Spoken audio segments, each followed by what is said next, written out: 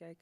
Já, heyrðu, þetta var umfjöllun innri mál blaðamanna hitafundur í blaðamannafélaginu í vikunni. Ég nefndi áðan að ég sendi stundum á Kristi Hrafnsson og spyr hvort það sé í bænum og fæ hann hingað í viðtal. Já. Ég gerði það sama alltaf við hann Hilmar Þór Hilmarsson, prófessor á Akureyri. Við erum að koma með samninga þegar hann að fara út í heim, sem hann gerir mjög oft. Þá kemur alltaf við bæði á útleiðinni og heimleiðinni. Þetta endar með því að þú græjar bara svefnaðastöðu fyrir hann við Rauðablöð. Já, mér finnst hann á milli fluga. Já, mér finnst hann alveg frábær í svona greiningum sínum og svona þráðurinn í þessu oftast hjá okkur Úkraínustríðið. Og mér finnst það stundum að hann eini greinandinn sem að segja svona sirka. Já, ég bara sammála, hann talar mannamál. Algjörlega. Það svo fátítt með prófessora í íslensku háskólaumhverfi. Bara hve oft gerist það? Og ég tekið alveg eftir þessu að það eftirspurn eftir þessum samtölum okkar.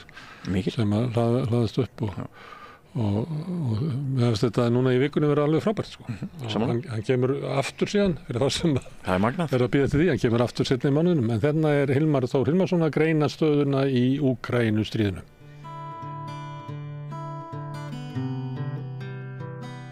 Já, heyrðu, það komið að því að ræða stríðið í Evrópu. Hingað kominn Hilmar Þór Hilmarsson, prófessor á Akureyri, á leið eitthvað út í heim. Þú kemur við alltaf að Rauðaborðinu. Já, eða ekki skylda. Já, þú velkomin. Herðu, það langar nú fyrst og næst að ræða Úkraínu núna. Og þar náttúrulega ýmislegt að frétta. Náttúrulega úkraínski herinn gerði innrás inn í Rússland. Heldur að það hefur náttúrulega áhrif á gang stríðsins, það ljóst. En hvaða áhrif?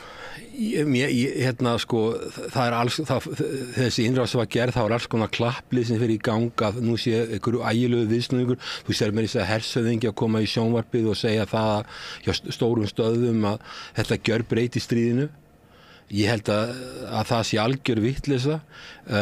Það eru landamærin við Rússland Úkraínu 2000 kilometrar og það mjög erfitt að vera allstaðar með lið til varnar, en það sem var aðalgallin við þetta þegar virðist vera það að það verið að fara hann inn í Rússland og veikja þá varnirnar í Austur-Úkraínu þar sem Rússar að sækja fram. Það er verið að veikja stöðuna þar sem Rússland að sækja fram og taka mikilvægar borgir frá Úkraínu. Á sama tíma verður að fara inn í Rússland að taka svæði sem að Úkraínumenn segja þeir allir ekki einu sinni að halda. Og svæði sem þeir tóku, síðast ég vissi, það var eitthvað 1200 ferkilometrar sem þeir tóku. Hvað svæði stort sem Rússar búin að taka Úkraínu? Það 120.000 ferkilometrar. Það það slagar upp í öll Eystrasaltsríkin á stærð, þetta stærri en Ísland og þeir að taka meira og Úkraínum bara veikja varnirnar og nú búið að stöðva þess mér skilst að þeir komist ekki lengra í Kursk komast ekki lengra. Þeir fóru inn í landi þarna, tóku þessu 1200 ferkilometra þar sem maður hefði getað skilið ef þeir hefði alltaf gera eitthvað sem skiptir máli fyrir það, ef þetta verður svona bargaining típa, eitthvað svona skiptimynd. Ef þeir hefðu náð að taka Kursk kjarnorkuveri sem 60 km inn í landi, þeir tókst ekki að taka það. Þetta verið það stór hætt. Við veitum ekki hvort það ætlaus það? Nei, við veitum það ekki, en maður hefði kannski skilið það, en maður skilur ekki þetta svona PR-mál, þetta vekur athygli. Ok, nú Úkraínum að snúa þessu við, þeir eru að taka hluta Rússland, ætla að halda því og þeir eru að vinna stríð. En það ekki vegna þess að þeir fara þarna inn, þeir ná einhverju svæði, það verður mjög erfitt að halda því á sama tíma og það mikill skortur að hermennum í Austurlöndum. Þannig ég held að þetta hafi verið mistök, en auðvitað verðum við bara að bíða og sjá hvernig þetta fer. En maður tók alveg eftir því að það voru margir tilbúnir að fara og segja að nú væri algjör viðsnúningur og öllu þessu. En svæði líka bara svo lítið og ég skil ekki alveg ef að Rússar eru að halda fram að taka meira Úkraínu, sem Úkraína þarf að beita sér að því að allavega hægja á sókn Rússa eða stöðvana, helst hann að landa tilbaka, væri miklu skynsalega heldur en þetta.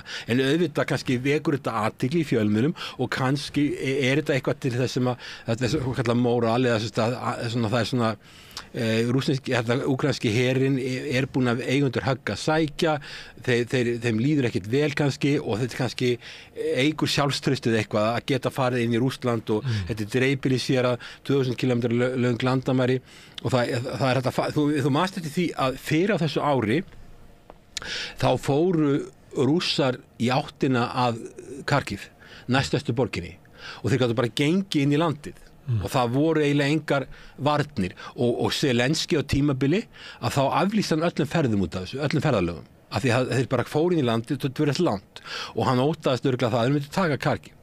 En þeir gerðu það ekki og Putin var búinn að segja það áður að hann væri að skapa sko svæði sem væri hlutlaust til þess að minnka líkurnar á árásum inn í Rússland og þeir tóku þetta svæði en svo stoppuðu þeir og það er eins núna að Úkraínumenn taka eitthvað ákveðið svæði, hætta svo, en svo náttúrulega spurningi hvað er alltaf að gera, hvað gerist næst? Það er það sem hefur verið að spyrja Zelenski, hvað gerist næst? Og hann getur ekki svarað því vegna þess að ef hann ætlar að halda þessu svæði til þess að nota það sem er skiptimynd, þá náttúrulega getur hann ekki sótt varið Austur-Úkraínu sem er mjög mikilvægt að gera núna. Þegar maður heyrir herforingi að tala um þetta stríða, þá er oft talað um þetta sé í svona þeim fasa að það sé verið að láta andstæðinginn blæða út, bæði þá út af mannfalli en líka út af bara byrðum og getu til þess að verja sig á löngu svæði. Í því ljósi að þá hljómar það ekki snjallt hjá Úkraínumönnum að raunverulega lengja víglínuna með því að fara þarna inn í Rússland. Nei. Og það komið fram í samtölum okkar að megin vandi Úkraínumanna er að þau hafa ekki mannafla til þess að standa í eða geta Rússa bæði í vopnum og í mannafla er svo miklu meiri. Já. Það er alveg opinbert að Zelenski fyrir ekkert leynt með það. Það skortir mannafla, það skortir vopn. Og hann er alltaf að biðja meiri vopn. Þetta tókst eftir því þegar þessi innrás var gerð í Kursk, þá kom fljótlega plan for victory, eða sigurplan sem hann sendi, eða presenteraði fyrir Washington og bandamönnum ætlaði að sína Biden það og Kamala Harris og Donald Trump, sína þeim allir með þetta plan for victory sem snerist það að fá meiri vopn og þá aðalega langdræga vopn til þess að skjóta inn í Rússland og þá kannski virkaði það vel sem PR-mála Úkraínumennir fattir að taka stóran hluta af Rússlandi en stóra hluta af Rússlandi þetta var bara 1% af því sem Rússar er búin að taka Úkraínu ég meina, í fréttum var þetta að tala um þetta verið tvö svæði, annars vegar það sem Rússar er búin að taka Úkraínu og það sem Úkraínumennir er búin að taka Rússum og þetta var, síðast þannig sem ég sá var 1200 ferkilometrar og það er bara smáminn, það er 1% af því sem að Rússar er búin að taka Úkraínu þannig þetta er svona þú veist náttúrulega hvernig stríð þetta er áróðustríð líka og það sem ég er að velta fyrir mig, hvað ræður stríðinu, er það áróðurinn eða er það svona eitthvað svona herfræði því að ef mann horfir á söguna þá hafa Rússar bæði á tímum keisaranna og Sovjetsins leyft innrásaherum að fara bara inn og sækja langt vitandi að á endanum að þá er bara að þreyta þá með því að fara inn. Já, það er ein kenning. Og það er eiginlega það sem að virðist vera að rússneski herinn hafi ákveðið með þessu, að svara þessu bara sára lítið. Ef þau færi eitthvað lengra inn í landi þá opnuðu kannski tækifæri til þess að einangra þessar herdeildir. Lokar inni. Þetta er dreifbýlissvæði, skiptir ekki miklu máli. Þeir voru fljótir að fjarlægja það fólk sem þarna var inni en þeir passuðu það að þeir kæmist ekki að þessu kjarnorkuveri. En ég held að það sé alveg rétt kenning það er alveg ósárt að þessar herdeildir séu uppteknar á því að hanga þannig á þessu svæði. Já. Það er þó ekki að verja svona hérna raunverulegu vílínu sem er austurhéruð Úkraínu. Já Rússar hafa sagt að ef að verður gerð innrás í Rússland sem að ógnar öryggi ríkisins að þá myndu þeir fara að beita kjarnorkuvopnum.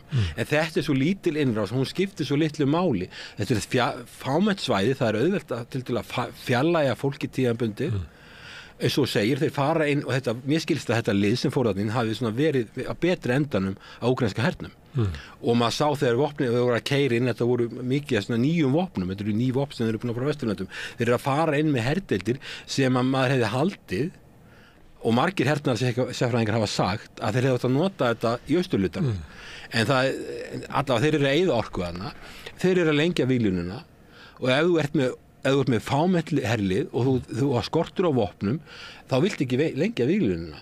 Ekki nema að sjá eitthvað svona annan hag af þessu. Eitt geti verið eitthvað svona pér, eins og þú varst að nefna, verið upplífgandi fyrir herinn og myndi auka baráttu anda hans, en það getur alltaf haldið til lengri tíma. Nei. Annað er að það líti betur út á Vesturlöndum, en svo er það kannski þriðja, það sem við höfum oft rætt hérna að það er stjórn Úkraínu hefur mikinn hag af því að verið stigmögnun þannig að Vesturveldir og einhver Bandaríkin neyðist til beinni þátttöku heldur eru með núna. Og þá væri þá innrásin þannig að þau fara herir inn í Rússland í vonum að Rússar svari með einhverju sem að Vesturveldin alveg líta á sem. klárt. Ég meina, Zelenski í svipari stöðu, þó að sé ólík dæmi eins og Netanyahu. Netanyahu vill fá beint stríð milli Bandaríkjanna og Íran. Íranar eru sennilega stutt í að þeir taka upp kjarnorkuvopn, koma með kjarnorkuvopn og hann vill beint stríð. Alveg sama með Zelenski, ef að hann ætlar að lifa af pólitískt, þá þarf stríð við NATO og þá erum við raunverulega að tala um stríð milli Rússlands og Bandaríkjanna og þá erum við að tala um stórveldastríð. Og þetta stríð eins og er núna dugar ekki, þótt að hafi ekki verið kosið samkvæmt prógrammi núna síðla vetrar eins og átt að vera forsetakosninga þá, að þá ef að þetta heldur kannski áfram í svona 2 ár, að þá mun Zelenski ólíklega lifa það af. En ef að stríðið vex eða stigmagnast, að þá geti komið svo aðstæða þess ekki hægt að skipta fórustu í Úkraínu, það sama og Netanyahu hugsar í Ísrael. Já, ef tökur Netanyahu fyrst þá ef að stríðinu, ef það eru vopnar hér og stríðinu líkur, þá er Netanyahu í hættu og hann getur lent í fangilsi, segja sérfræðingar sem ég fjalla sem er lagalega atrið sem ég er ekki að... Það eru mótmæli út á götum í Ísrael núna. Mjög mikið verkföll og mjög mikið lokið, efnahagslífið er allt í klessu og bara mikið óánægja og fólki sér ekki framtíð og það ég skilst að séu mjög margir Ísraelar sem er að reyna að komast úr landi og fá erlend vegabréf eða komast burtu frá þessu. En varðandi Úkraínu þá er þetta þannig að ég held að Zelenski, hann stríð milli Rússlands og Úkraínu er eitt, stríð milli Rússlands og Bandaríkjanna er allt annað. Þannig að eðli stríðsins breytist alveg algjörlega ef þú ert komið með beint stórveldastríð. En það náttúrulega getur orðið stigmagnast, getur orðið bara tortið með okkur öllum. En allavega það er allt annað stríð og þá er Zelenski komin fyrir hot. Nú maður skilur hann skulle hugsa þannig. En ég held að Washington veit líka, ég held Washington veit tvennt, Úkraína er að tapa stríðinu. Hún veit það líka að það eru kosningar 15. nóvember í Bandaríkjunum og fyrir Biden og Kamala Harris þá verður stríðið að fara fram yfir og þeir verða að halda áfram að láta Úkraína berjast fram yfir 15. nóvember. Við vitum ekki hvað gerist eftir það. En ef að Bandaríkin eru komin í beint stríð við Rússland, þá náttúrulega er allt um stað að komin upp og þá vitum við ekkert hvað gerist næst. En ég skil alveg og horfir þetta út frá Zelenski. Þá er það alveg svo fyrir Netanyahu. Þá viltu fá Bandaríkin beint borð. Þá breytist algjörlega eðli stríðsins. Og hann er þá komin fyrir hotn. Alveg eins og það verið stríð í Íran, milli Bandaríkjanna og Íran, þá er Netanyahu komin í ákveðið skjól. En Bandaríkjastjórn vill það ekki? Þeir vita þetta alveg. Og þeir viljið ekki? Nei, því þeir vita ekkert hvað kemur út úr því. Og það er ekkert, eins og svo, til dæmis, varaforseti efni Donald Trump, hann hefur sagt að hann sé alveg sama hvað verður Úkraínu. Og hann hefur sagt það bara í ræðu í öldungadeildinni. Hann sé alveg sama, þetta skiptir ekkert miklu máli og Úkraína skiptir ekkert úalega miklu máli strategist fyrir Bandaríkin. Bara til þess að veikja Rússland.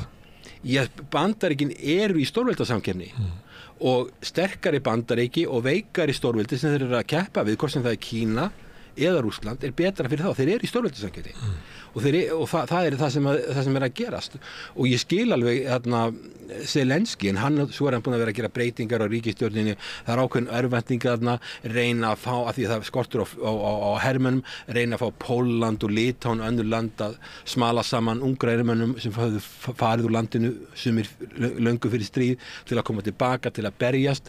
Maður sér líka bara myndir, ég get ekki tölfræðilegt úrtak, maður sér bara myndir af nýjum hermönnum sem er að fara inn í Rússland, eða fara í þetta stríð.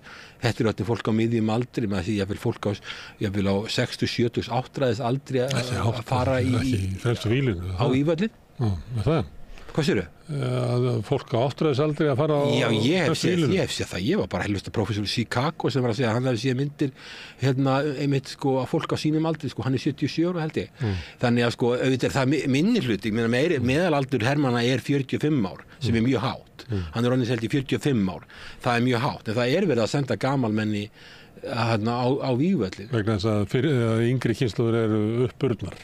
Það er látað sig hverfa, það er reyna að flýja.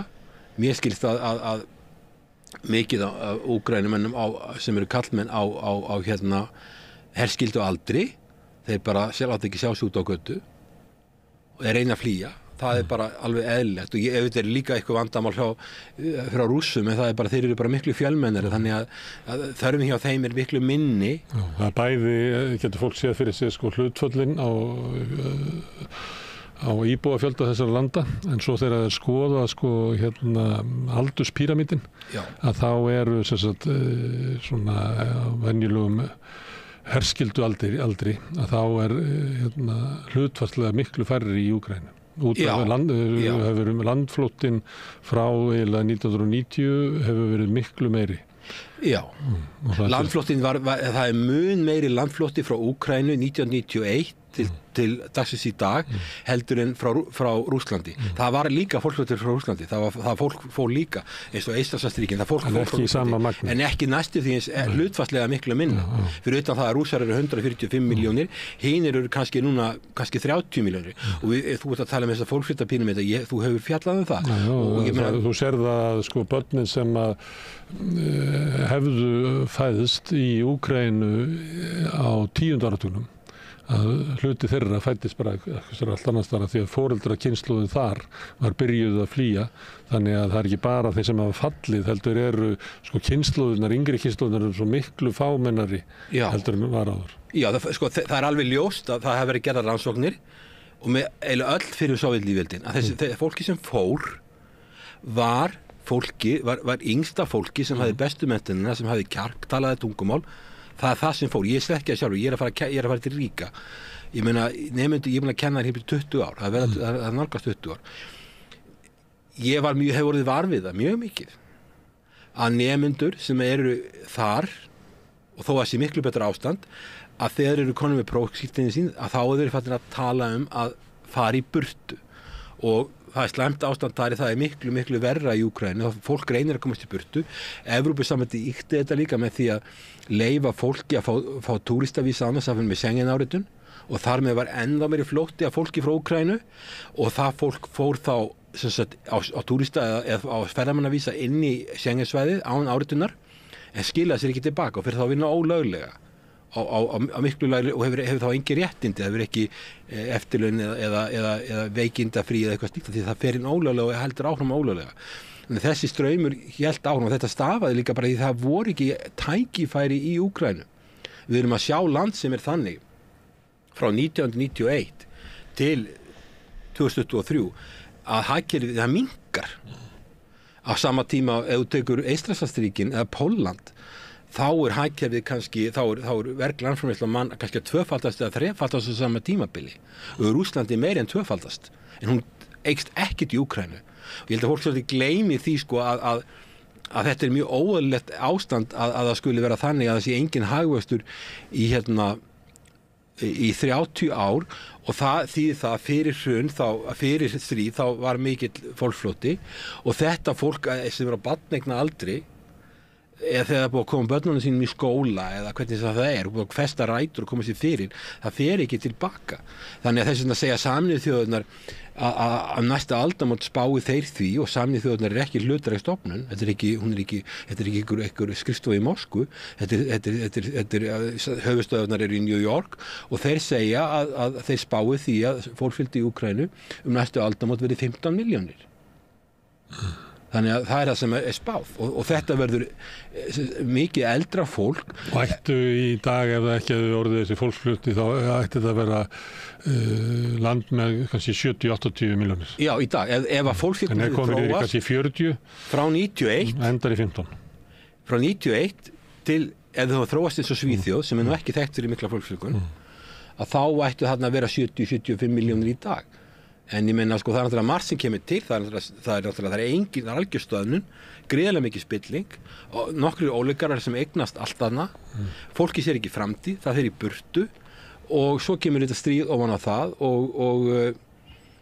og svo segja bara Evrópubúar, ok, við á ekkert að semja, Úkraínumenn að berjast fyrir okkar frelsi og ég meina að fara í 15 milljónir næstu aldamót, þetta er náttúrulega alveg hræðileg staða en þetta er það sem blasir við. En ættvarandi innrás Úkraínu inn í Rússland, að ég heyrði það í einhverjum svona spjallþætti á Íslandi að þetta gæti verið snjallt vegna þess að þetta myndi grafa undan Pútín heima fyrir og þarna sæi Rússar það að stríðið væri komið heim og þar leiðandi myndi Rússar fá ógeð á þessu stríði og skiptum stjórnvöld.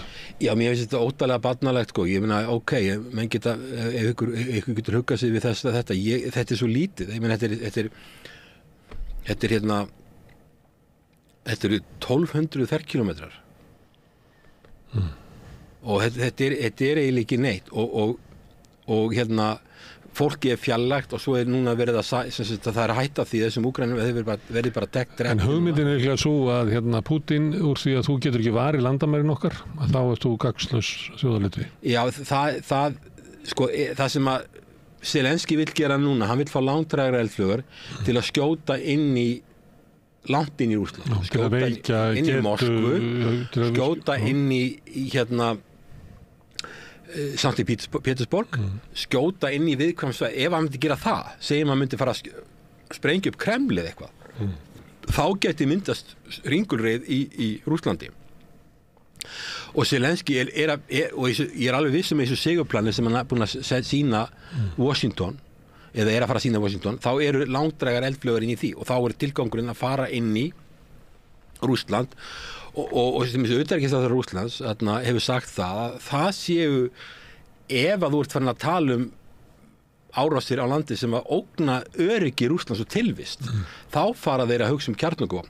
Ástæðan fyrir því það er alltaf verið að segja að Rússland sé alltaf að tala kjarnorkuvopn, kjarnorkuvopn gerir svo aldrei neitt, en þetta eru bara viðbragð. Ef að koma langdræguvopn, ef að þú ert farin að skjóta inn í höfuðborgina og þú ert farin að skjóta á Sankt Pétursborg og það er mikið tjón, mjög mikið, þá getur það gerst að það verði pólitískur óstöðuleiki en við erum bara ekki þar. Þetta er ekki það alvarlegt að það þarf að vera eitthvað mjög mikið til þess að Pútín gerir það og líka því að Rússland er að sækja inn í Austur-Úkraínu og taka meira land. Að ég meina hvað. En stigmagnun í stríði er til dæmis það að Rússar fara að nota kjarnorkuvopn, en stigmagnun getur líka verið það að stöðningur vesturveldana og fyrst og fremst Bandaríkjanna við Úkraínu, að hann verður alltaf meiri. Ef við höfum sitt fyrir árið síðan og Úkraínumenn var að ráðast inn í Rússland, þá myndum við líka að segja nei, þeim er bannað það, af því að það er það sem að Bandaríkjamenn vilja helst af öllu forðast, er að Rússar líti á árásinu þannig að því að það er breyðilegt að líta á það að þetta er Úkraína náttúrulega bara bakkað upp af Bandaríkjunum.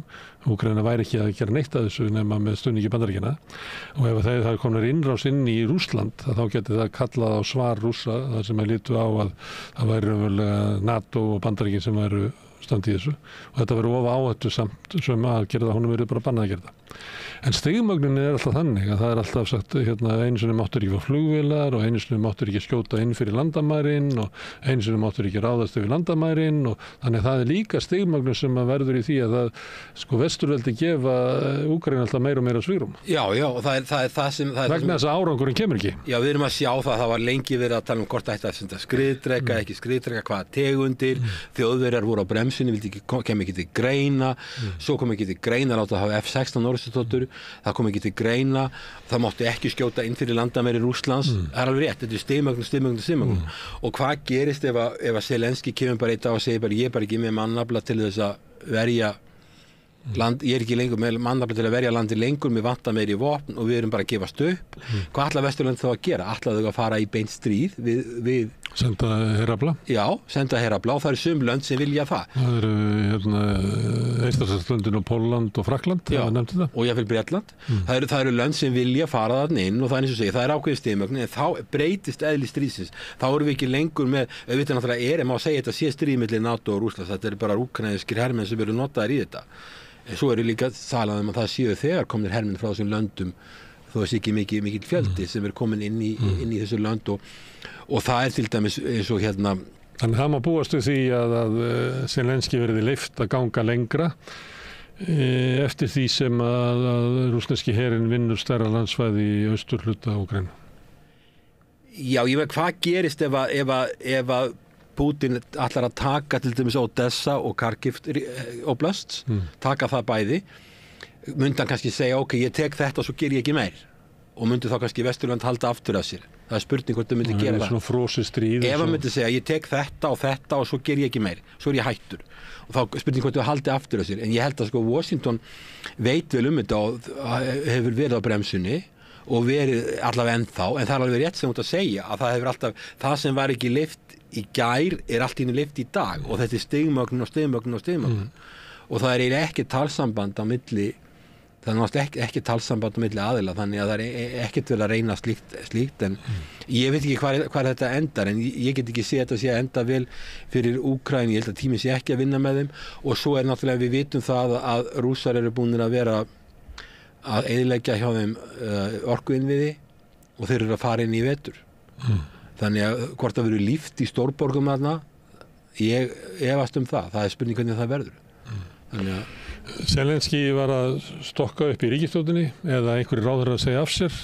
Það er eitthvað svona pólitískur óróleiki þar, eða alltaf lítið á þessi þörf á að breyta ríkisstjórninni. Kanntu að ráði það hvað þarna á ferðinni? Ég held að skipti engu máli. Ég meina, það eru nokkrir ráðherrar sem látnir fara en það kjörtímabil Zelenský runnin út og hann að gera einhverja breytingar, ég veit ekki hvort hann sé að reyna að segja það að við séum með eitthvað nýtt og hann náttúrulega getur ekki. En hvernig kerfið í Úkraínu? Er bara Zelenský bara einráður? Ég held að hann sé mjög valdamikill, hann getur náttúrulega skett hvað sem í þessu. Hann getur skipað til dæmis, það eitt gallinn við Úkraínu að Úkraínu var ekki federal state þegar landið var sjálfstætt. Forsetinn skipar alla governora eða alla sem yfir sem oblast. Það skipar alla. Já, þó að séu fylkisstjóra. Já, þó að séu meirihluti Rússa í sumi héröðunum, þá skipar hann alla. Í staðin fyrir að það væri eins og í Bandaríkjunum að sem demokrati geta ráðið sumi fylkjum og republikanar öðrum fylkjum. Hann ræður þessu öllu. En hann ræður hverju eru fylkisstjórar, hann skipar ríkisstjórnina. Já. Ríkisstjórnin þarf að fá samþykki þingsins, veistu það? Já, hann þarf allavega að svara þinginu, já, hann samþykki. Nú er líklega þingið að renna út líka, þannig að það ætti að vera að koma frá þeim að þingkosningum. Heldur það verið haldið þingkosningar? Nei, ég get ekki ímyndið mér að vera haldið neina kosningar eins og staðan í dag. Við erum að sjá til með það, en ég sé það ekki fyrir mér. En varðandi, utanríkisráðherrann fór, hann er svona mest ábyrgandi.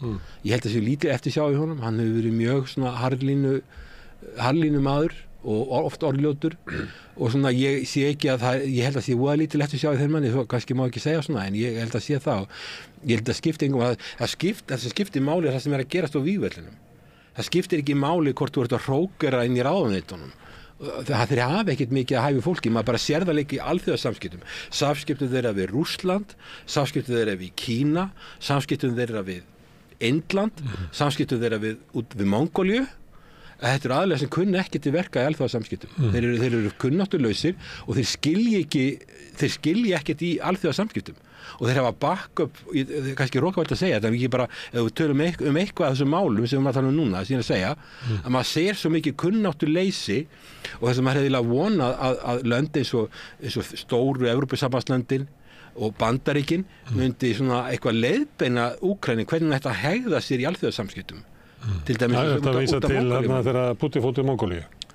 Já, sko Mongólia er land sem hefur 3,5 milljónir manna. Þeir ráða yfir 1,5 miljón ferkilometra. Þeir eru 15 sinni stærri en Ísland. Klemdir á milli Rússlands og Kína. Já, þeir eru með landamærin við Rússland eru 3.400 km löng og landamærin við Kína eru 4.600 km löng cirka. Þetta eru eitthvað lengstu landamæri í heiminum og þetta er land sem er 3.000 þetta er hálf Danmörk eða eitthvað fólkfjöldi, þetta er svo lítið og þá segja að þeir eru aðilar að þessum alþjóðlega stríðsglæpadómstól að það er að fara að handtaka Putin og sem er alveg stór undarlegt. Putin vill, hann bara tilkynir forseta Mongóliu, ég er að koma í opinbera heimsókn og ég þarf að ræða gaslislu sem þarf að fara í gegnum hann við Power Siberia 1 og Power Siberia 2 og Power Siberia 2 leiðsla að fara í gang og til að flytja gas til Kína. Já, og þetta hluti af því að það var taka við að Nord Stream 2 var eyðilögð og þeir eru að selja gas og þeir að fara gegnum Mongólíu og ef að Putin væri þessi útþenslu gæi sem að okkur sagt, þá myndi hann bara taka Mongólíu. Skilu, þetta 3,5 milljónir manna. Það einhver svona í sögunni dæmi stríð sem hafa verið erfið þar, eða ekki? Jú, en ég held að sko ef að Kínverjar og Rússar myndi ákveða að taka Mongólíu þá myndi það ekki verið mikið mál, en forseti Mongólíu hann spilar alveg ég hef ekki komið til Mongólíu, ég veit aðeins Mongólíu. Mongólía, þetta land sem hefur spilað hlutleysi og svona stórveldisamkeppni, þeir eru alltaf milli, þetta er svona svo samloka, þetta er bara á milli Rússlands og Kína sem varst að segja, þeir reyna að halda góðum samskipti við Bandaríkin og Þýskaland og Japan og Suður-Kóreu, en þeir eru þarna á milli. Og ef að þú ert forseti Mongólíu og Putin ætlar að koma, þá bara dregur þau fram rauða dreigilinn og þú segir bara úrreistinna að fara að æfa rússneska þjóðsöngin til að taka á móti Putin. Sem þeir kunna reyndar. Ég býst því að þeir eru örugglega margt til listala. En hvað myndir þú gera ef að þú væri forseti Mongólíu? Myndir þú fara að slátra þjóðinni á vígvellinum eða myndir þú taka við þessu? Þetta er örugglega verið erfið ákvörðun, en ég meina Vesturlönd blása alveg óskaplega mikið yfir því að það skildi hafa verið þessi alþjóðastríðsglæpadómstól sem að Mongólía er aðili af. Rússar eru ekki aðili á honum, Kínverjar eru það ekki, Ísraelir eru það ekki, Bandaríkin eru það ekki. En þessir aðilar blása alveg opbáslega eins og Bandaríkin blása yfir því af hverju er ekki þessi maður handtekinn, skilur. Þeir eru ekki svona aðilar þessum dómstól sjálfur. Og hvað með Netanyahu? Netanyahu er líka dæmdur eins og Putin þessu dómstóli. Hvað var gert við hann þegar komið til Bandaríkjanna? Var hann handtekinn? Nei. Hann er sendur, hann flytur ávarpað þingi sameiginlega bæði öldungadeildina og fulltrúadeildina á sama tíma og Bandaríkjaþing stappar og flautar og klappar. Klappar rauðræða 60 sinum. Já, 60 sinum eða hvað. Maður aldrei síðan, ég hef ekki hort á þetta.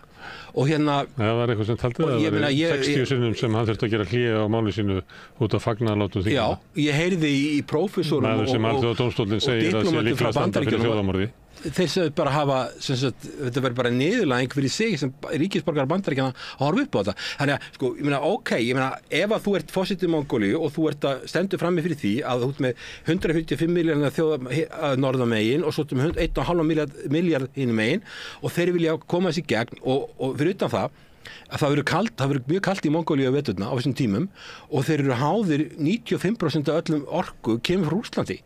Sko, Putin getur bara skrúa fyrir þá.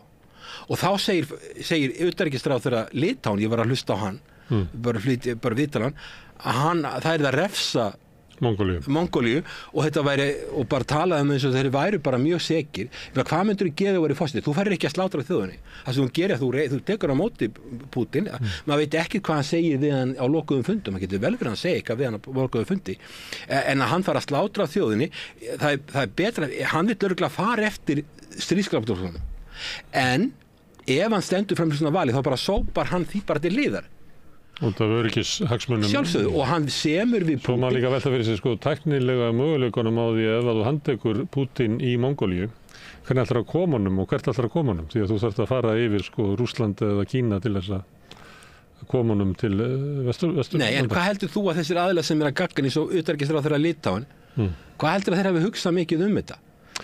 Ég meina, hvað ætlar að gera? 3,5 milljónir manna, þú getur ekki komið um í burtu. Þannig stjórnmálamenn eru oft bara að tala inn í sko sína hjörð, þannig hann er bara að tala við fólki í Litáen. Sko. Það getur vel verið, en ég meina þú sér, þú tekur Litáen aftur sem dæmi, þeir eru í stríði við Rússland, sem er eðlilegt í sjálfu sér, þeir gerðu innast í Úkraínu, þeir eru í stríði við Kína, að tilefnist þessu stríði, út af að opna Tævanskrifstofu í Vilnius, sem að sko forsetinn þeirra var á móti því, eða hefur gagnrýnda yfirgnæfandi meirihluti Litáa allavega fyrst í stað var á móti því að gera þetta verður óráðlegt út af því að þeir halda það að þeir hafa svo mikið stuðning Bandaríkjanna og sem er algjörlega óljós stuðningu Bandaríkjanna, við erum með Donald Trump gæti alveg forseti Bandaríkjanna, stuðningurinn er alveg óljós þeir eru í NATO, Article 5 garantí svo kallar garantí sem er fyrir NATO mjög, ef þú bara lest þetta allt garanti, það mjög óljóst það engin skuldbinding að verja Litáen eða Íslandi eða nokkurt land bara gera eitthvað þannig að sko að þetta mjög óskynsalegt en að fara að tala við forseta Mongóli eins og hann sé ykkur sko, hann bara, þetta bara damage control, hann bara að reyna að bjarga sínu landi og hann hefur einhver kosti og Pútín að bjóða honum gas á mjög góðum kjörum fyrir að koma sér í leiðsluðarni gegn og hann hefur enga kosti að reyna að taka þetta og Mongóli ekki ríkt land, það tölvöld hátt hlutfall þjóðarinnar sem undir fátæktarmörkum, þannig að hvað eiga þeir að gera, eins og þú segir, þeir geta ekki komið Pútín í burtu, þeir geta ekki handtekið, það árás á landi. Líklega myndi utanríkisráðherra Litáen segja sem svo að það eru hagsmunir Mongólíu að stöðva Rússland sem að var með tilhæfulausa allsherja innrás inn í Úkraínu og braut þar með öll alþjóðalög og það sé mikilvægt ekki síst fyrir smærri lönd og fámennari að gæta alþjóðalaga svo að þessi maður og þetta ríki valt ekki yfir. Já, bara málið það að Mongólia ég veit að Úkraína átti að fara í NATO og það var samþykkt í apríl 2008 og Angela Merkel stóð ekki í lappirnar þannig að hún var alveg á móti sem sagði þetta verið stríðsyfirlýsing. Angela Merkel hún þekkti Pútín mjög vel, þau voru mjög náin. Pútín talað þýsku. Hann var KGB, hann var í KGB. En ekki frækt þegar hann mætti með hunda á fund, vitandi það að hún var hræddu hunda? Já, ég veit ekki með það, ég hef heyrt það líka, en ég meina en hún var allavega, hún var á þessu fundi, en hún talað þýsku, hann talað þýsku Pútín, ég held að hún talið rússnesku. Þau voru náin, þau sömdu Nord Stream 2. Það voru þau sem gerðu það, þau voru náin og hún sagði, þetta stríðsyfirlýsing. Forseti Mongóliu Svo stríðsyfirlýsingin þegar NATO samþykkir yfirlýsingu þess sem segir að Úkraína muni verða aðilar NATO. Já, þó að það sé vita að það verði ekki. Já. Og 16 ár síðan og það vita að það ekki og þetta engum í huga að það sé að fara að verða. Þetta allt saman vitleysa. Og það var George W. Bush sem keyrði þetta í gegn og en sko forseti Mongóliu, hann spilar hlutleysisstefnu. Hann myndi aldrei þetta til hugar að taka erlent herlið inn í landi hjá sér eða ganga í varnarbandalag með nokkur landi. Þetta bara eins og Vietnam og tökur Indonesia land annað þarna í Austur-Asíu sem 280 milljónir manna, múslimar. Þeir spila hlutleysisstefnu. Þeir myndu aldrei taka inn erlent lið eða fara í varnarbandalag með öðru eða sem við reyndar Rússar og Kínverjar líta á NATO sem árásarbandalag. Þegar hann myndi aldrei ganga í varnarbandalag, hann myndi aldrei taka erlenda hermenn í landið, hann myndi aldrei stofna til neinna sambanda út af öryggismál því hann veit það að það voru landamæri hjá honum í hættu. En sko það hefur ekki verið með út þessu stefna að ég meina Rússar og Kínverjar gætu tekið þetta 1,5 milljón ferkilometra með tiltölulega auðveldlega myndi ég halda, þetta 3,5 ég er ekki sem að Mongólia myndi berjast, en þeir bara passa sig eins og í Vietnam að það bara ekki erlendur hér, það ekki varnarbandalag, við gerum ekki til að styggja stærri aðilann, þeir halda sinni landamærum, það sem hann hugsaði það að nú þarf Kína og Rússland að fara í gegnum Mongóliu að kreista eins mikla peninga út úr Rússlandi svo hægt og Kínverjum og fjárfestingar og alls konar hluti en það enginn að tala að breyta landamærum Mongóliu, það dettur það engum í hug. Ef að Mongólia myndi til dæmis segja sig svo að taka japanskan her eða bandarískan her eða suðurkóríaskan her inn í landið eða eitthvað svoleiðis, eða stofna varnarbandalag og fara að æfa vera með herdeildir eða senda hermenn sína til Sama Úkraína gerði í aðdraganda innrásinni. Þá yrði mjög mikla líkur á því að landið það yrði þjarmað að þeim og þið bara vita þetta. Þú hefur bent á þetta áður að utanríkisstefna Úkraínu svona þessari öld eða frá 2008 stærstu hluti hafi að þeim hafi verið heillavænlegra fyrir þá að vera með sambærilega utanríkisstefnu og Mongólia eða Vietnam sem að hegða sem tilteknum hætti verandi nágrannar stórvelda. Já, ég meina sko það er alveg ljóst. Þá kem ég aftur að einu að því að Zelenski að skipta út ráðherrum og eitthvað fleira. Þegar hann var kosinn, þá var hann kosinn, það var klofningur í þjóðinni. Það var bæði það eru stór hluti þjóðurinnar eru Rússar, enn fleiri tala rússnesku og og það voru klofningur í þjóðinni. Það voru úkrainskir svona þjóðnissinnar sem vildu að Úkraína yrði þjóðríki, þar sem væri fyrst og fremst úkraínska töluð og það voru úkraínsk menning og að losa sig frá rússneskri menningu, tengjast NATO og Evrópusambandinu, en svo voru rússnesku mælandi og bara rússar líka sem að vildu vera með tengsl til Rússlands og þetta var klofningur sem hafi verið í landinu árum saman. Zelenský býður sig fram sem svona ticket, eins og sagt sem frambóð sem að ætlar að bera klæði á vopn. Markmið hans var að við myndum geta lifað í sama landi saman, einhverjum hætti. Það var erindið hans í kosningunum. Og þess vegna fekk hann þennan afgerandi sigur. Já, hann ætlaði líka að semja frið. Já. En sko það hefur verið sögulega að sé þessi klofningur, austur-vestur klofningur alltaf. Og maður sér það bara á könnunum, sko. Aðild að Evrópusambandinu, aðild að NATO, að það algjör klofningur í þjóðinni. Þetta er ekki talað mikið þetta. En austurhéruðin hafa aldrei verið mjög stóru borgirnar í austurhéruðunum og bara austurhéruðin hafa aldrei verið mjög áfjáð að ganga í NATO eða ESB. Vesturhéruðin sem að fluta Pólandi hér áður eða Ungverjalandi, þessi héruð þar, þau eru meira höllundir NATO. Svo hafa forsetið verið kjörtin þannig að sko forsetinn var á annarri hliðinni. Annarkort austurhlutin eða vesturhlutin, já, það var sögulega þannig. Við munum með þegar hann var kjörinn, það var alltaf spennt á að hann var úkraínumaður en alinn upp við að tala rússnesku, hans úkraínska var ekkert sérlega góð. Og þannig að hann var eiginlega maðurinn utan, kemur svona out of the blue, utan úr svona hefðbundum stjórnmála fylkingum, vinsæll leikari, að hann væri kannski maðurinn sem að gæti sko náð þjóðinni saman, þannig að við getum búið hér í friði. Já, sko hann samt fljótlega eftir að hann var forseti, þá fór hann að fara til Brussel og heimta tímatöflu fyrir NATO, heimta tímatöflu fyrir ESB. Og náttúrulega hann undir þrýstingi frá Vesturlöndu sem sumt sem við vitum ekki En hvort sem hann ætlaði sér að reyna að ná saman þessum brúa þessa gjá meðal íbúana, hvort sem hann ætlaði sér eða ekki, þá eiginlega bara leið og hann tekur við embætti að þá hann eiginlega orðin svona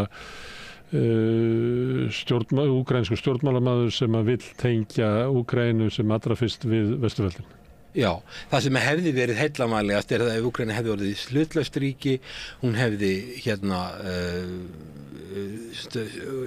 og hefði byrjað að fikra sig nær Evrópusambandinu, það hefði verið nefnilega nær, það hefði verið ákveðin, ég meina því ég var að tala við Alþjóðabankann þarna skömmu fyrir stríð, áður en stríð hófst, þá fannst þeim að það getur þurft og Alþjóðabanki sé yfir ekkert að skipta sér því hvort að lönd fari í Evrópusambandið eða ekki, að það væri bara svo mikið spilling í landinu, að öflin væri svo sterk að þeir þyrftu að hafa einhvern utanaðkomandi aðila sem hjálpaði þeim og þá voru þeir að tala það og mér skilst á það bara maður sér þá þegar það var verið að semja í Istanbul á sínu tíma fyrir stríð 2021 þá var komið á blað að Rússland væri tilbúið að samþykkja það að þeir færi inn í Evrópusambandið því sem alltaf ekki varnarbandalag en þeir taka hlutina í öfri röð og En var Zelenský einhvern veginn með plan það sko hvernig hann ætlaði að halda landinu og þjóðinni saman?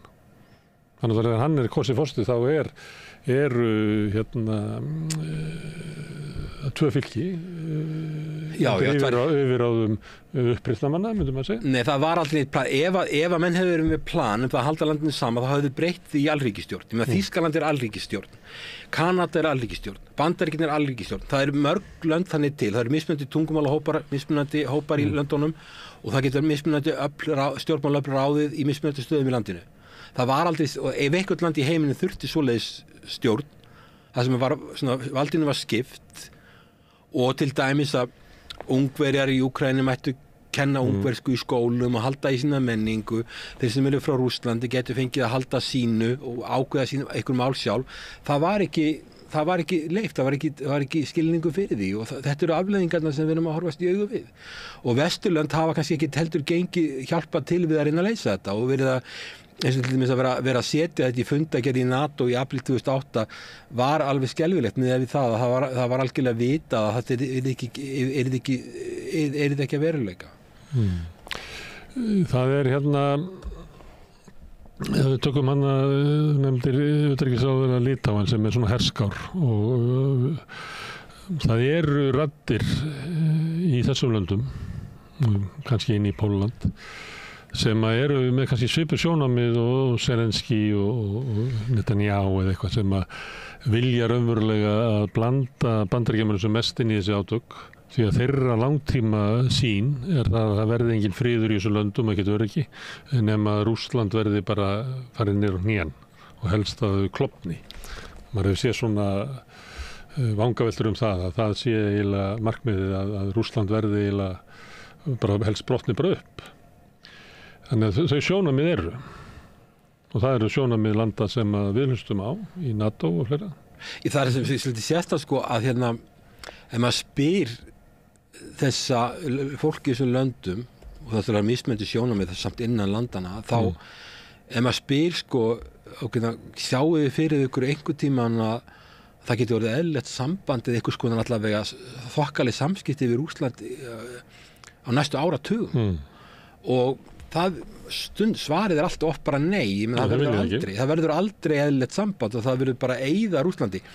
Málið var líka það að þessi lönd þeim voru kúuð alveg svakalega Eystrasaltsríkið og það er stór minnihluti sérstaklega í Eistlandi og Lettlandi frá þessum löndum og það var fólki sett í alls konar tungumálapróf, kannski fólk sem var fólk sem var 60, 70, 80 eftir að fara í próf og sagt ef þið standist ekki í prófin þá verður það að fara úr landi og fólk fekk ekki sem talaði, stóðst ekki í tungumálapróf fekk svona non-alien passport fekk ekki kjósa í þingkosningum þetta, það var deilt þetta innan landana en þetta voru svona róttækar aðgerðir og náttúrulega þetta eldra fólk sem var rússneskt þarna sem treystir sig ekki til að fara að læra neitt tungumál þetta fólk hverfur með tímanum þetta vandamál leiðréttist með tímanum þetta bara fólk fellur frá en þetta voru ábáslega viðkvæmt og fyrir minn smekk fannst mér verið að gengi og langt í þessu og ég, bara því ég hef verið að kenna í Lettlandi þá finnst mér að unga fólki þar hafi svona viljað fara meiri varfærni af því að það eins og sumir benda á það þetta fólk var ekkit fullorðið þegar Rússar réðust inn í landi í seinni heimsstyrjöldinni þetta fólk er bara fórnarlömb alveg eins og lettarnir það bara er þarna og svo bara gerist það að Sovétríkin falla 91 þú fyrir að sofa einn dag í Sovétríkjunum næsta dag vaknar í einhverju öðru landi þetta eru 25 milljónir manna sem voru í þessari stöðu í öllum Sovétríkjunum 25 milljónir og þú ert bara annars flokks ríkisborgari sem veist ekki hvort þú mátt búa í viðkomandi landi, þú hefur ekki réttindi og allavega svona það hefur verið sótt að þessum hópi inn í Úkraínu að það hefur verið það er ekki kennt á rússnesku lengur í menntastofnunum það voru háskólar sem var bara kennt á rússnesku það hefur verið hætt og núna bara fyrir einhverjum, ég held að séu svona 6 vikur síðan eða eitthvað leys að þá var Zelenski að banna rússnesku rétturunarkirkjuna sko það er endalega sko þegar ég veit það bara sko þetta er að báða búa þegar að Rússar taka Eystrasaltsríkin þá er farið í svona russification og þá er á takmarkanir á því hvað það mátt tala hérna lettnesku ég veit unga letta sem ég kynntist þegar ég var hérna úti í Ríka og þeir sumir neituðu bara að tala rússnesku, töluðu bara lettnesku og það var svona kannski ekki beinlínis refsivert en það var litið mjög hotnega stjórnvöldum. Svo snýst þetta við og þá er hinn öfgin á móti að þess að banna að tala rússnesku, banna að kenna rússnesku í skólum og svo framvegis. Þetta er allt saman ábáslega viðkvæmt.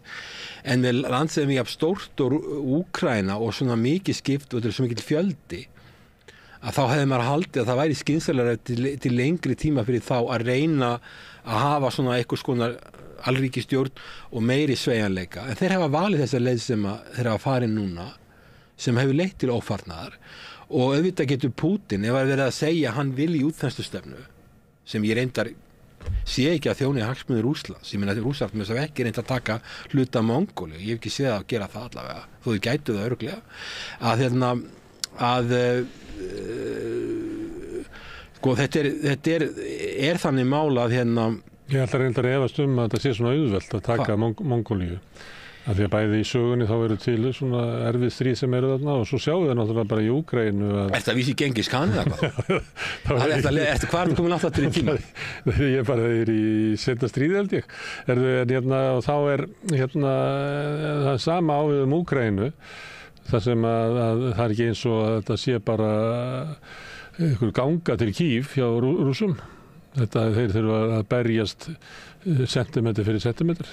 Já, þetta náttúrulega sko, gríðarlegu mannfórn. Það var búið að þjálfa mjög mikið að hermunum sko, frá 2014 til 2021 þá var búið að þjálfa sennilega 80.000 útlenska hermenn eftir NATO-stöðlum og svo gáttu þeir þjálfa aðra. Þannig að sko Úkraínumenn þetta er einhverju aumingjar. Ég meina þetta er land sem á sér langa sögu sem innríki og þetta eru öflugt fólk og það er sorglega við það. Þetta er einhvert besta landbúnaðarland í Evrópu, þeir eru staðsettir svona í hjarta Evrópu, í milli Asíu og Evrópu, getur svona brú á milli. Þeir hefðu getað að hjálpa Rússum í samskiptum við Vestur-Evrópu. Þeir hefðu getað að verið brú líka fyrir að hjálpa Rússlandi, því Rússland lendir í vandræðum. Rússland færi ekki að fara í NATO, Rússland færi ekki að fara í ESB og er einangrað. Þeir hefðu getað að hjálpa Rússlandi ef þeir hefðu farið ekki þá stefnu og miðað við þá möguleika sem þeir hefðu í landbúnaði, miðað við þetta er innríki, þeir voru með sitt eigin, þeir voru með kjarnorkuvopn, þeir eru kjarnorkuver sem þeir eru með í dag, þeir voru með sína eigin geimferðaráætlun. Það eru mikið að velmenntuðu fólki þarna. Þannig að taka Úkraínu ef að þeir eru komnir með, ef þeir hafa aðstoð, þeir eru með vopn, þá er það ekki hlaupið að því en það sýnt það, þeir hafa staðið sem mjög vel að margir. En þetta er bara miklu minna land og ég meina mér fannst þessi leið sem þeir fóru vera röng, en það er líka því að þeir fá ekki leiðsögn, meðan við sjáum það alveg hvernig þeir vinna í utanríkismál og við sjáum það líka, til dæmis ég skil ekkert í því hvernig utanríkisráðherra Litáen talar. Ég meina það getur vel verið eins og að segja að þetta sé innanlandsneyslu, hann sé að tala til þess að vera fínn maður í Litáen.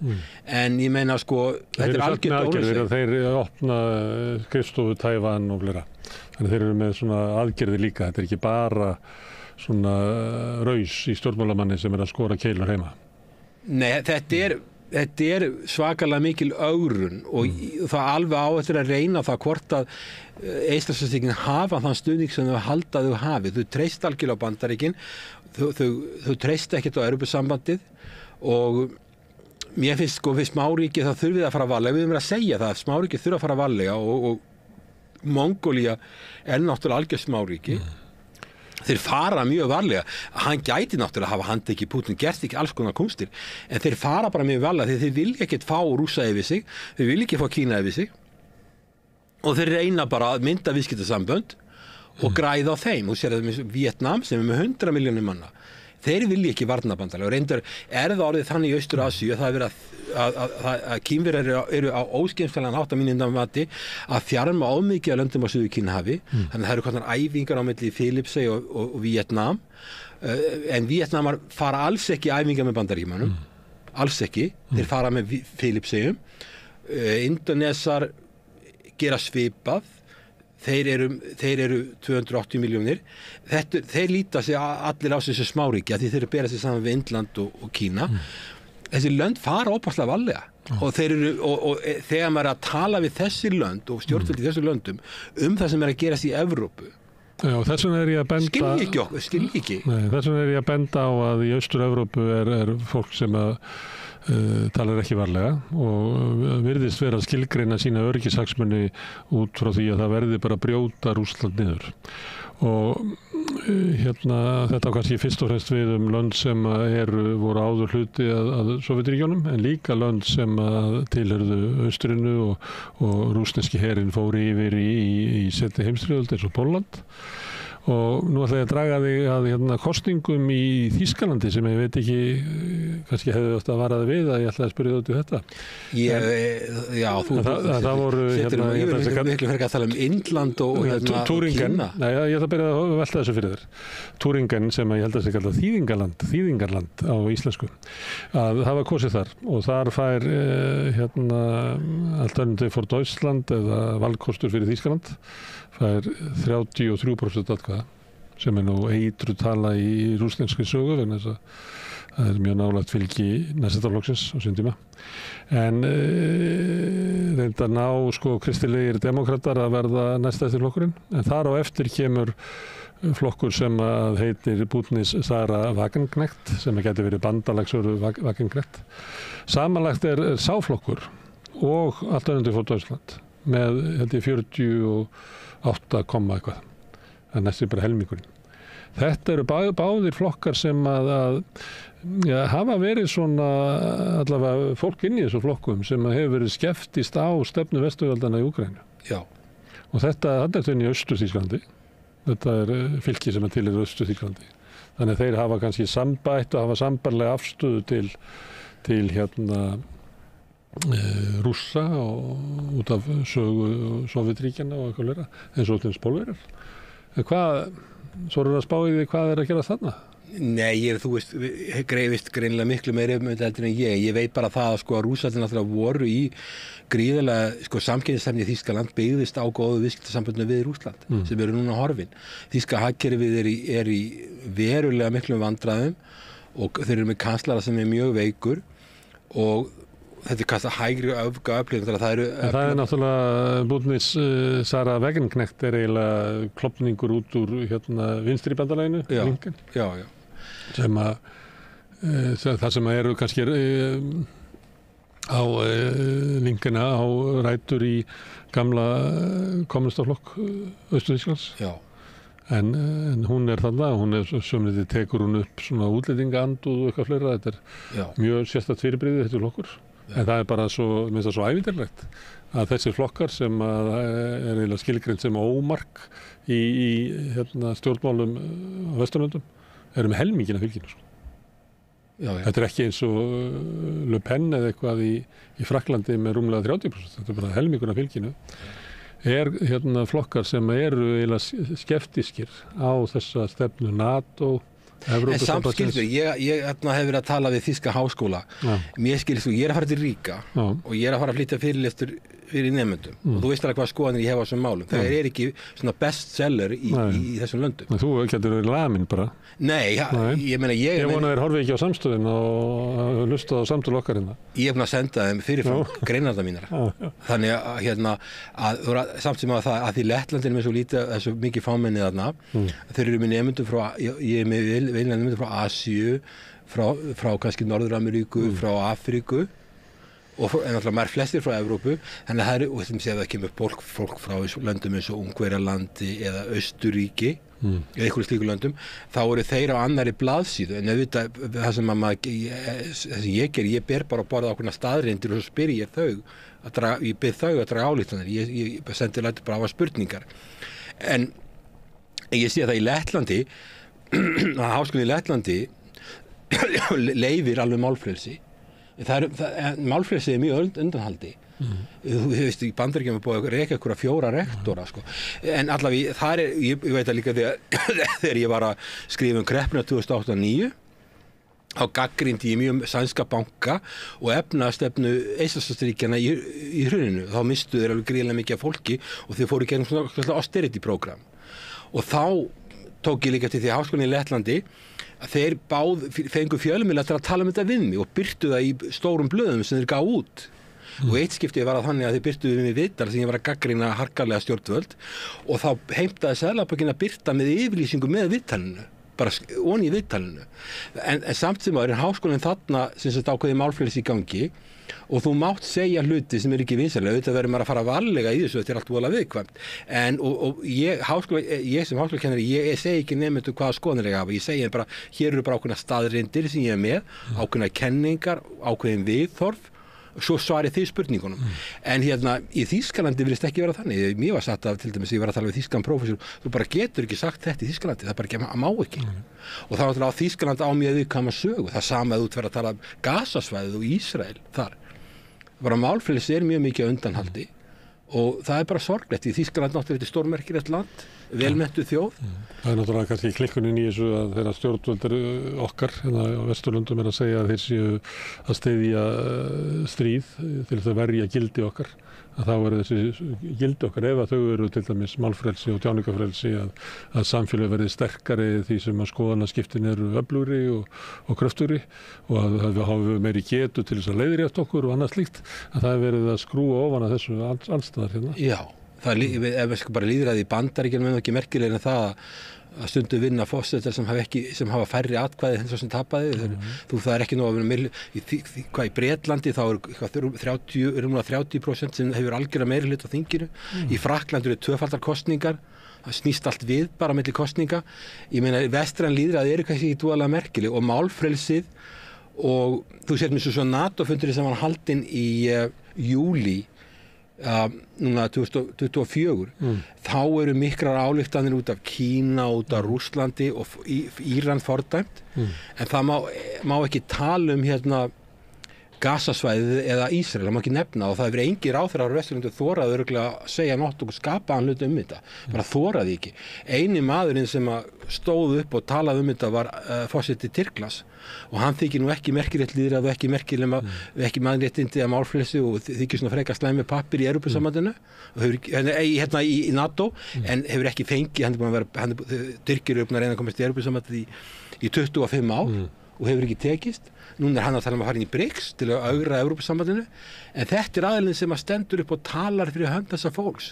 En þessi vestræni gildir ekki merkilegri en það það þorir engin vestræn leiðtogi að taka til máls og þetta kallað þjóðarmorð, ég myndi kalla minnst okkur til fjöldamorð sem eiga sér stað á Gassasvæðinu, margir segja þjóðarmorð, þetta skilgreiningaratriði, en þessi vestræni gildi ekki mjög merkileg og það óhugnalegt með þetta að stór Evrópusambandsríki sé að segja manni það að þú mátt ekki segja þetta sko háskólar til dæmis eiga að vera vettvangur skoðanaskipta og ef þú ert háskólakennari þá ferði ekki að segja fólki hvaða skoðanir það hefur og þú bara reynir að presentera að koma með alls konar upplýsingar og viðþorf og benda á ýmsar staðreyndir en þetta, ekki einu sinni þetta má orðið í sumum háskólum í Evrópu og í Bandaríkjunum það ekki heldur, það eru einstaka háskólar eins og háskólinn í Chicago sem að stendur í lappirnar en við erum að tala um háskóli í Bandaríkjunum eins og Harvard háskóla, University of Pennsylvania sem topp skóli, Columbia háskóli og fleiri skólar þar sem að þú mátt ekki lengur, rektorinn verður látið fjúka ef að koma fram ykkur ákveðin viðþorf eða skoðanir. Þannig ástandið í okkar heimsmynda nema hér við rauðaborðið, þú hefur málfrelsi hér til þess að tjáðu hér við rauðaborðið. Ennþá. En svo líka við erum að tala um Úkraínu sko að hérna spurning hvað framundan að hérna Putin fór líka til Indlands og hérna faðmaði og þar móti og hann föðmuðust mikið og því var mótmælt í Úkraínu. Síðan fór hérna móti líka til Úkraínu og það land, sko, náttúrulega Indland ábáslega stórt land, þetta 1,5 milljarður manna og það land sem mér hefur alltaf fundist að kemur til greina sem aðili sem gæti farið að semja og má segja það kannski ein framförin í Úkraínu sem maður sér þannig að Zelenský alltaf farin að tala um friðaviðræður og eitthvað frið þó að sé líka að tali reyndar um að það þurfa að handtaka Putin og gera alls konar hluti við hann en að semja um frið og hérna Indland dæmi um land, þetta er það stórt land að það getur alveg verið hlutlaust, þeir eru hlutlausir, þeir eru í miklum viðskiptasamböndum við hérna Rússland þeir kaupa olíu frá Rússlandi og selja hana okkurverði til Evrópusambandsins núna og þeir eru í þokkalegu samskipti við Kínverja og mjög góðu samskipti við Bandaríkin, mæta á G7-fundi, þeir eru í BRICS, þeir gætu kannski samið um þetta, en það sem ég var að tala um þetta reynsluleysi og þetta fálm Úkraínumanna, til dæmis eins og það að halda einhverja ráðstefnu hérna halda einhverja ráðstefnu í Sviss, þar sem að Rússum ekki boðið að þetta skuli eiga sér stað svona vitleysa og það náttúrulega engin von á samningum þar. Svo verið að tala jafnvel að semja fyrir kosningarnir í Bandaríkjunum og náttúrulega Putin vill ekkert semja núna, hann vill bara bíða, hann til þess að vera með yfirhöndina, hann að sækja fram og hann vill ekkert semja. En það þetta það eins og Vesturlönd sé ekki tilbúin að beita Úkraínu einhverja leiðsögn, hvað raunhæft? Og mér dettur eins og Módi sem forseti Indlands gæti haft einhverja stöðu til þess. En það ekki hvað kemur út úr því. Ég reyndar held að það mun ekkert gerast fyrir eftir kosningarnar 5. nóvember. En allavega Zelenský farin að tala frið og eitthvað og það náttúrulega líka bara því að hernaðar séð held ég að Úkraína sé að verða búin að vera. Herðu, við látum þetta gott heita að sinni, Hilmar, og óskar bara góður að ferða til Ríka og kannski kemur hérna við í bakleðinni. Aldrei að vita. Allt það besta ókeypis. Knúsaðu vini þína. Samstöðin þar sem manneskjurnar koma saman. Þetta var Úkrænustríðið en síðan stríð í allt annað stríð hérna niður í bæ og þú fórst og fékkst hann Helga Gunnlaugsson, afbrotafræðing, prófessor í Háskólanum til að ræða svona, þið voru að ræða saman í skugga þessara hryllilegu atburða. Já, ekki öll vikan búin að vera í skugga, það eins og öll íslenska þjóðin hafi verið rist á hól með því að barn drepur barn með hnífi. Og já, ég held við höfum verið hérna við rauðaborðið bara alla vikuna með einhverja umfjöllun sem tengdist þessu Því að tilhneigingin svo að náttúrulega þegar einstök voðaverk eru bara viðburðir en það svo margir sem að telja að þetta sé ekki einstakt voðaverk heldur dæmi samfélags ástand sem ólíðandi og Helgi kom og ræddi til dæmis meðal annars spennuna í samfélaginu. Hann telur það sem meiri spenna heldur hann hafi verið ansi lengi og það sé eitt af því sem að skýri til dæmis aukið ofbeldi og hvað eigið þið við með þessi spenni í samfélaginu? Bara allir að flýta sér, ekki má vera aðeinu, mikla kröfur og allir vera að standa sig einhvern veginn eða hvað? Já, meðal annars þetta sem þú nefnir, hraði, og þess út á engu umferðin hérna náttúrulega klipp án inntaks, já, það verður alltaf erfiðar að komast á milli það er bara erfiðar að komast inn á götur af því að fólk hægt að gefa víkja fyrir náunganum og þá hleðst upp hérna gremja og ergelsi og það kannski getur birst í einhverju öðru síðan þá bara þessi gilda spurning sem við höfum verið og komum kannski aðeins betur að hérna eftir það hvort við erum bara ekki góðu börnin okkar. Það var svona líka annað sem við Helgi ræddum og alls konar myndir af alls konar tengsl, afbrota og samfélagslegra hræringa sem finnst þetta áhugavert það sem hann sagði. Já, það var alltaf gaman að tala við Helga. Við skulum heyra í Helga Gunnlaugssyni, prófessor í afbrotafræði, ræða við Björn hérna fyrir vikunni.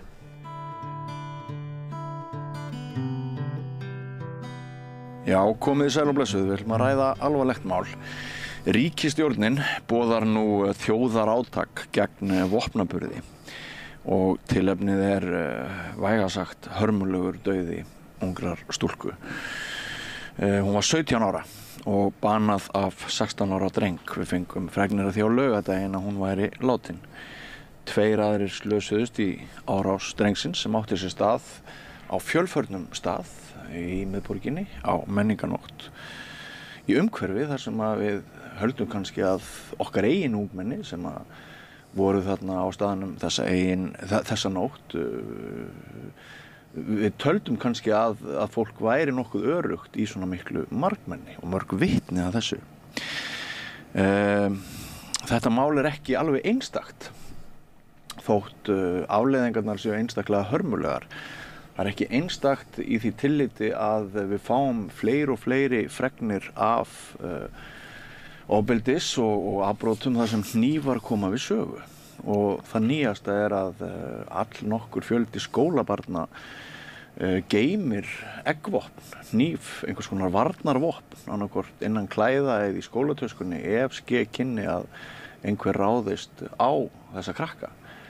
Og okkur skilst að það sé mjög vond leið að það að fara með hníf í skólan eiginlega auki líkurnar á að barnið verði sjálft fyrir einhverjum skaða frekar en að það veiti því vernd. Þannig að það eru mjög margar spurningar sem eru núna uppi. Ég á sjálfur Facebook-vini sem að hafa hreinlega kallað eftir dauðarefsingu. Svo mikið hatrið, óttinn, vanmátturinn og ringulreiðin í íslenskri þjóðarsál í kjölfar þessa máls. Auðvitað ég ekki alhæfa að þannig sé það með alla þjóðina, en við sjáum sem sagt það hvað þetta mál hefur skapað ofboðslega miklar og erfiðar tilfinningar hjá okkur. Og skýrist náttúrulega miklu leyti af því að fórnarlambið, þessi stelpa sem deyr, hún virðist hafa verið algjör perla, einstaklega yndisleg manneskja. Og eitthvað verðum við að læra núna, við verðum einhverju að breyta. Og ég hef fengið hér góðan fræðimann sem hefur greint íslenskt samfélag áratugum saman. Helgi Gunnarsson, afbrotafræðingur, velkominn til okkar. Þakka þér fyrir.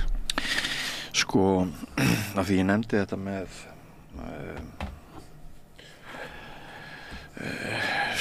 dauðarefsinguna og hérna, sem sagt, mann hefur orðið mjög illa við að sjá hvað sum okkar virðast vera komin á í rauninni dimman stað.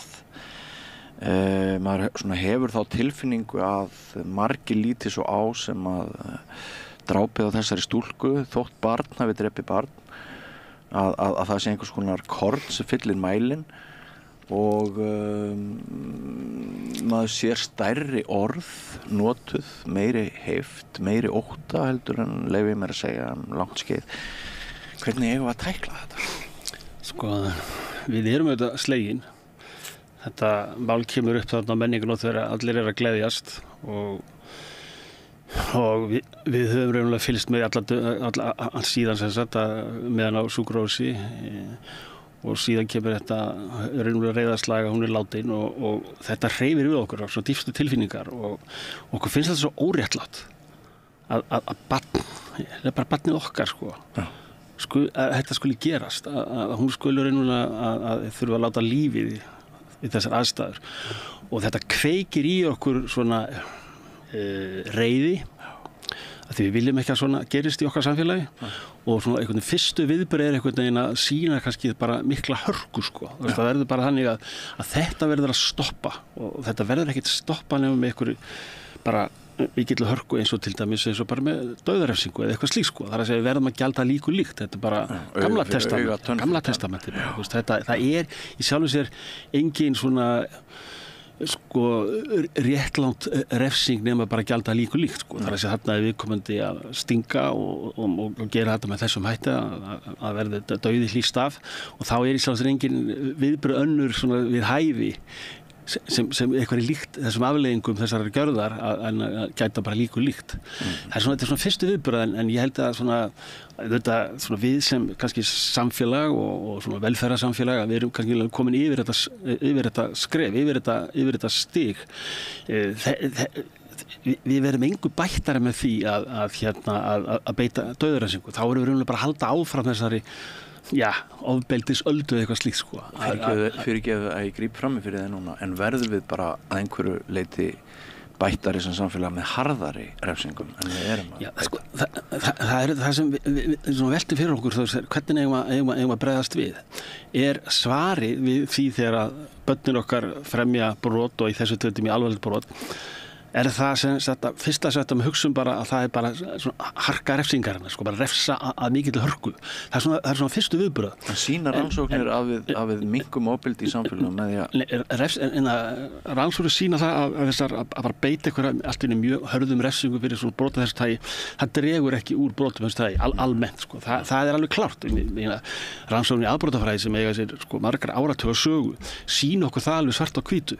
En þetta er alveg eðlileg viðbrögð og við viljum auðvitað að sé tekið á þessu með einhverjum hætti að þegar alvarleg brotur er framin þá viljum við reyna að stöðva það með einhverju festu og ákveðni og viðbrögð við hæfi og fleira og þessi umræða með dauðarefsingu þetta er auðvitað svona alltaf í hita augnabliksins það verður að gera eitthvað mjög róttækt en Ég til dæmis sko síðustu árum á kollegum vera að mæla afstöðu Íslendinga til dauðarefsingar og það býi til svona dæmi bara sko, þú veist, bara alvarlegt brot eins og að verða öðru manni að bana til að þú komið til greina að taka upp dauðarefsingar. Ert þú hlynntur eða frekar hlynntur upptökur slíkra viðurlega fyrir sem þú bara búið til svona dæmi, bara eins og þetta jafnvel sem gerðist síðustu helgi, nema það voru börn í síðustu helgi sko og stuðningun ekki mikill meðal Íslendinga að taka upp dauðarefsingar. Jafnvel þó að búa til svona dæmi með bara ásetningsmorð 211 greinilega. Voru ekki sögulega svona frekar snemma í því að afnema? Jú, sko við afnámaði í lagabókunum sko það var 1928 og síðast aftaka var eins og frækt Agnes og Friðrik 1830 sko, þannig að þetta löngu komið út úr okkar lagabókum og þetta komið út úr lagabókum og praxis hjá öllum Vestur-Evrópuríkjum nema Bandaríkjunum og afstaða Íslendinga til dauðarefsinga var þannig að þetta var innan við 10% sem sýndi stuðning við það að taka upp dauðarefsingar og þetta var svona meira meðal yngra fólks, eldra fólks en svona það var yfirgnæfandi meirihluti andvígur í sko, þannig að þetta framandi afstaða fyrir íslenska þjóð að leggja til dauðarefsingar en þetta spurningin og ég skil þessar tilfinningar sem kom upp þegar við fáum þessar fréttir að ung stúlka tekin frá okkur í blóma lífsins og hafði ekkert sér til sakar unnið og við viljum gera eitthvað afgerandi og það í samskipti skrítið hana úr djúpunni í samfélaginu, það heyrast raddir þessu tagi þeir eru núna bara hingað og ekki lengra og þetta á eiginlega raunverulega vera fyrir okkur svona, ég segi ekki svona wake up call en minnst okkur við þurfum einhvern veginn að staldra við og virkilega fara að hugsa okkar gang hvað þarna raunverulega gerast en þetta hefur á sér aðdraganda það búið að vera að fjalla ofbeldi ungmenna, hnífabörn ungmenna bara í nokkur ár. Við talum 1, 2, 3, 4 ár. Ég hef verið samstöðin í fyrra og ég hef verið annar staðar hjá löngu viðtali í Morgunblaðinu fyrir 1,5 ári síðan þar sem að vera að fjalla hvað raunverulega að gerast í hópin þessu tagi og ungmenni sem telja sig þurfa að bera vopn og hvað raunverulega að gerast, hvers konar svona víddir eða félagsvíddir í gangi sem einhver liti kalla fram það að börn telja sig þurfa að vera með vopn sko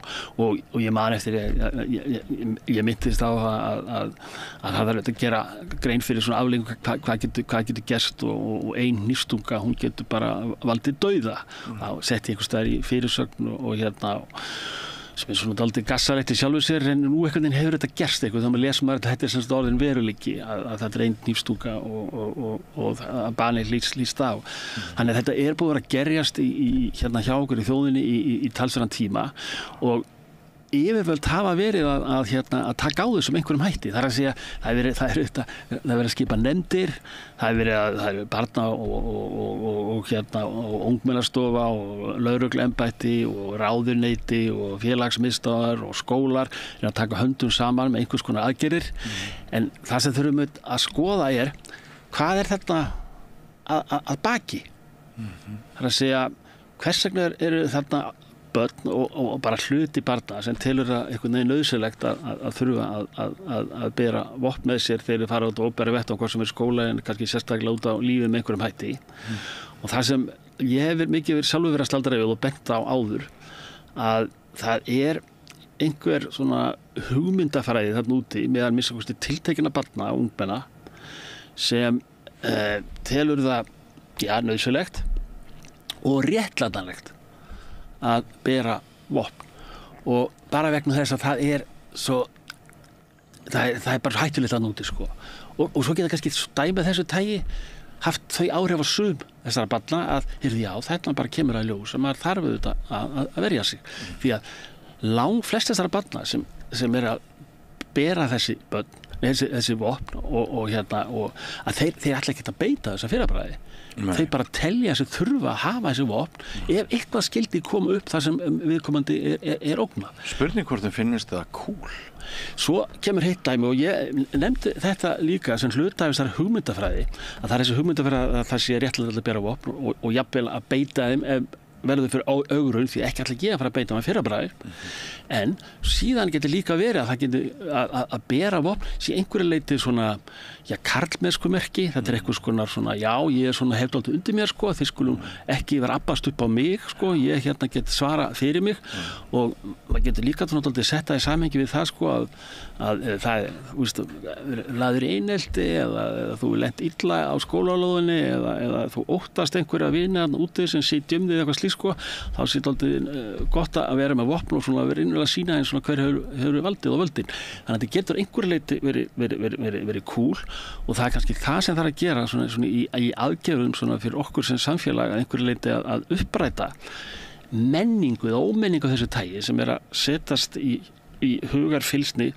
einhverja barna því að muna að langflest börn ekki að bera vopn og jafnvel bara líta niður á það og vilja ekki hafa vopn í sín umhverfi en það eru þarna ákveðin hópur og við getum kannski aðeins fara ofan í það hvaða hópar einna helst að taka á þessari menningu, þessari svona hugmyndafræði sem réttlætir það að bera þessi vopn og ef það verður eitthvað minnsta ögrun þá sé réttlætanlegt að sýna vopnið og jafnvel beita því og það þarf að taka þennan stimpil af því að þetta sé hugsanlega bara cool eða þetta sé flott eða töff það sé eiginlega bara alveg þvert á móti að það er að koma þessi kannski úr tísku ef svo maður komast því að við höfum líka samskiptamiðla, það er engin landamæri varðandi lönd og menningu og menningaráhrif koma alveg bara yfir okkur og börnur okkar fylgjast með og það getur verið cool í einhverjum hópum annars staðar ellendis eða jafnvel hér á landi að menna svona flassa einhverjum vopnum svona sem sé töff eða búa til á myndböndum þar sem eru svona einhver átök og sína hvað cool með vopnið og annað og þetta kannski einhverju leiti rúllar yfir börnur okkar og þetta fær á sig svona einhvers konar svona glæsi mynd eða einhvers konar glamúrvæðing þess að vera með vopn og flottum fötum sem fylgja því og að þú sért svona dálítið kaldur kall og dálítið ofarlega í einhverju virðingarstiga í einhverjum jaðri sko en holtið þetta fyrir okkur að hafa í huga að þetta er alls ekki ríkjandi menning hjá börnunum okkar þetta er í tilteknum hópum og við höfum svona Er þetta staðbundið? Já, þetta kannski þarf ekki endilega að vera staðbundið en þetta er svona við tengjum undan meira kannski við svona þéttbýlisstaði eitthvað slíkt sko en við myndum séð þetta hryllileg mál koma upp bara hvar sem er á landinu og kannski meðal fullorðinna en kannski einhverju leyti barna líka við vitum það líka að í skólum meðal barna að það er oft spenna það er samkeppni, það er munur milli barnana það er mönnum er haldið út undan þú fær að vera með en ekki þú og þannig að það er alls konar ólga sem við þekkjum bröllur okkar eigin skólagöngu en spurningina er miklu frekar hvernig við ætlum að bregðast við það er hvernig við ætlum að tala við börnum Þú getur barist með flottustu hárgreiðslunni, flottustu peysunni, flottustu úlpunni þú getur barist með því við önnur börn á tilteknu aldurskeiði og það er eðlilegur hluti af þessum kúltúr því að bara þeir eru grimmd sem felst í því að vera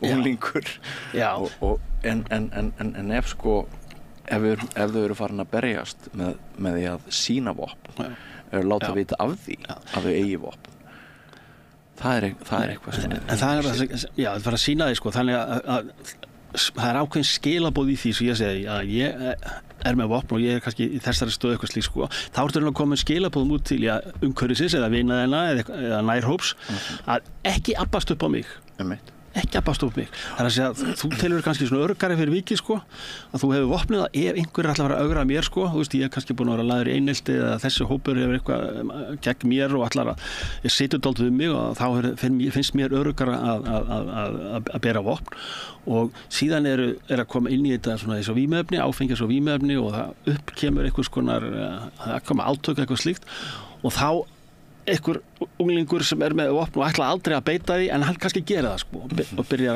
við ögrun sko og það ekki þessi ögrun þarf ekki að vera neitt merkileg sko. Það getur bara verið þessi unglingakrytur, það getur verið kærustur eða einhvers konar deilur eitthvað tiltekið mál þar sem menn allt í einu grípa til þessara vopna og þá verður ekki aftur tekið. Þannig að við þurfum einhvern veginn að fara stíga inn í þetta og taka á þessari menningu sem innan tiltekinna hópa og þetta sé þetta ekki cool, það ekki cool að vera að bera vopn og þessi hugmyndafræði sem einhver leyti réttlætir það að segja sem virðist fyrir í gangi núna og börn hafa sagt frá þessu bæði óformlega og jafnvel í rannsóknum að tiltekinn hópur unglinga telur sér raunverulega að sé nauðsynlegt fyrir til að verja sig gagnvart einhver ógnarn úti en menn áttar sig ekki á því að þú ert orðin ógnin sko að þú ert með því að bera vopn þú orðin ógn gagnvart öðrum og það geta komið aðstæðar þar sem þú allt í einu beitir í og það það sem við höfum séð. Og barn sem ekki kann að beita eigin varnarvopni innan gæsalappa sem það hyggur kannski að sé með einhvers konar hnífur það náttúrulega mun ekki vinna í bardaga við einhvern sem kann að beita hníf. Nei, og ég meina þessi börn sem við minnum kannski voru okkar sko, að við vorum mikið með dálka og við notuðum, það fenguðu jafnvel í ammælisku eða eitthvað slíkt sko, ég man bara minna sko, ég veit ekki með þig, að þú kemur úr sveitu þetta, þessi hnífar voru mjög mikið í okkar lífi sko, til að tálka, voru inn í herbergi og við vorum að nota þetta, við vorum að tálka mikið og gera alls konar hluti með hníf, en það hvarflaði ekki að okkur að líta á þetta sem einhvers konar árásarvopn eða til þess að verja okkur. Ég man ekki eftir þeirri hugmynd hafi bara eins og verið fleygt sko á loft. Þannig að það er hvaða merkingu hnífur hefur sko. Þannig að það verðist einhvern leyti breyst. Menn erum fannar að sjá hnífinn sem einhvers konar varnartæki og líka til þess einhverju leyti að nota ef mann er ögrað. Og síðan líka í þessum hópum, það sem hefur borið á því að menn sé að bera þessi vopn og jafnvel beita með einhverjum einstaka tilfellum að þá þykir þetta, eins og þú nefndir allavega sko, að spurningunum það sko, þykir þetta kannski cool já, þetta getur verið hluti líka á svona verðingar stiga sko, ekki abbast upp á mig, ekki abbast upp á Jóa sko, þú gerði það ekki, þú veist, hann er að verja sig og hann er á rosalega, hann getur beitt hann á hníf og hann er mjög klár með hníf og eitthvað slíkt sko, þú skal ekki vera abbast upp á hann hann er búin að snúa þessu við stelpur með botox í vörum strákar með hnífa í vasana. Já, akkurát og þá er þetta orðið svona einhvers konar sko merki einhvern status og þegar við einhvern veginn svona í svona venjulega samfélaginu, viðmiðna samfélaginu að við teljum þú veist að vera að bera vopn eitthvað slíkt sko, okkur finnst þetta að vera lægsta lágur sko, þú veist að vera að bera vopn, það er bara eitthvað verulega þarna, þú veist, það er ekkert cool við það er engin status í því að vera að fara út á skólalóðuna og vera með vopn, það er bara þvert á móti, en svo getur það verið innan þessar hópa eða inn í þessari menningu að sá sem er kannski með flottasta hnífinn eða eitthvað slíkt sko að hann fær á sig einhvern status yfir það að vera kaldur kall sko og það er þessa hugmyndafræði sem við verum að taka á og uppræta þetta sé raunverulega bara þvert á móti og uppræta þessa menningu sem til að eðlilegt að nota og bera sem sagt vopn og leysa deilumál þegar kom upp deilumál því það er alltaf komið upp deilumál það getur alls konar mál sem kom upp að það sé réttlandalegt að sína vopn og jafnvel beita því til þess að leysa þessi ágreiningsefni. Helga Vala Helgadóttir, fyrrum þingmaður, hún sett inn ferslu í gærkvöld á Facebook þar sem hún segir lausn vandans er ekki að setja á laggirnar samfélagslöggu. Lausn vandans er heldur ekki að skipa enn eina ráðherranefndina sem tekur skyndi ákvörðun að setja 450 milljónir í ómarkvissar skýrslu og áætlanagerðir. Svo ræður hún bara að við þurfum að hlúa að börnum og ungmennum allt samfélagið, loka skólabókunum í eina viku, tala tilfinningar líðan og samkennd verðmætamatt, óeðlilega birtingamynd lífsins á samfélagsmiðlum og fleira og ég er svolítið hrifinn af sko þessari mannlegu nálgun sem hún er að tala fyrir núna. Ég er líka svolítið skeptískur á enn eina þingmanna eða ráðherranefndina eða allt þetta kerfi sem er alltaf að reyna að funda einhverju mál. Stundum finnst mann að þessi minna verði aðhafast. Mér langar aðeins að fara með því núna sko að hugsanlegum erlendum áhrifum í þessu öllu. Mörg ungmenni kannast við til dæmis kóreska kvikmyndagerð sem hefur þótt nokkuð vel heppnuð í hinu vestræna heimi núna ofboðslega mikið ofbeldi. Stundum grínvætt, skrumskælt, verður svo mikið að maður veit ekki alveg hvort maður á að hlæja eða þannig. Og svo ég bara að lesa einhver gögn það að sko raunverulega þá ofbeldi í Kóreu að hefur það verið að aukast, þannig að þetta ekki bara fyndið að þeir séu dálítið sniður að búa til ofbeldismyndir, það er framlenging á einhverjum veruleika sem að blasir við þeirra eigin landi. Maður veit svo sem ekki að hve miklu leyti við verðum fyrir einhverjum áhrifum af því menningarefni sem við neytum, hvort sem það erlent eða innlent, hvort mörkin færast til. Mér langar líka að minnast á það að þótt þessi umræða sé rosalega viðkvæm og maður verið að passa hvert orð. Þá vitum við það að með þeim breytingum sem orðið hafa á tilflutningi fólks hingað til landsins þá eitthvað það að sérstaklega hafi komið til landsins fólk glæpagengi sem eru varasöm og beita kannski öðrum aðferðum heldur en íslensk glæpagengi hafa alla jafna notað. Ég veit það ekki hvort þar eru eggvopn eða hnífar meira inn í myndinni, en sem sagt mér finnst ég ekki geta tekið þessa umræðu við sem við erum að taka núna án þess að ávarpa að einhverju leyti hugsanleg erlend áhrif til góðs eða ills. Já, þarna hreyfir við ýmsum málefnum sem eru mjög mikilvæg öll sömul, það er fyrsta leið þessi menningaráhrif, það er að segja eins og myndefni,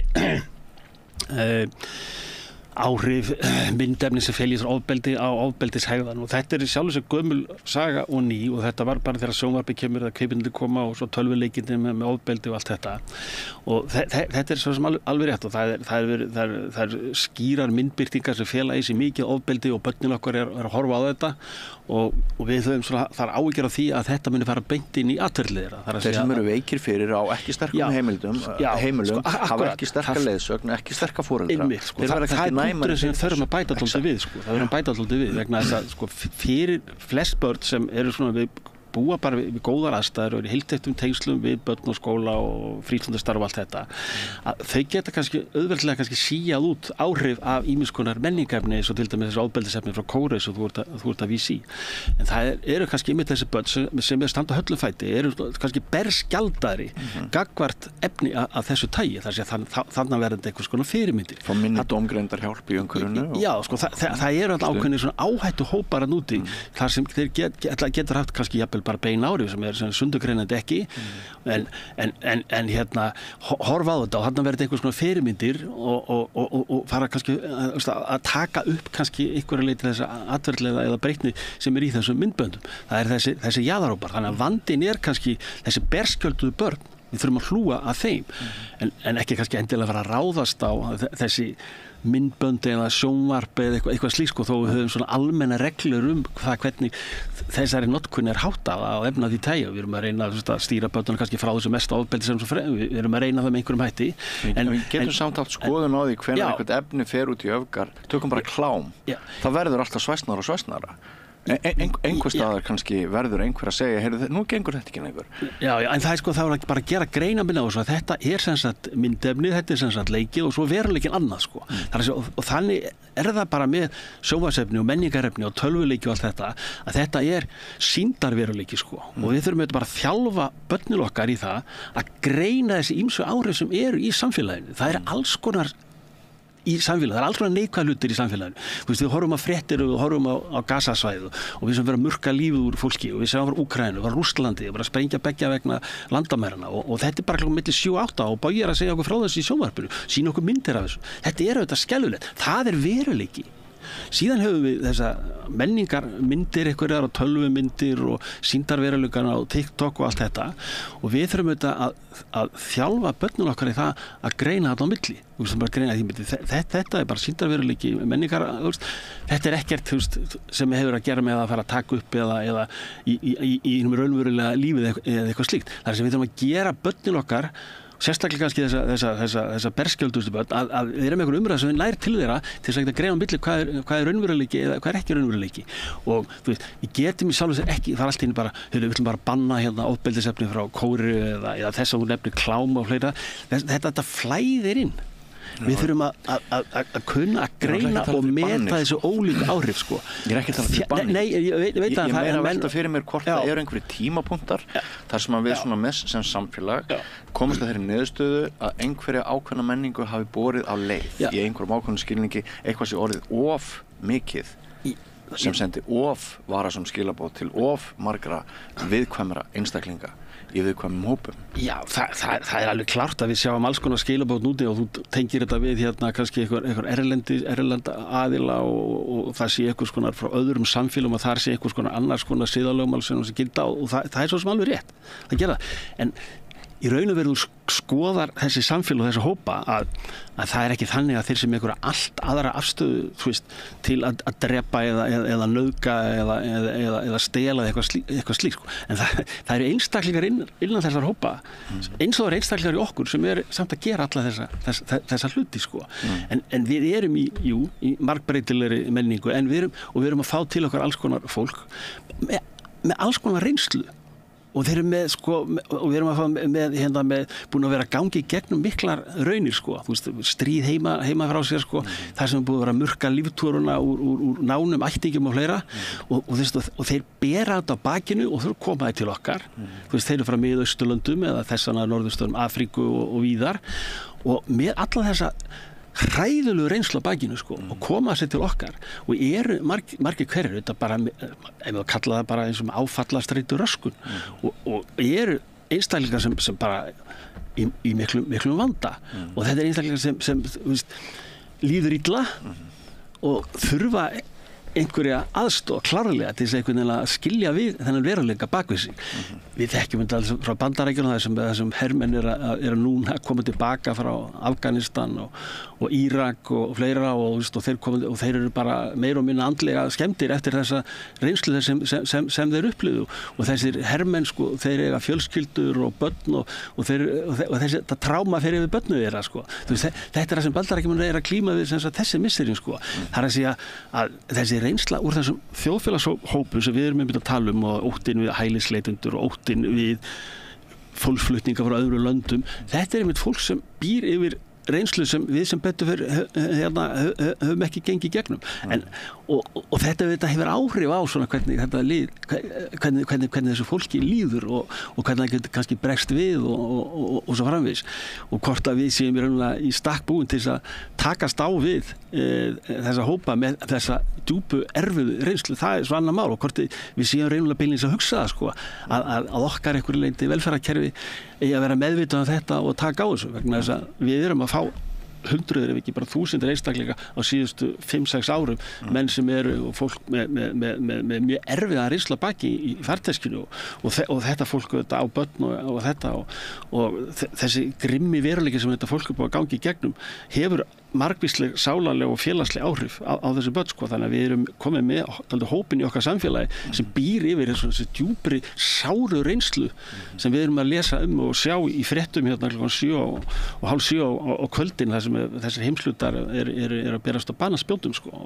Já, sko þetta er svo vandasum umræða við náttúrulega vitum að hvað við segja 99 hverjum 100 innflytjendum og flóttamönnum sem hafa komið til Íslands hælileitendum hafa orðið í íslensku samfélagi ekki bara til góðs heldur bara beraði Íslands samfélagi uppi við værum ekki hér bara í fínu fötunum okkar, ég og þú að njóta forréttindana sem við njótum á hverjum degi ef við værum ekki með tugþúsundir af erlendu vinnuafli fólk sem hefur ákveðið sjálft að koma hingað til Íslands og vinna störfin sem að ég og þú og börnin okkar nenna ekki að vinna eða vilja ekki vinna þannig er það bara á sama tíma og maður getur verið óbáslega þakklátur og hugsa hlýtt til þessa hóps innflytjenda og flóttafólks þá verður líka vera hægt að ræða ef þessum miklu menningarbreytingum fylgja einhverjir ókostir og er það ekki staðreynd að mögulega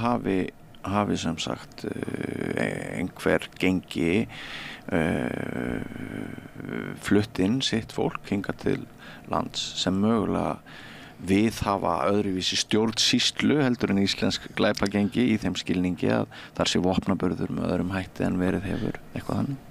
Jú, það alveg klart og þetta komið fram í skýrslum og ef við skoðum bara afbrota tölfræði og fleira þá höfum við mjög mörg dæmi það að útlendingar þessan af EES-svæðinu og kannski utan EES-svæði líka koma gaggjart hingað til þess að fremja brot og við sjáum þetta í fangelsistölum, við sjáum þetta í gæsluvarðhaldstölum, við sjáum að því þegar við tala innflytjendur að þá mikið þessum hópum sem að brjóta af þessu í okkur, þetta ekki endilega búsettir hér á Íslandi og þeir ætla sér ekki endilega að búa hérna á Íslandi þannig að við höfum í gæsluvarðhaldi og við höfum í fangelsum marga einstaklinga, stóran hópa einstaklinga, jafnvel helmingur allar þessu útlendinga sem raunverulega ekki búsettir hérna, þeir koma raunverulega innflytjendum Íslandi ekkert við í sjálfu sér. Þannig að við erum að fá þennan, þeir koma gaggjart hérna til þess að brjótast inn, til þess að stela, til þess að taka þátt í fíkniefnamarkaðnum en ekkert endilega búsettir hér. Þannig að þetta klárlega stór hluti af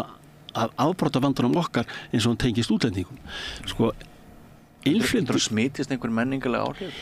Það má vera vegna þess að þetta eru svona borgarar sem koma frá löndum sem að brjóta af sér hérna. Þá eru við með borgarar frá þessum sömu löndum sem eru bara að vinna í sveitarsins andlit eins og við og þeir vita alveg þetta landar þeirra eru í alls konar brotum og þeir hafa áhyggjur af því. Ég myndi bara nemyndum mín að vera að gera rannsókn á þessum síðustu bara misserum að vera að ræða við innflytjendur sem búa hérna og þeir að koma fréttir af því að svona einhver erlendi brotabrot einhver tiltölu löndum, segjum til þess Albaníu eitthvað slíkt að þá eru þetta líka fjöldi Albana hérna sem eru bara að vinna eins og hver aðrir og það hafa áhyggjur af því að þarna komi bara óorð á alla þjóðina og óorð bara á mig hérna sem ég bara að vinna hérna baki brotni 10-12 tíma á dag og ég nú að leigja íbúðin í kjallara, ég bara drullar hræddur að vera kastað út úr íbúðinni vegna þess að ég víst af þessari þjóð sem þessi glæpahópur var að koma og það ekkert endilega bundið við eina þjóð, þetta getur verið baltísku löndin eða einhver austur-Evrópu þjóðir og við erum með fjöldan allan að innflytjendum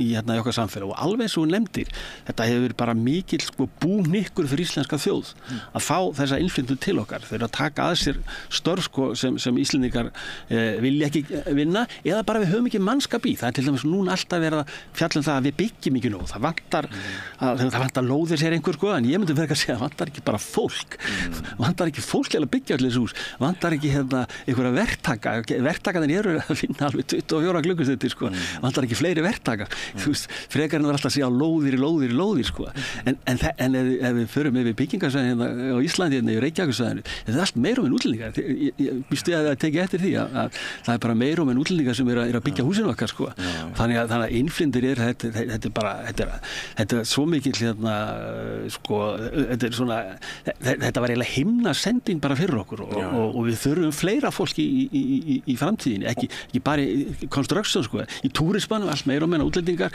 nú eru umönnunarstörfin, menn að tala mikið þau vanti þar, útlendingar kom mikið sögu þar en kannski þurfa að koma enn meira og margvísleg jákvæð menningarleg áhrif því ekki veitir okkur af einsleit sem við vorum einangruð á lítilli eyju norður í Ballarhafi, ég meina við náttúrulega það er mjög þekkt dæmi það að Íslendingar hafa mjög oft þurft erlent fólk til þess að koma Íslendingu til bjargar bæði hugmyndalega og framkvæmdalega og allt það þannig að það er fyrir svo margt að þakka en á sama tíma og maður vill leggja áherslu á það er fyrir svo margt að þakka þá vill maður líka hafa rými til þess að ræða hugsanlega neikvæða fylgifiska agnúa þetta er alveg rétt hjá þér að það fylgir þessu bara mannlegu samfélagi það eru mjög margir kostir en það er alltaf einhverjar neikvæðar hliðar og það fylgir útlendingum rétt eins og Íslendingum þú veist bara Íslands samfélag við sjálfum sem gerum nákvæmlega sömu hluti eins og aðra þjóðir það fylgir þessu ákveðinir hliðarverkanir sem geta verið neikvæðar það er kannski annað með Ísland sem verðum að taka fram að það er þessi miklu hraði þetta er gert svo hratt hjá okkur miklu hraðar í okkur en til dæmis á Norðurlöndunum sem hafa sögu innflytjenda sko alveg bara fram 7., 8. og 9. áratuginn sem byrja að koma innflytjendur til Norðurlandana en hjá Íslandi það er bara þessar öld sko og ekki bara þessar öld, við erum að tala þetta bara 2005, 6, 7, 8 við erum að tala 20 ár og við vorum kannski aldamótin, við vorum kannski 1%, 2% sem voru með borgara sem bara fættir erlendis frá, ég menn þetta fara að nálgast 20% núna, ég held að við stöndum í 80% eitthvað slíkt, þannig að þetta er að gerast rosalega hratt og það er ekki skrítið að svona við sem samfélag að það sé mjög marga raddir þarna úti sem gjalda varhug við þessu og mér finnst það bara fyllilega eðlilegt vegna þetta er svo gjörbreytt samfélag sem við búum í og þessir einstaklingar, þessir 17-18% núna, þessar útlendingar þeir eru ekkert ólíkir okkur hvað það snertir að þeir brjóta af sér, þú veist, þeir drekka mikið brennivín, þeir eru kannski nota dóp og þeir eru kannski að flytja inn dóp eða framleiða, það fylgir þessu alls konar hlutir, alveg eins og fylgir okkur Íslendingum sko og svona rannsóknir eins og í aðbrotafræði, einhver leyti hér á landi kannski meira erlendi, segja okkur það að fólk svona sem í svona sambærilegri félagslegri stöðu að það skiptir ekkert máli hvort þú sett kannski útlendingur eða ekki útlendingur að það brjóta ekkert meira af sér en einhver annar einstaklingar eða sem í sambærilegri félagslegri stöðu. Það er að segja, þetta er fyrst og fremst umgjörðin, þetta er þessi félagslega umgjörð sem skiptir mestu máli. Ef innflytjendur í lakari stöðu en innfæddir þá er meira hætt á því að þeir brjóta af sér. En ef þessir einstaklingar og þessir innflytjendur hafa bara náð að koma sér vel fyrir, varðandi atvinnu, varðandi fjölskyldu og fleira, þá er þeir ekkert að brjóta meira af sér en Íslendingar sem eru í sömu stöðu. Það er að segja, eru vel tengdir í fjölskylduna, hafa atvinnu eða í skóla, við viðurkennda iðju og horfa bara fram á veginn. Þannig að það er engin svona það er engin mystik í þessu sko. Þetta er ekki þannig einhver útlendingar, ég meina þeir fremja fleiri aðbrot en aðrir. Ef þeir gera það, þá er það bara endurspeglun á því að þeir eru kannski lakari félagslegri stöðu en þeir sem innfæddir eru og þannig við tökum útlendingar sem dæma, innflytjendur á Íslandi, þá er þetta yfirleitt frekar yngra fólk og þetta er svona framan á þetta meira kannski kallar sem eru meira kannski þeir hópar sem öllu jöfnu fremja brot. Þannig að þetta er einstaklega það sem fjölskyldutengslin kannski eru ekki eins víðfeðm eins og hjá venjulega Íslendingnum sko, þú veist, við eigum með afar ömmur og við eigum stóran svona ættar og vinahópar alveg frá því æsku svona fyrir flestu okkar Íslendinga.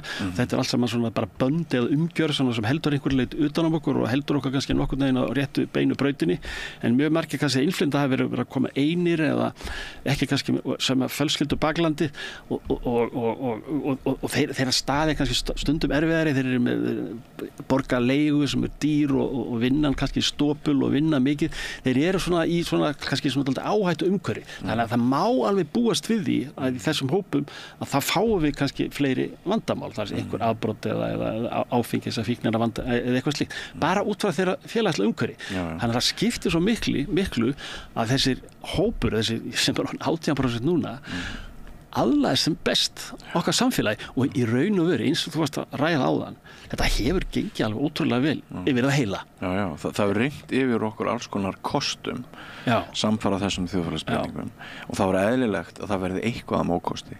Já, það bara alveg svo við með okkur Íslendinga öðru leyti.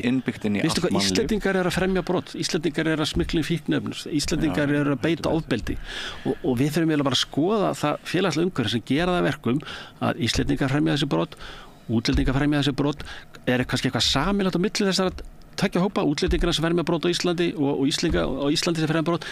Við sjáum sameiginleg einkenni á þessum ólíku hópum hvað snertir ríkisfang. En veistu hvort íslensk ungmenni hafa verið gerðar glænýjar rannsóknir hér á landi sem segja okkur eitthvað til það ef við skoðum krakka, unglinga, til dæmis bara börn í grunnskólum og framhaldsskólum, er eitthvað sem segir okkur að núna sé að verða einhver frávikahegðun hér á Íslandi sem ekki er á Norðurlöndunum í kringum okkur sem væri hægt að leggja eitthvað út af? Við erum alltaf reglulega að mæla skona, með kannanir á líðan og heilsu ungmenna hér í okkur á Íslandi bara eiginlega árlega að minnsta kosti og Það svona það sem við séð meðan við höfum reyndar ekki mælingar á vopnaburðis nemenda, en við höfum séð nýjustu mælingum hann liggur ekki fyrir sko í lengri tíma sko, þar að segja við veitum ekki hérna 2010, 2015, 2020 en við erum alltaf búin að setja þetta inn núna í okkar mælingagrunn og þar ber vissulega á því að það eru börn sem að bera á vopn, nokkur prósent sem að bera vopn og telja það nauðsynlegt.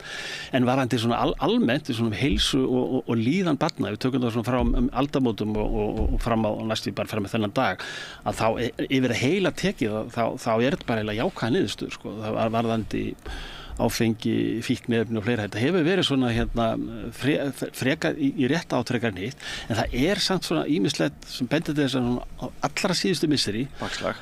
Það ákveðið bakslag það ákveðið bakslag. Hátíðin helgina í Mosó, manni skilst fréttaflutningur að þar og líka bara vitni sem voru þar, maður heyrir að þar hafi svona verið aðeins meira aftur í tímana sem að við þekkjum þegar við vorum hérna villtir unglingar.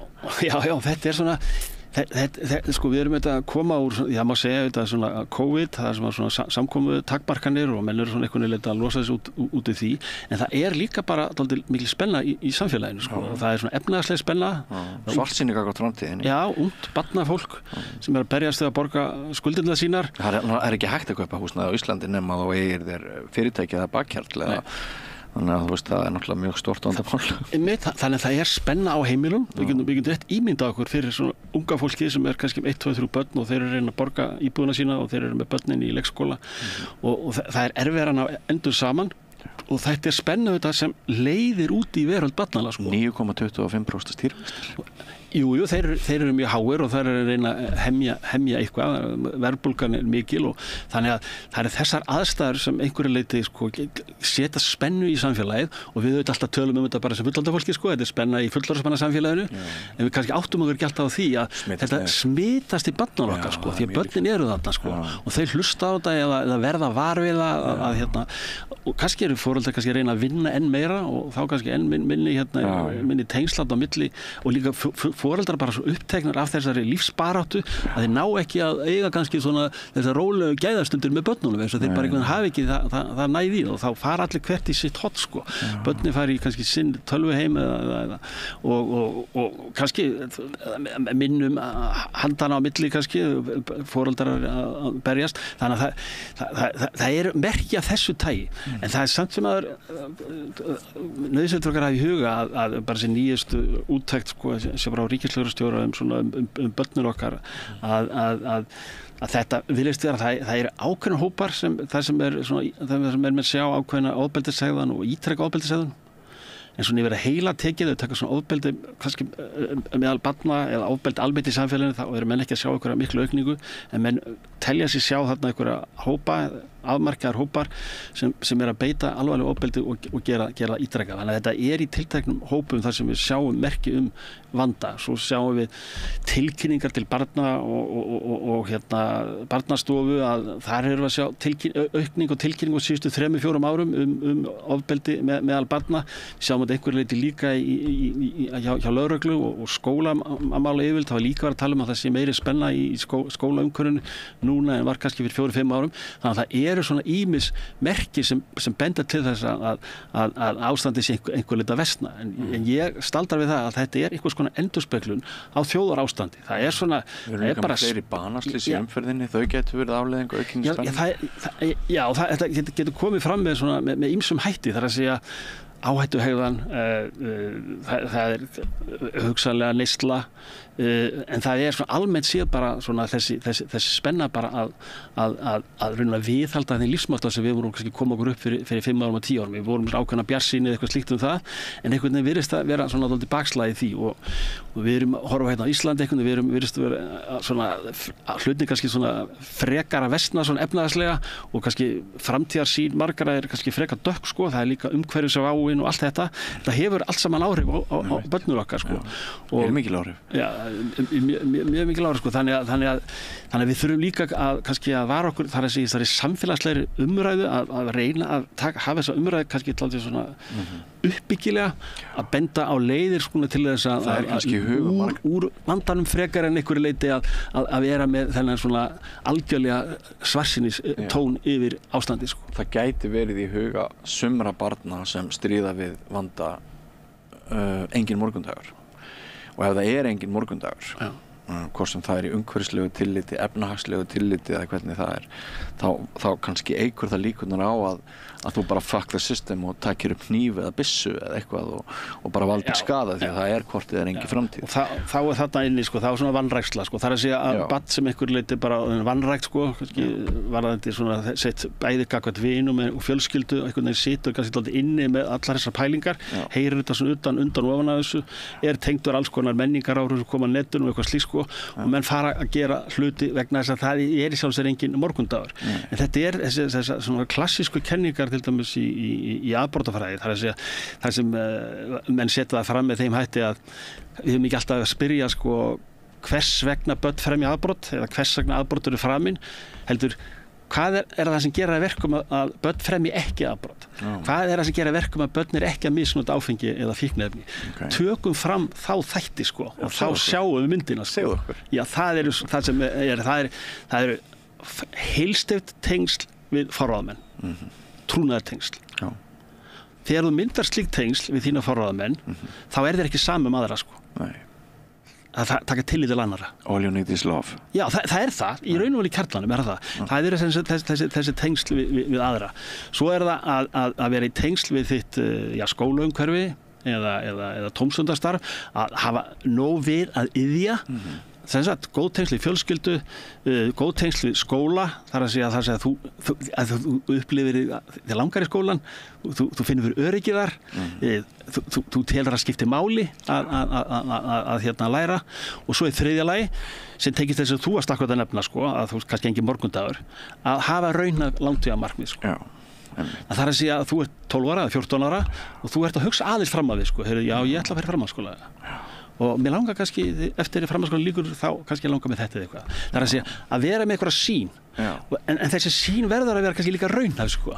Það að segja, og þú sért að keppa að því, sko. Vegna þess að ef þú hefur þessa sýn, að þá þú ekkert að fara að fórna þessari framtíðarsýn fyrir einhvern skammtíma gróða þess að fara að neyta áfengis eða neyta fíkniefna eða stunda áhættuhegðun af öðru tagi, að fara að stela í búði eða beita einhvern ofbeldi, vegna þess að þú ætlar ekkert að fórna þessu langtímamarkmiði. En þér kannski dettur heldur ekkert í huga að fara að gera slíkt, vegna þess að þú ert í mjög nánu tengslu við þína fjölskyldu, á trúnaðarsamband við þína foreldra, þú ætlar ekkert að fara að gera þeim það illt að fara að gera þessa áhættuhegðun, sko. Samfélagslega ábyrgð. Það samfélagslega ábyrgð, svona tryggingafélag, sko. Og svo það svona í fjórða lagi, sko, að þá það spurningin svona bara viðhorf til samfélagsins. Að þitt viðhorf svona til samfélags sé svona þannig að, já, ég bý svona í aðalætturum bara í góðu samfélagi. Sanngjörnu samfélagi, sko. Að trúa, sko, gildi samfélagsins, þar að segja. Þú veist að ef þú leggur mikið að þér og svona, þá hefur þú alveg möguleika og eitthvað slíkt. Samfélagi svona í grunninn, við búum í réttaríki, við búum í lýðræðisríki, þú veist, við getum fengið að njóta okkar ef við leggjum okkur fram. Þannig að það þessi 4 element sem skipta höfuð máli, og þetta núna skýringin á því að við erum ekki að fremja alls konar, fara út í áhættuhegðan, ýmsu tæki, hvort sem afbrot eða neyslu áfengis eða fíkniefna eða eitthvað slíkt. Þannig ef þessi 4 þættir eru til staðar, að þá gengur samfélaginu vel. Og málið það, sko, að þetta hefur mælt aftur og aftur og aftur í Bandaríkjunum, það alltaf sömu niðurstöður. Og þetta eru mælingar á börnum svona frá 12 til 16, þar að segja, það kemur upp, og þetta eru spurningar til barnanna sjálfara, þetta tengt við lögreglugögn og fleira, það kemur alltaf fram, þetta alveg makalust, sko, enda þessi fræðimann og fræðimannastofnun sem kom með þetta, það svona, þeir telja þess að vera búin að finna lykilinn, sko. Það svo, þeir eru búin að vera mjög rognir í mörg ár, fengið Nóbelsverðlaun í afbrotafræði, sko, svo gæsaleppa, fyrst með það, að þessir einstaklingar, þessir hópar sem eru að fremja brot, brot á skólalóðinni, neyta áfengis og fíkniefna, beita aðra ofbeldi, þess að bera hnífa, þetta einstaklingar þar sem skortur á eitthvað á þessum 4 vítum, sko. Og það skortir yfirleitt þetta fyrsta, það að þessi tengslum við forráðamenn, það einhver rof þar, það einhvers konar vanræksla þar, það lítill tími og kannski baklandið fjölskyldan kannski hefur ekki kannski tök á því mikið að vera með barnið eða veita því einhverja sjálflega og félagslega aðstoð, og svo líka hefur þetta alveg tengslið með skólan, þar sjá mér oft vanda þar sko, þú veist, þetta börn svona sem einhverju leyti hafa einmitt verið í vanda í skólanum sko, það sem skólamál yfirleitt hafi verið í vanda með viðkomandi barn eða þessari börn og það svona eitthvað rof þar á milli og þessi börn ofta þeim, þeir dálítið rotta svo oft saman sko, sem í vanda í skólanum sko og jafnvel vanda heima líka og mynda hópa, klíkur, jafnvel gengi og þar verða oft til svona þessu hugmyndafræðin það að allir vondu við okkur sko, við þurfum að sjálfsögða bera upp sko og við klæðum okkur auðvitað öðruvísi og við hárgreiðslu öðruvísi vegna þess að auðvitað erum við öðruvísi en þetta venjulega samfélag, allt svo boring sko og en við erum bara skemmtilegt og þetta líka hópar sem taka menningaráhrifin beint inn sko og svo það varðandi svona félagsmálastarf sko eða verið í íþróttum eða tómstundamiðstöðum og fleira að hafa lögmæta iðju sem þú hlakkar til að stunda sko að þú ert í skólanum til 2 kannski en svo ert að fara að gera eitthvað annað eitthvað skemmtilegt sko og svo fyllir daginn af þessari iðju þá hefur ekki tíma fyrir að vera þú veist drekka brennivín klukkan 4 á fimmtudegi eitthvað eða vera í kringlinu og stela ykkur þar eða eitthvað þú ert bara í ykkur allt öðru sko og þannig að þetta bæði svona fræðilega og rannsóknarlega þá hefur þetta sýnt sig aftur og aftur og við höfum einhverju leyti hér á Íslandi líka verið að nota þessar kenningar sem bakgrunnsbreytur fyrir því að skoða líf ungmennana og við sjáum sömu merkin sko það sjá skortir eitthvað á þessar vittir sko hjá þeim börnum sem hættir til að vera að brjóta af sér eða stunda einhvers konar áhættuhegðan. Svo hef ég rætt við fræðimenn og ég hef notað í sömu bókana sem ég hef skrifað eins og með sko hvað liggur undir fjöldamorðum óhamingjusamra bandarískra drengja einangraðra að þeirra eigin upplifun að þeir séu ekki til að enginn elski þá og þeir séu ekki til neins gagns í lífinu, hún leiðir fyrst til skammar, hneisu, smánar og úr skömm þeirra sprettur svo reiðin og reiðin í rauninni tekur líf skólabarnanna. Já, sko þetta það sem sko þér finnst kannski ekkert skipta máli og þó afleiðingin verði að einhverjir muni deyja og þá bara eiga bara jafnvel skilið sko. Þú veist þetta þegar menn eru búin að koma sér algjörlega út í hot sko og og allt óréttlátt og allir eru vondir og það er engin framtíð og þetta þetta stórhættulegur hugsunarháttur sko. Já, og fyrir hvern eitt svona hér getur orðið ótrúlega mikil skaði. Þetta skiptir svo miklu máli að það er að huga að líðan fólks, huga að börnunum okkar en sko það sem að kannski, ég segi ekki óttast en allar með að vara því sko, við ætlum að gera þetta í skólanum og tala við börnin í skólanum og allt þetta sko, en svo börnin sem eru svona þessi skóladroppáttin sko, það er að segja börnin sem kannski ekki í tímanum og það kannski börnin þar sem vandi kannski liggur að því fyrir flest börn eru þokkalega í lagi hjá okkur sko. Það er bara alveg sýnt sig sko, í það heila tekið sko.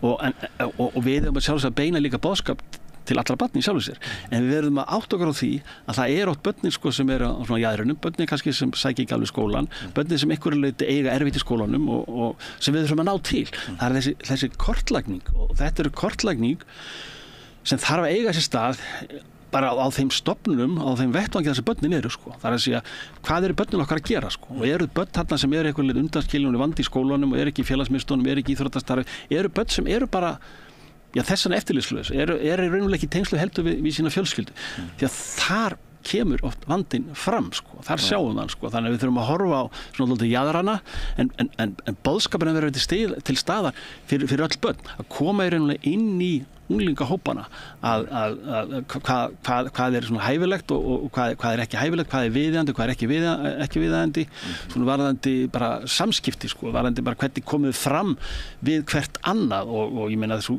kemur kynþroska aldurinn og þá er það hitt kynnið og allt þetta þú veist að kenna svona já, mitt eigin kyn og allt þetta sko nú erum við allt og gamlir já, nú erum allt og gamlir einmitt sko, því við tölum 2 kyn sko það eru mörg kyn og kannski svo Hjálmandi sungu, en þú veist það er bara eitt kyn sko, það eru bara við mannfólkið sko en allavega að vera með svona heilbriða svona samskiptahætti hvert við annað og það komið þetta upp deilumál, þetta er tilféllingileg deilumál hérna unglingum og svona it's hard to break up og svona, þetta er bara allir stægulega textandur og allt þetta sko, þú veist og kunna glíma við mótlæti sko því að við veistu hvað, við lendum öll í mótlæti sko og börn lendi í mótlæti og við fullorðna fólki við lendum í mótlæti það sem skiptir máli er, hvernig ætlar þú að bregðast við?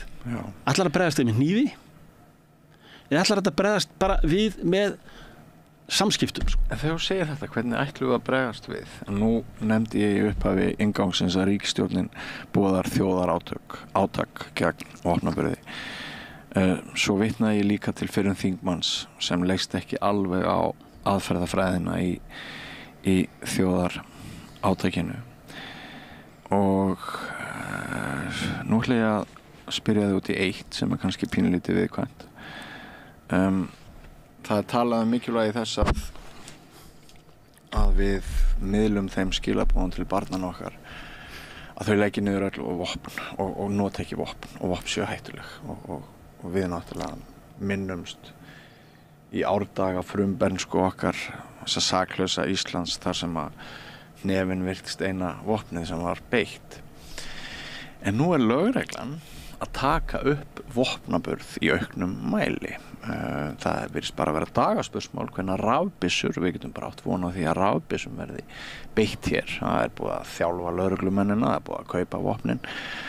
Það nú heldur betur búið að kaupa hellinga af vopnum hérna, samkvæmt opinberum gögnum, síðustu ár. Og vopnakaup sem urðu forsíðu fréttir á þeim blöðum sem ég starfaði á og var jafnvel fréttastjóri á fyrir áratugum. Nú bara þannig vopnakaup, þetta varla frétt sko, þetta bara eindálkur á blaðsíðu 6 og á sama tíma og sem sagt yfirvöld ætla í þjóðarátak til þess að hamla gegn vopnaburði, þá margt sem bendir til þess að hinn sömu yfirvöld séu að vígbúast sem aldrei fyrr. Hvers konar skilaboð það? Já, þetta svona hægt að draga þetta upp með þessum hætti sko.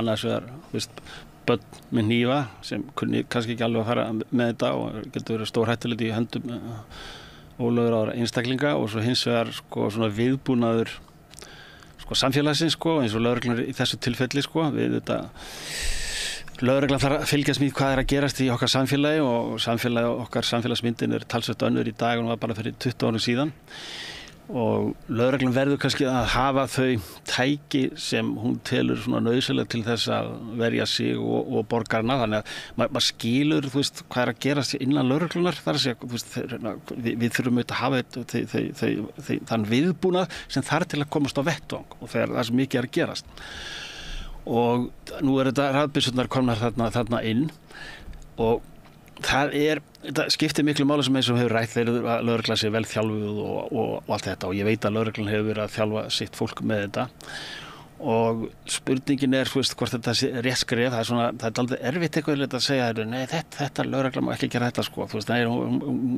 lögreglan verður að hafa kannski þau tæki sem hún telur sér nauðsynleg að hafa en það ekki þar með sagt og kannski með þetta að þessi vopnum sé alltaf beitt sko, ég meina þetta viðbúnaður sem þarna og síðan það spurning þegar eitthvað kemur upp og þá spurning hvort það beita þessu eða ekki.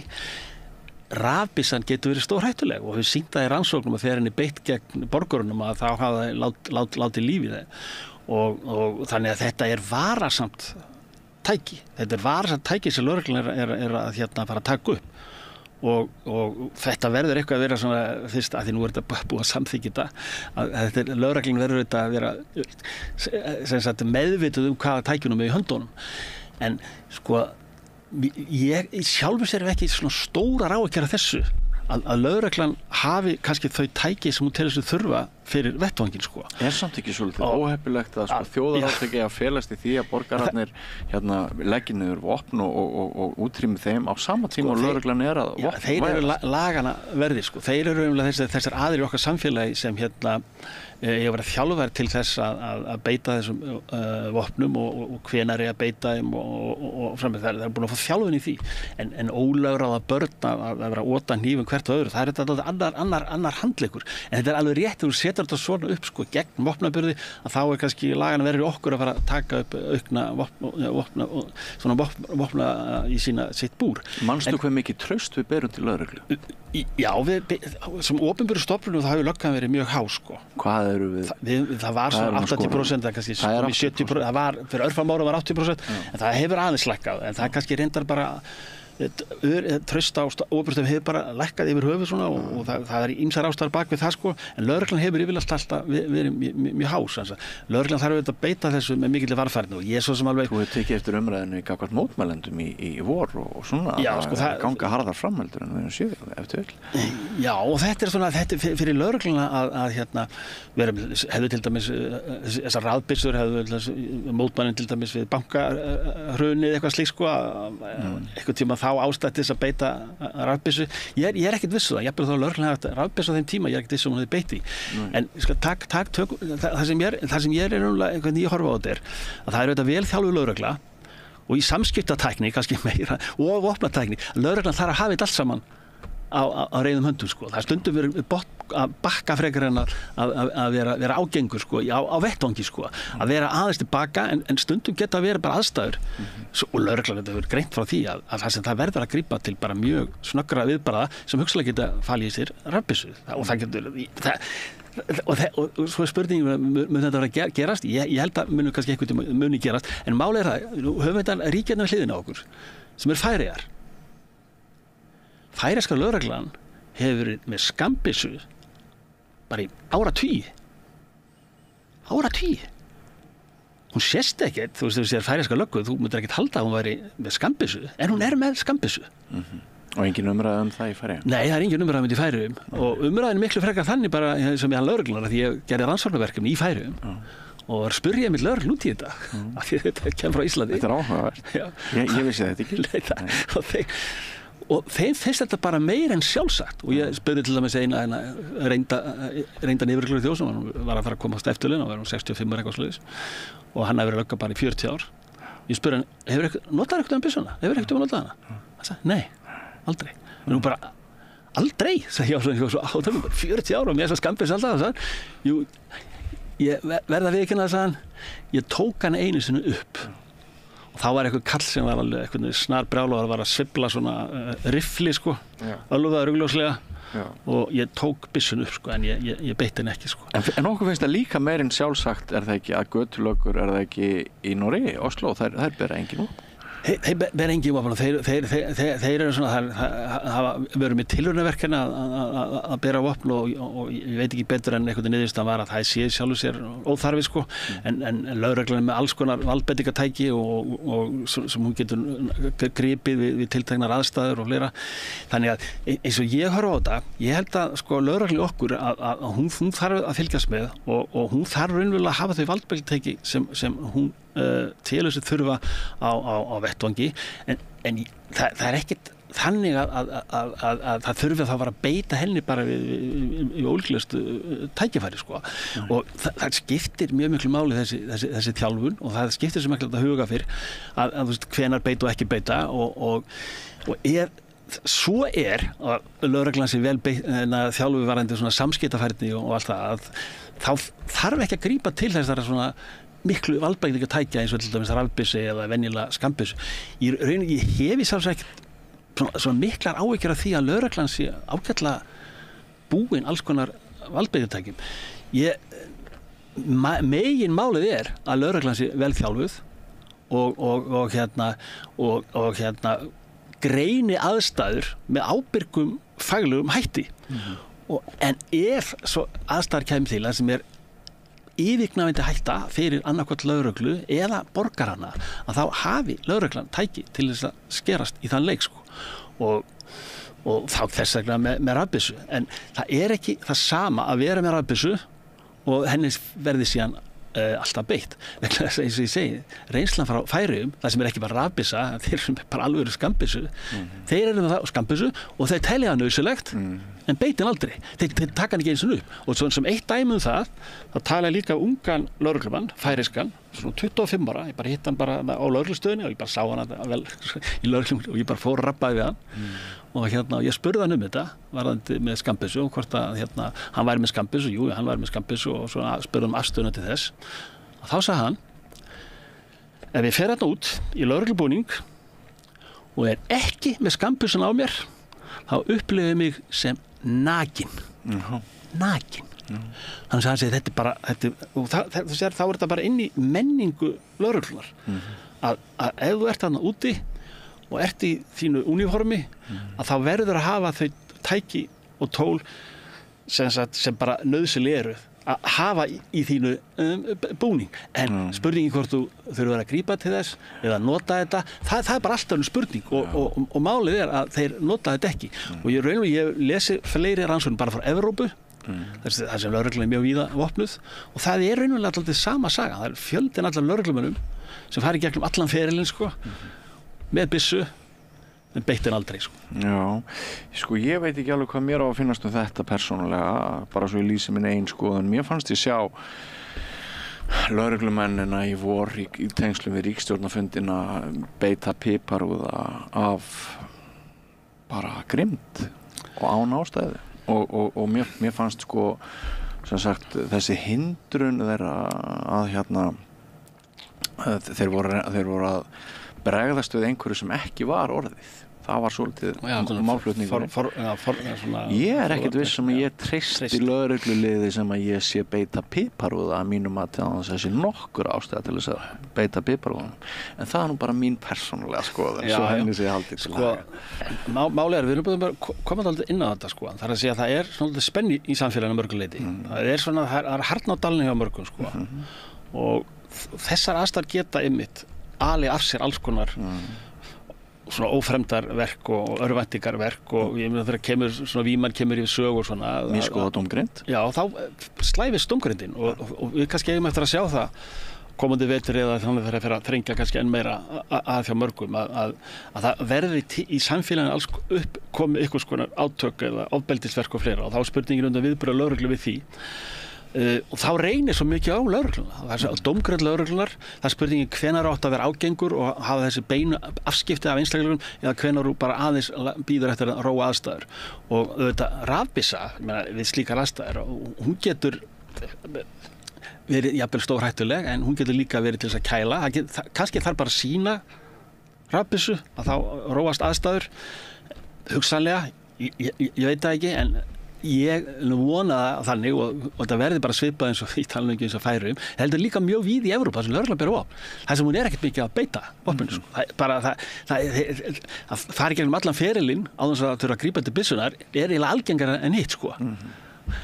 Aðalmáli er velþjálfuð lögregla sko og hún hafi þau tæki bara svona þarf en þá reynir á dómgreindina og líka og þú veist, já það þú segir þú bara kannski treystir ekki lögreglu bara í ljósi nýliðina atburða Mér fannst myndefnið sem ég skoðaði í vor ekki benda til þess að lögreglan hefði í öllum tilvikum tekið réttar ákvarðanir.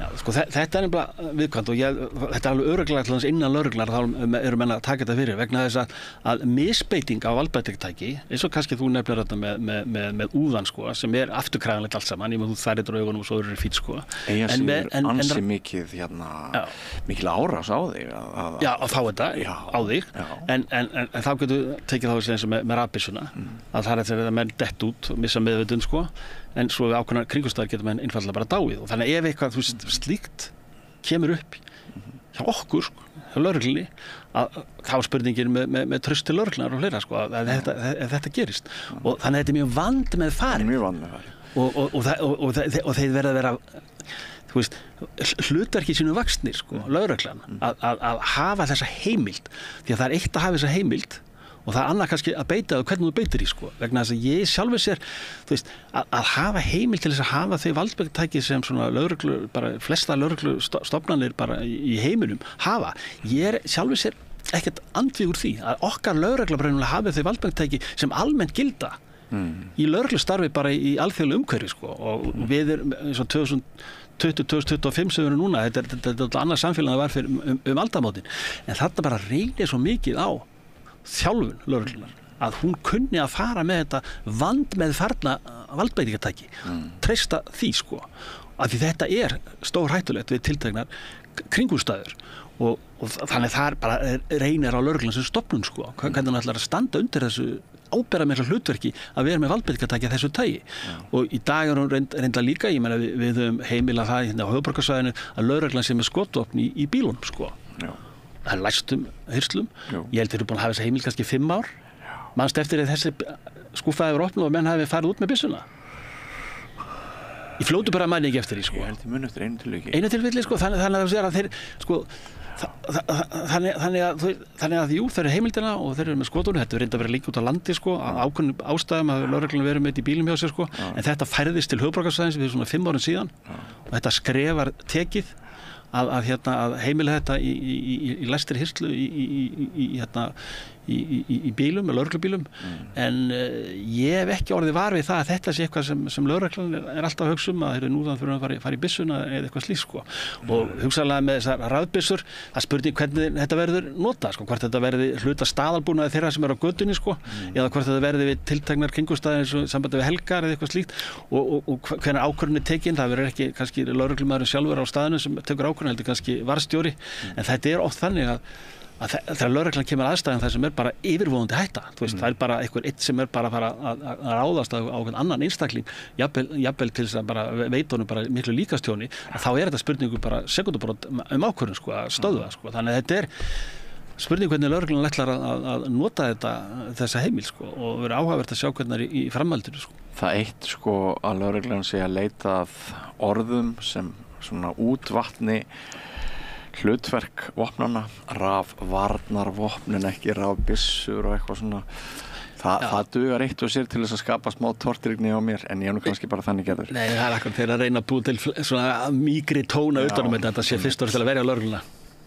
En Helgi Gunnlaugsson, þú ert búinn að sitja hjá mér hér í marathon viðtali, við erum búin að spjalla saman í 80 mínútur og ég held ég hafi sagt þér að við myndum kannski spjalla í korter eða svo, en það er samt ein spurning í lokin áður en við hættum. Sko, það eru ansi mörg morð í íslensku samfélagi, manndrápsmál að minnsta kosti og stutt síðan hjón virðast hafa verið myrt fyrir austan Neskaupstað og kemur ofan í ansi margt annað. Hvað er í gangi? Það er alveg rétt að við hefum fengið ansi mörg manndrápsmál núna allra síðustu misserum, fleiri en oft áður og svona hvað er í gangi sko. Þegar maður skoðar þessi manndrápsmál að þá er ekki alltaf þannig kannski að þau verið færð undir 211. hegningarlaga greinina ásetningsmorð, það er að segja að þetta sé sem er sko svona það sem að kallar morð þar sem þú fremur það þú drepur annan einstakling af ásetningi sko. Þessi manndrápsmál hafi ekki öll verið færð alveg undir það. Þau mál hafi verið þannig að það kemur í ljós að viðkomandi gerandi hann á einhvers konar andleg áskorunar að stríða og hefur verið úrskurðaður ósakhæfur og þá er viðkomandi sýknaður sko, og þá ferðan raunverulega ekki undir 211. hegningarlaga greina. Það eru nokkur þessara mála hafi verið slík sko. Nokkur þessara mála kannski líka enda sem sko svona sem alvarleg líkamsárás sem endar í dauðsfalli og er þess að ekki fært undir 211 sko. Þannig að ef við skoðum eingöngu þessa svona ákveðið 211 almenna hegningarlaga og þróuna þar á síðustu árum að þá er kannski þessi mikla aukning sem við sjáum, hún er kannski ekki eins áberandi. Þegar við förum í þessu gögn hjá ríkislögreglustjóra og skoða kannski síðustu 5 ára, 10 ár, þá sér maður ekki þessa miklu aukningu eins og maður sér að fréttaflutningi fjölda mála þar sem manndráp er að koma við sögu. Við erum að fjalla vanheilsu ekki síður en aukna árásargirni. Já, þetta er svona breiðara, það er kannski ekki alltaf fullur ásendingur á bakvið sko. Þetta er menn segja jú harmleikir, þetta er meira og minna allt harmleikir, persónulega harmleikir, en þetta eru oft tengt svona kannski áfengis og vímuefnum, þetta tengist því að menn er ekki alveg sjálfráður gerða sinna þegar þetta gerist.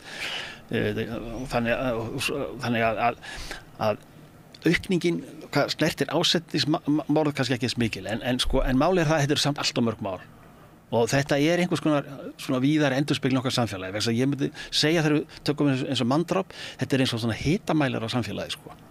Hvernig er ástandi, við erum bara eins og læknar við skoðum bara hérna og þetta er það endurspeglun á einhverjum mælirinn er á rauðu. Já, mælirinn er alltaf á rauðu og manni verður alltaf bilt við að sjá þetta er ansi reglulegt og við erum að tala um kannski 10 manndráp á 1,5 ári sem er bara allt og mikið. Litla saklausa Ísland hvað? Já, þetta er bara mjög dapurt og við þurfum að skoða með þennan félagslega veruleikann á bakvið en þetta er endurspeglun á einhverjum svona vanda þar sem einstaklingar eru svona einhverju leyti oft á jaðrinum, oft mjög erfiðar aðstæður og það tengist þess oft áfengis- og vímuefnaneysla, erfiðar efnahagslegar, félagslegar aðstæður sem enda í þessum harmleikjum sko og hérna þannig að bara skoða þetta bara í líki samhengi svo við með vopnaburðina og ungmenni sem við erum búin að vera að gera núna því að það mörguleiti sömu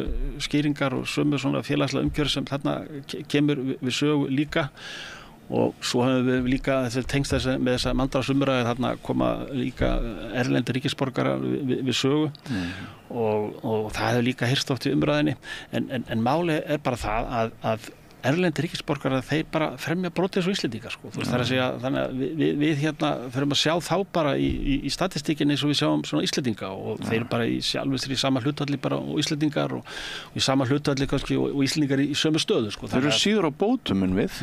Já sko það er svo merkilegt allavega sko með erlenda ríkisborgara sem er hérna og það eru sumir þessara sem kannski jafnvel búa ekki hér á landi en jú, erlenda ríkisborgara sem búa hérna og þeir bara fremja brot eins og aðrir Íslendingar en kannski vekur alltaf meiri athygli hlýtur yfir útlendingur eitthvað svona og jú, þetta hlauta yfir útlendingur en við auðvitað Íslendingar innfættir að við fremjum brot bara eins og aðrir en það er með innflytjendur sko, þeir eru ekki á elliheimilunum okkar Nei. Þeir eru ekki öldrunarheimilunum þeir eru bara að skaffa starfsfólki þeir eru bara starfsfólki á öldrunarheimilunum sko. En þeir eru ekki fannar að vera að liggja þar sko. Þeir eru ekki mikið heldur inn í bara á sjúkrastofnunum sem kannski snúaði bara tilbaka í kringum öldrun það má vera að þeir gera það en þeir munu örugglega að fara á öldrunarheimilin hjá okkur þeir munu fara inn á sjúkrahúsum með sama hætti þannig að það eru svona ákveðnar stofnanir og sérstaklega kannski svona velferðarstofnanir hjá okkur það sem útlendingarnir eru ekki eins og maður segir svona einhver áþjáni eða eitthvað slíkt eða liggja á þessum velferðarstofnunum þess að þeir eru bara fulli á vinnumarkaðunum þeir eru á þeim aldri sko og þetta eru oft aðeins meira kallar en konur en hvort tveggja þessir hópar eru bara meira og minna bara fullu að halda okkar samfélagi gangandi sko en þeir eru líka eins og innflytjendur og þeir eru oft þeir eru í nýju landi og það skortir kannski félagslega umgjörð sem er kannski meiri meðal innfæddra sem er svona almennt séð kannski í meiri áhættu fyrir ýmiss konar áhættuhegðan hvort sem maður afbrot eða bara áfengisneysla og vímuefnaneysla þannig að þeir og það kemur til vegna þeirra umgjörðin hjá þeim er kannski ekki eins þéttskipuð eins og í okkur sko að þeir koma einir hingað eða fáir og er að starfa við erfiðar aðstæður sko en þannig að þeir eru raunverulega bara eins og Íslendingar en kannski aðstæður þeirra stundum eru aðrar sem gera verkum að breytni þeirra verður eitthvað geta orðið önnur sko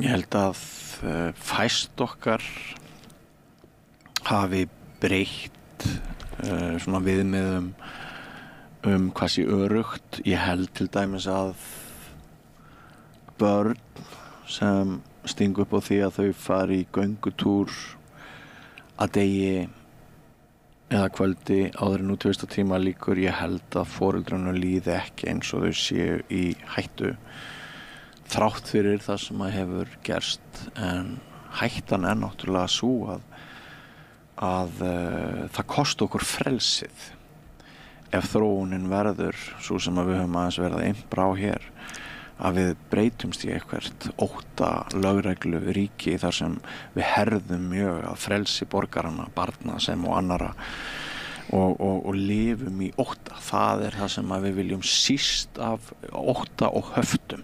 Það er það sem við viljum síst af öllu verða, ekki satt.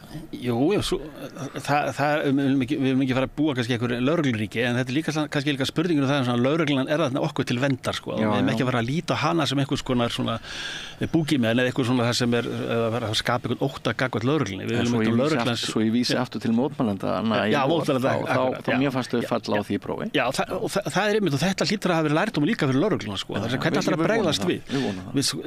Eins og með bankahrunið, sko. Ég held að almenna lærdómur þar að lögreglan hafi bara brugðist mjög vel við í þetta bankahrunið. Sagan segir það. Já, sagan segir það, sko. Og við þurfum auðvitað að halda því áfram og að læra þessu með mótmælin, sko. Þannig að svona, já, að lögreglan sé þarna svona í þjónustuhlutverki til að verja okkur. Við þurfum að líta á hana kannski dálítið þannig, sko, með það, sko. En hérna, sko, með En ertu sammálaðið við erum ekki ennþá farin að breyta hegðun okkar, við erum ekki ennþá, en við getum nálgast það. Nálgast það, sko. Málið það að til fjölda ára með kollegum mínu þá hafa við verið að mæla svona öryggi fólks í sínu umhverfi, sko.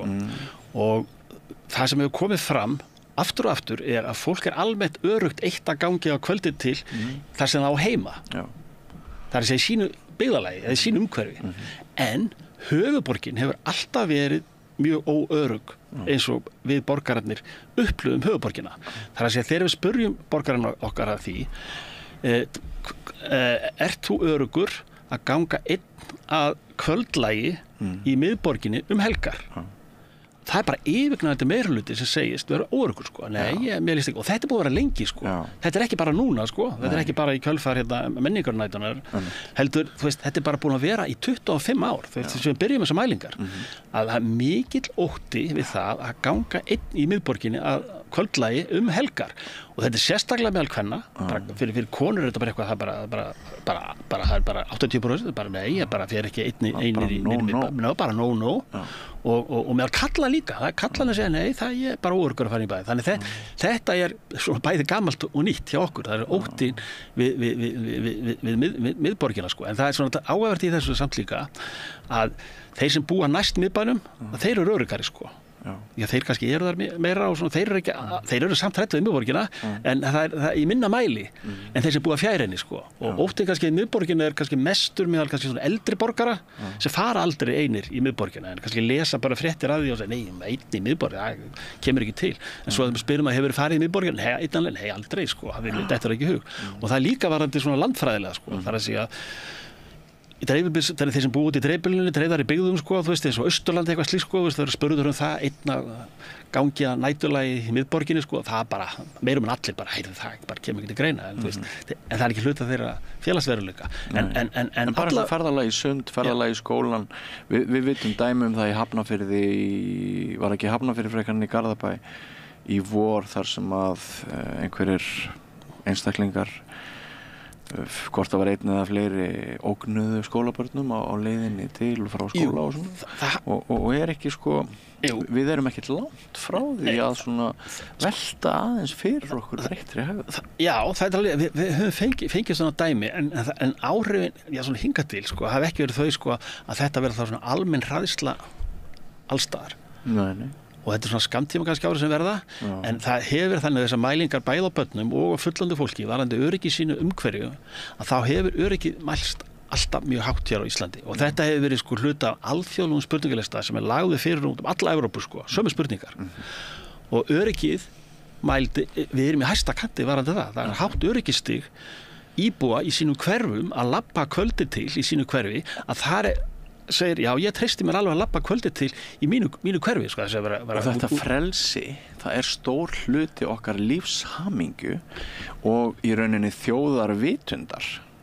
Já, við vitum alþjóðlega mælingu að Ísland er friðsöm þjóð og það er frábær tilfinning að upplifa sig öruggan, hvort sem þú ert að labba á Esjuna eða kvöldlægi eða bara á milli hverfa hérna. Já, þannig að þetta er eitthvað sem við höfum svona verið getur verið stolt af, sko. Það er að segja öryggisstigið í þínu eigin umhverfi er hátt en miðborgin alveg sér kapítulinn, þannig það er ekkert nýtt, sko. Nei, menn hafa sýnt ótta gagnvart miðborgin í mjög langan tíma, því að þar eru auðvitað skemmtarnalífið, það eru barirnir og þar er mikill fjöldi á tiltölulega litlu svæði og þú upplifir óöruggan að fara að labba einn í gegnum þennan mannfjölda, sko. Erlendu ferðamennir vita ekkert þetta. Þeir vita ekkert þessar rannsóknir sem þú Nei, þeir eru bara að skemmta sér eða bara verið að horfa á þetta bara og upplifa sig örugglega mjög örugga bara með góðir ástæður. Jú, ég held að það sé nú bara nokkurnu rétt í það, sko, með það, sko, en fyrir okkur Íslendinga því að það hafa alltaf komið upp svona mál í miðborginni af og til alltaf, þannig að við svona berum smá kviðbúa fyrir því, sko, og vitum að þarna eru margir ölvaðir og við viljum ekkert vera að labba þetta í gegn, sko, svona vera einna og ferði kannski eftir miðnætti og þess að vitum að það er mikið af fíkniefnum og það er alls konar fólk sem er í misjöfnu ástandi, dómgreind er kannski ekki alltaf búið besta, þú veist, menn er að fleygja kannski flösku eða glasi og þú vilt ekki verða fyrir því, sko, þú veist, eða abbast upp á einhverja, sko, þannig að þar virðist vera svona óöryggi gagnvart þessu svæði, sko, en óöryggi fyrir utan það þá virðist vera mjög hátt öryggisstig varðandi Íslendinga og þær mælingar sem við höfum verið að gera núna. Og við viljum hafa það þannig. Og viljum hafa þannig og þetta viljum við líka miðborgin sé örugg og við upplifum hana sem öruggur í miðborginu og þetta dæmið sem kom upp þarna á menningarnóttinni, það setur upp á okkur öllum og mun örugglega gera það verkum að ótti við miðborgina hann mun bara aukast. Sko. Já, og svo sjáum við allt verða vitlaust út af rauðu glimmeri á herðum ráðherra. Sko. Já, sko, ég er ekki ég veit að sko, en varandi það sko, menn vissi ekki hvað það var, sko. Það er líka það, sko, þú ert bara í háskólanum, þú ert að halda eitthvað erindi, svo bara allt í einu stekkur einhver manneskja fram og hendir einhverju efni á þig, þú veist ekkert hvað það er. Nei, svo var þetta bara saklaust, sko. Þetta var frekar saklaust, en enn en ekki á mómentinu, sko. En vitnað til þessa sem einhvers hvarpunkt sem breytti allir öryggisgæslu ráðamann og eitthvað svoleiðis. Ég kaupi þetta ekki.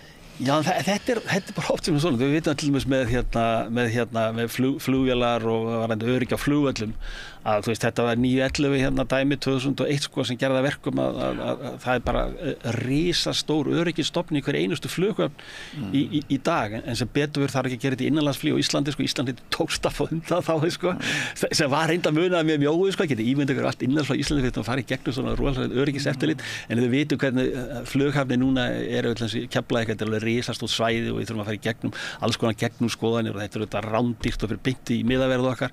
Þetta er bara þetta 2001 dæmi sko, þú veist, og þar var svo var í kjölfarið, það var einhver sem var tekið með mögulega eitthvað sem var í skónum á honum sko, þú veist, og það var tekið og það var reyndar ekkert í skónum en þá fór maður að segja því að skónir og núna þarf maður ofta að fara úr skónum til dæmis í viðri flughafni, þannig að það er oft þannig sko að það gerist atburður og það breytist allt í kjölfarið, það kemur upp eitthvað bara, þess vegna alvarlegt afbrot eða eitthvað alvarlegur atburður og þá breyta samfélag gjörsamlegum kúrs. Til dæmis hvers vegna er dönsk lögregla öll vopnuð?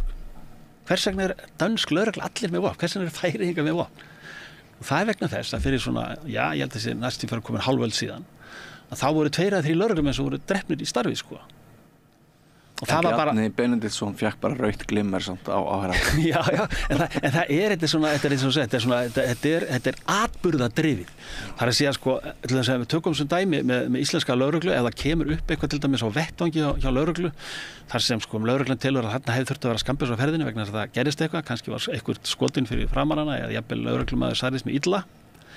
Atburðar þessi tagi myndi gjörbreyta viðbúnaði lögreglunar til framtíðar sko. Þannig að þetta er atburðadrifið og þannig hefur þetta gerst með þróun lögreglan því ég skoða þetta og lesið þetta hvernig lögreglan smá saman vígbúast alltaf það er alltaf vegna það eitthvað sem gerist sem ýtir á það að menn raunverulega fari að vígbúast meira sko. Þannig að það er það og þannig að þessi atburðarna sem á saklaus með Bjarna Ben sko, það hefur kveikt sko þá sem ber ábyrgð á yfirvöldum í Íslandi sko, þeim hefur brugðið. Það skiptir nú líka máli hver á í hlut, það er nú ákveðin forréttinda hyggja hér og við fáum nú ekki öll sömu meðferð eftir því hvort á okkur er brotið eða ekki. Það má vera sko, það sé munur á forsætisráðherra og einhverjum óbreyttum borgara sem fær rautt yfir sig í skólastofunni sko. Manni skilst að sum innbrot séu varla rannsökuð af því að það er við vegum og metum staði mishættulega í þessu samfélagi. Já, og það kemur forgangur hjá lögreglu sko, það er að raða upp verkefnum í mikilvægi þessu röð sem það er efsta forgang. Já, einmitt. Það er yfirvöldin kannski sko á öryggi þeirra en kannski aðrir ekki eins mikinn forgang. Einmitt. En Helgi Gunnlaugsson, afbrotafræðingur, það er búið að vera mjög áhugavert og gagnlegt vona ég fyrir ykkur áhorfendur og hlustendur að sitja hér og heyra þig ausa úr þínum viskubrunnum. Þetta er málmálanna, við erum öll slegin og marin og blá og það er ótti, reiði, sorg. Þótt við höfum reyndað svona inn á milli að tæpa á léttum strengjum, þá líður okkur öllum bara ansi illa. Við erum stöndum, okkur finnst eins og við stöndum að einhverjum krosskotum og við viljum komast heil heim. Er það ekki bara þannig? Jú, þetta er góð lokaorð. Og að því sögðu þá förum við í aðra sálma. Með því að ganga í leigjendasamtökin styður þú baráttu leigjenda.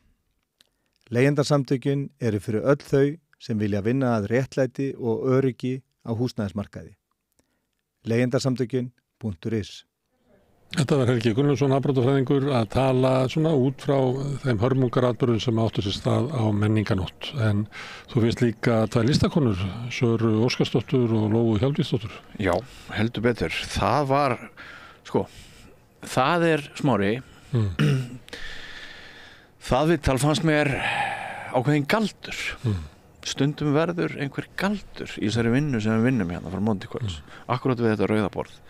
Þær höfðu aldrei hist áður, þessar tvær. Ég hafði bara hitt aðra þeirra og ekki oft og aldrei hinna. Og svo setjumst við bara einhvern veginn þrjú hérna niður og ræðum samfélag sem borið hefur á leið í 1 klukkustund og mér fannst verða einhver galdur. Það verður einhver það verður einhver svona einlægur galdur. Fólk leggur sig í líma við að gera allt sem það getur til þess að koma samfélagi sem hefur vilsta leið aftur á braut og þær voru svo frábærar, fannst mér, í greiningunni, hvernig Sara ræddi til að mynda áherslur okkar á velferð barnanna sem birtast meðal annars í því að við sviptum þau klukkutímanum sem þau höfðu áður aukalega í sundlauginni og við venjum þau við þá hugmynd að þau séu ekki nógu góð til þess að hafa skólastofur, það sé nóg að hýsa þau í gámum á skólalóðinni frá Montikvölds á sama tíma og það er þetta botnlausa bruðl, brjáluð misskipting og alls konar eyðsla í alls konar hluti sem við þurfum ekki. Þá er þetta forgangsröðunin og hvernig hún nálgaðist meðal annars bara þessi ofbeldismál, börnin, afbrotin, hnífamálið og fleira út frá þessu sjónarhorni, mér finnst það alveg magnað og hvað var það hana Lóu Hjálmtýsdóttur, þá náttúrulega skrifaði hún bara pistil í vísi sem að mér er til efs að nokkur pistil hafi vakið aðra eins athygli síðustu mánuði og sá. Þannig að já, ég var mjög ánægður með þetta viðtal. Það er mjög gaman í að eiga svona samtala sem að verður til eitthvað svona, eins og eitthvað nýtt á milli fólks. Algjörlega. Við erum ekki alltaf bara að sturta af fólki, heldur í góðu samtali þá verður eitthvað nýtt til. Já, og það er eitthvað við þetta stúdíó hér verður stundum þessi galdur. Gott að það. Við skulum hlusta á Söru Óskarsdóttur og Lóu Hjálmtýsdóttur, listakonurnar, ræða við Björn ástandið í samfélaginu og sérstaklega það sem stýrað börnum.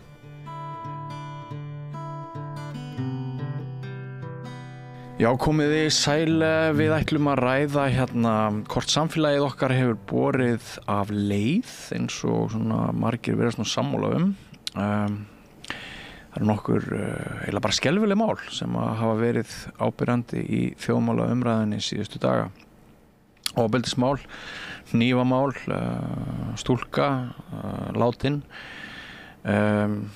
alls konar göt í kerfinu og óöryggi, kannski svolítið drastískar aðgerðir sem er verið að grípa til á sömu stöðum eins og við veitum ekki alveg hvernig við að bregðast við hinn og þessu. Við erum svolítið óviss það hvort við erum góð við börnin okkar, hvort við erum sannarlega að gera það besta fyrir börnin okkar, áhyggjur af þeirra framtíð. Og það eru komnir til mín 2 listamenn. Sara Óskarsson, velkomin. Takk. Og svo hins vegar Lóa Hlín Hjálmtýsdóttir, verið báðar velkomnar. Þú ert sem sagt tónlistar og myndlistarkona, en þú heldur þig að mestu leyti við myndlistina, ekki satt? Já. Þið eru báðar manneskjur sem látið samfélagið ykkur varða, ykkur er ekki sama. Það er til dæmis stutt síðan þú skrifaðir greina á Vísi Lóa sem vakti mjög mikla athygli. Ég var að nefna þarna hnífamálið og það mætti líka nefna undrun okkar gagnvart fatlaða drengnum sem á að senda úr landi, jafnvel út í opinn dauðan. Geturðu byrjað á að, svona fyrir þá sem ekki hafa lesið pistilið þinn, að segja okkur aðeins af hverju þú skrifaðir þennan pistil og svona hver kjarnin í honum er? Já, hann fjallar ekki málið á menninganótt. Þegar mér fannst að vera of stutt síðan að það gerðist. Og Já, hann fjallar hvernig fólk gleymir að hugsa sjálfstætt og bara einhvern veginn bara tekur einhverjum reglum eins og náttúrulögmálum og bara í skjóli þess bara tekur hræðilegar ákvarðanir og bara vinna vinnuna sína og einhvern veginn samþykki eitthvað sem í raun og veru ekki eðlilegt eða siðlegt. Það bara einhvern veginn hægt og rólega verður einhver regla æðri heldur en það sem væri betra eða réttara eða sanngjarnara eða skilji. Já, það ekki meðal annars að tala embættislausa embættismenn. Já. Já.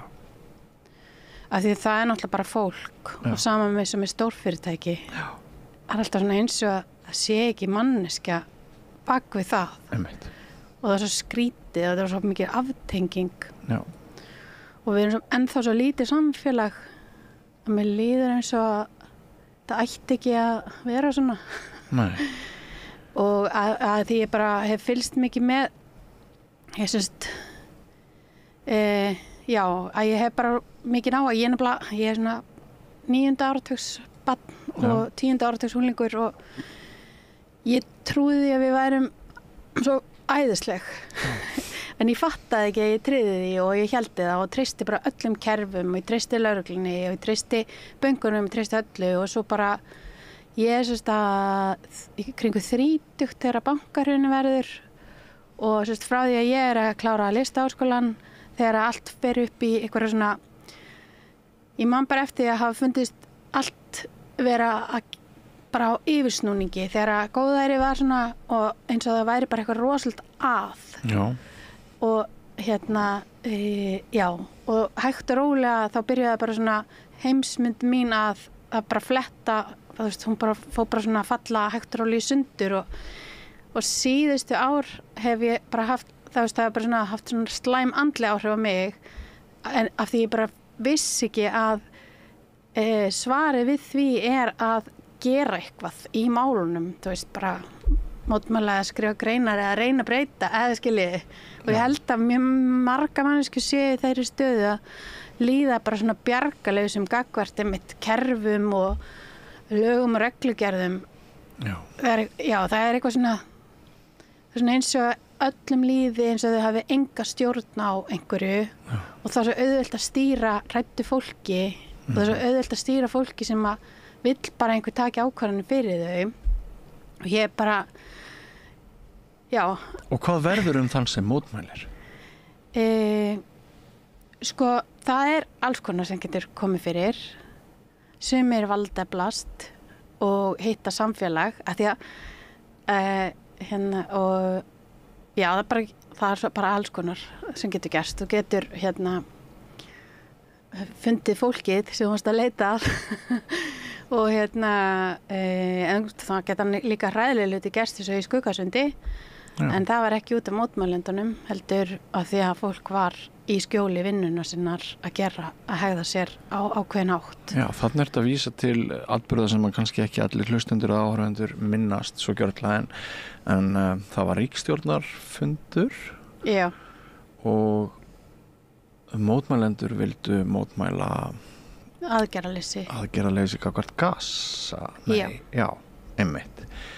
Og leggjast þeir á jörðina? Hluti af þeim leggst í götuna en það var hægt að keyra fram hjá þeim. Já. Og Pétur Eggerts er búinn að bara greina þetta. Já. Hann er með myndbönd á netinu. Hvað gerist þá þegar fólkið ætlar að mótmæla friðsamlega? Lögreglan bregst við á mjög ofbeldisfullan hátt og já, og fer að úða piparúða í andlita fólki og hrinda þeim í jörðina og bara draga fólk eins og einhverja kartöflupóka og já, og fara bara einhvern veginn já, mér finnst þau ganga bara yfir. Varstu á svæðinu sjálf? Nei. En þú var bara séð myndir af þessu? Já, ég var ég bara séð myndir af þessu og hef rætt við fólk sem að var á staðnum. Já. Og já. Já. Þannig að eins og þú nefndir, við trúðum á kerfin okkar. Já. Og við vorum kannski svolítið blind á einhverju tímabili í þeirri trú, svo bregðast þau og við ætlum að mótmæla því að þau hafi brugðist og þá okkur svarað með þessum hætti. Já. Og síðan að þetta gerist hafa komið upp mörg mál sem að svona enn fremur skekja þjóðarsálina og spyrja stóra spurninga á hvaða leið við erum, ekki satt. Og samanber þetta sem þú segir þú kallar það þú talar sem sagt munin á ílsku, hvort það svona lágkúruleg kerfisílska, getur maður ekki sagt það, eða svona djöfuleg ílska. Getur aðeins farið við það með okkur? Já, ég að vitna í Hönnu Arendt, en hún talar lágkúru ílskunar. Já. Já, ég ætla bara að útskýra. Ég sem sagt í grunninn manneskja sem með svona, ég forðast helst erfiða hluti og hefur breytt mörgum árum í að lesa skáldsögur. Já. Og stundaði mikinn veruleikaflóta og sjónvarpsgláp og bara allt sem ekki að horfast í augu við eitthvað ástand. Og mér finnst trúlegt að bara svona með hvað ég sé í kringum mig og bara svona fólk eins og núna, þegar bara einhvern veginn það stari bara framan í andlitið á þér óréttlætið og það sást líka bara í COVID þegar hvernig bólusetningum var útdeilt, þá var maður bara svona já, þú getur ekki lengur talið trú að heimurinn sem við búum í sé góður og kerfin sé góð. Það bara, það búið að fullreyna kapitalisma til dæmis. Þegar bara eins og Bandaríkin, þeir eru komin bara á endastöð, við erum komin á fáránlegan stað, eins og útlendingalöggjöfin nýja og allt þetta bara að það alltaf verið að reyna að segja að það sé verið að vernda þið fyrir einhverjum ótta og það fólk sem myndi þetta ríkt fólk að hræða milliríkt fólk með fátæku fólki og það það verið að reyna að stýra fólki með ótta og einhver svona og kynda undir bara svona útlendingahatri og það bara svo mikil misskipting í heiminum og bara síðustu ári bara búin að sýna fram á það svo erfitt það svo erfitt að láta eins og það sé ekki satt og já, ok, ég bara útskýra ég að lesa núna ég að reyna að lesa bækur sem eru eftir stjórnmálafræðinga og heimspekinga til þess að reyna að skilja heiminn og vera ekki að finna upp eitthvað hjólið mér langar bara að skilja og mér langar að skilja hvernig hægt að koma í veg fyrir eitthvað og að mér líður allavega eins og það sé bara byrjun að skilja og ég hef óslega mikið áhuga á því að ég var bara að lesa bækur eftir Hönnu Arendt og og fannst þetta svo heillandi af því að þetta rýmar svo rosalega mikið við og það var að fjalla núna ég að lesa bók sem heitir Af ást til heimsins og það greinasafn, þýddar greinar og bara umfjöllum hugmyndir þessar konu og þetta er mjög áhugaverður og hún er eiginlega heimspekingur en hún er líka eiginlega stjórnmálafræðingur hún er svona einhvern veginn og hún er fyrir utan allt þannig hún hefur svo skýra hún getur horft á hluti utanfrá og mér fannst þetta bara vera svo áhugavert af því að hún er bara að lýsa ástandi sem ég er að horfa upp á með að lesa fréttirnar og fylgjast bara með einhvern veginn og þessi lágkúrulega ílska sem tengist sem sagt því sem þú ert að ræða hún birtist í kannski því að embættisfólk aðhefst ekki, það tekur ekki sjálfstæðar ákvarðanir það finnur ekki manneskjuna í sjálfum sér, það skýlir sér bakvið einhver kerfi sem er ein á þeim ástæðum sem er ein ástæðan fyrir því að við erum komin á þann stað sem við erum núna. Já, og fólk einhvern veginn og þú ert bara búin að horfa á vinstri sinna stjórnmálamenn einhvern veginn búin að vera að reyna að segja þér að það skipti máli hver stjórnar og svo skipti það einhver máli og já, það einhvern veginn ég var að reyna að útskýra fyrir sjálfur mér og vonandi öðrum að það ekki hægt að segja bara þessi maður var bara siðblindur brjálæðingur og þess vegna skiljiði, þú veist bara Adolf Hitler? Já, og bara alls konar fólki gegnum söguna, þú veist einn brjálaður maður getur ekki gert neitt ef að fólk stoppar það, þú veist, þú getur ekki gert svona hræðilegt samfélag ef að með einni mannsku, þú veist, það er svo margir sem þurfa að taka þátt til þess að eitthvað verði að, þú veist, það þarf að vera jarðvegur og þú veist, hægt og rólega og núna til dæmis bara eins og hvernig verið að ala á útlendingafordómum hérna, þú veist, þetta bara hluti sem og þetta hefur gerst áður já. Og birtist það í Jassan málunum? Meðal annars af því hann líka hérna hann bara svo skýrt dæmi mannsku sem að þú sem manneskja ættir að hjálpa. Já. Þetta er barn. Það ætti bara að vera sátt það án þess að við þurftum að ræða það lengi. Já, hann með svona, hann líka mann sem bara hrörna. Landið hans í tætlum. Já. Það þjóðamál í gangi. Þú veist, bara hvernig gætir í alvörinu bara lesi skýrslu eða bara reglugerð eða eitthvað og veri bara, já, hörru, við getum bara sagt nei, það stendur hérna, við getum það.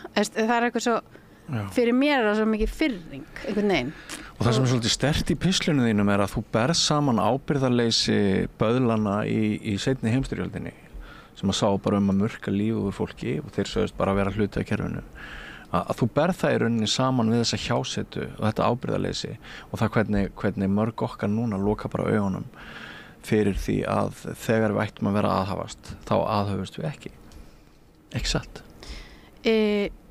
Jú, en ég ekki að segja að fólk sé almennt líklega til að vera böðlar í, ég bara að segja, þú veist, hljómar svona, já.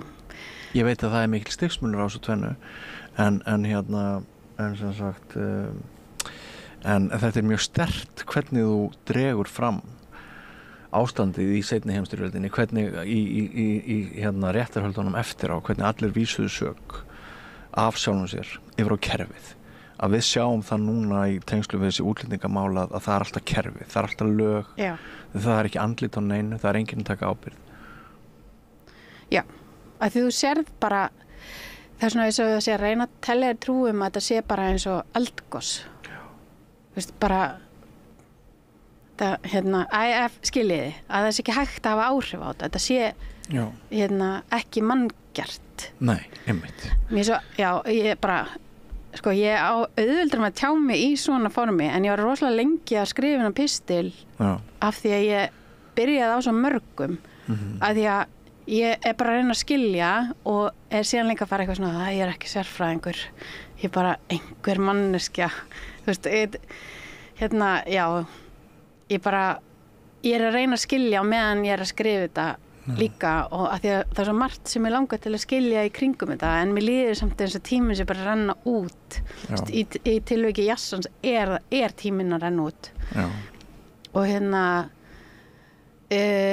já en þetta svo þetta bara svo marglaga þetta er marglaga, þetta er flókið og þú veist, ofbeldisárásir unglinga eru þetta er bara svona ein birtingamynd af hvernig við sem fullorðið fólk erum að bregðast þetta er bara, mér er svo erfitt að tala skýrt þetta því að mér líður bara eins og þetta sé bara svona alltaf hellast yfir okkur einhvern veginn. Við erum kannski miðri vakningu akkurat nú. Já. En það er svo mikilvægt að hvert og eitt okkar einmitt tjái sig þótt við séum ekki sérfræðingar kannski erum við bara búin að fá nógu af þessum sérfræðingum öllum kannski það akkurat sko fólk á holdi og blóði sem að kemur heiminu til bjargar en ekki sérfræðingarnir en Sara í tengslum og sumpart pínleiti tengt þessu sem að við Lóa höfum núna verið að ræða þá rak ég augun í athugasend frá þér á samfélagsmiðlum fyrir nokkrum dögum sem ég varst mjög áhugaverð og það var svona umræða það sko hvað skýrir það að dæmis þetta hræðilega hnífamál getur komið upp og óttan sem í samfélaginu og svona og þú varst í rauninni að skrifa að það væri svona vísbendingar það að við þessi fullorðnu okkur þætti svo vænt okkur sjálf og værum svo miðuð við okkur sjálf að við gleymdum þörfum barnan okkar. Getur aðeins nefnt fyrir mér dæmin sem að þú reifaðir? Sko, það sem ég átti við raunverulega það að samfélagið og hvernig það hefur þróast, bæði pólitískt og bara menningin, lenskan, orðin þannig að börn og ungmenni eru ekki í forgangi hjá okkur. Þau eru ekki í forgangi hjá stjórnmálamönnum og ég held að flestir foreldrar elski börnin sín út af lífinu sem nú ástæðan fyrir því að það eru allir gjörsamlega miður sín yfir þessari atburðarás á menningarnótt og afleiðingum hennar. Aftur á móti þá hefur gleymst, og ég sammála Lóu með þetta, það hefur gleymst þetta mannlega, þetta mennska og það sem skiptir máli, sem skiptir höfumáli. Og það eru börnin okkar og unga fólkið. Og tökum sem dæmi, eitt dæmi sem ég tók í þessari athugasemd sem þú vísar til, eru skólarnir. Þeir eru allir að mygla í sundur og það bara staðreynd. Og það að valda börnunum heilsufarstjóni og leiðin til þess að bregðast við því að setja gáma á skólalóðina. Og það jafnvel komið það langt að það má ekki lengur tala um gáma.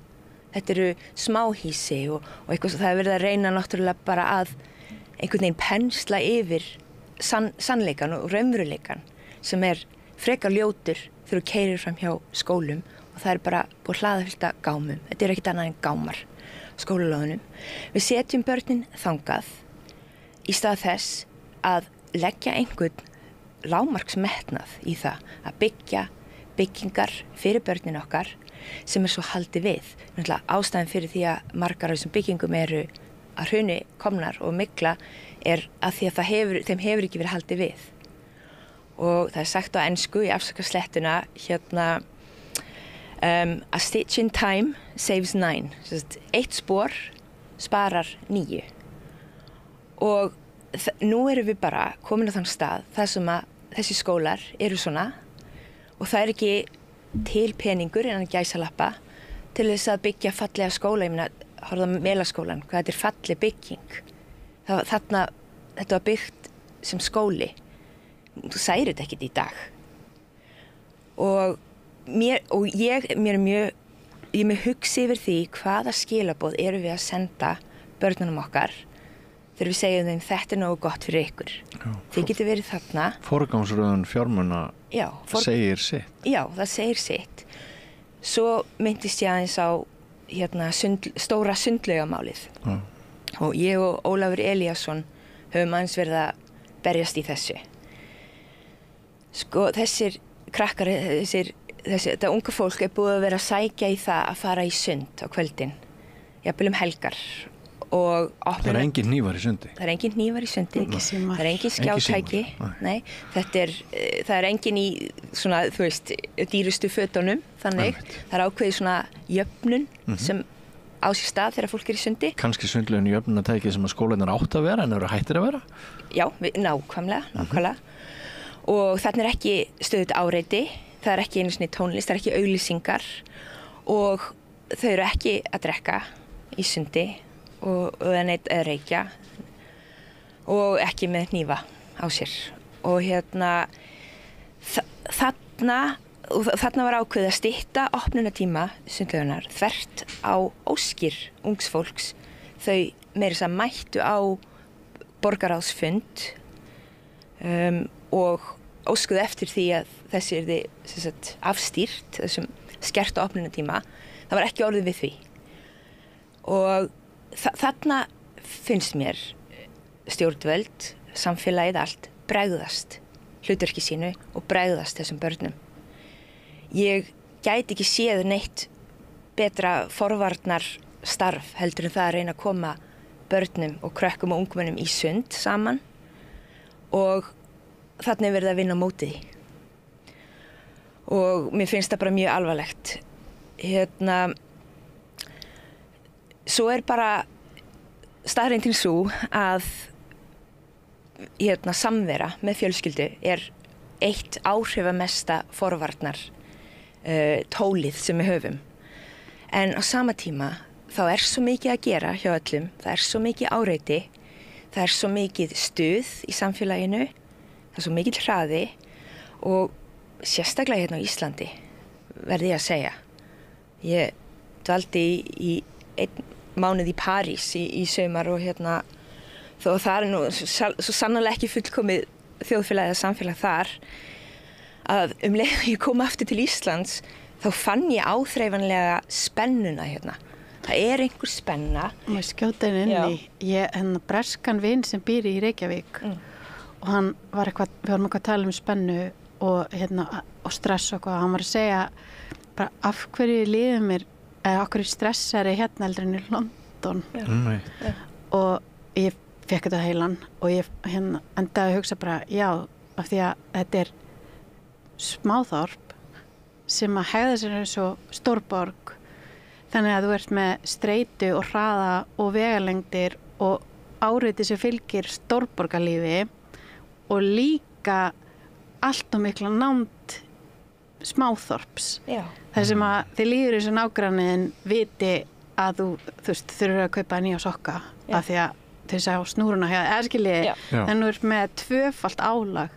Þetta var mín kenning og hann bara já, ég held sér rétt. Já, þetta hárrétt. Þetta mjög flott kenning. Já,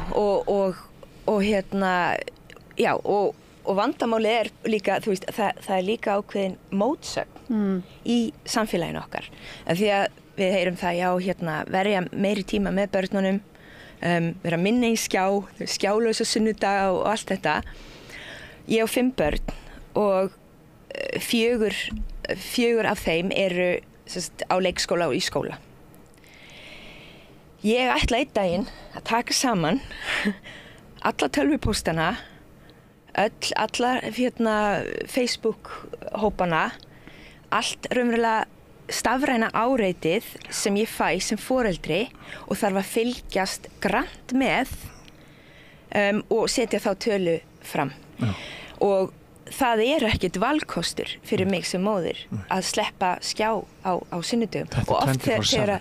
Þetta 24/7. Þetta það og það eru Facebook-grúpur út að fylgjast með og það oft lítill fyrirvari, þú veist, það rauður dagur á morgun, grænn eða fjólublár eða sparinesti eða bara e-mail einhverjar hugrenningar.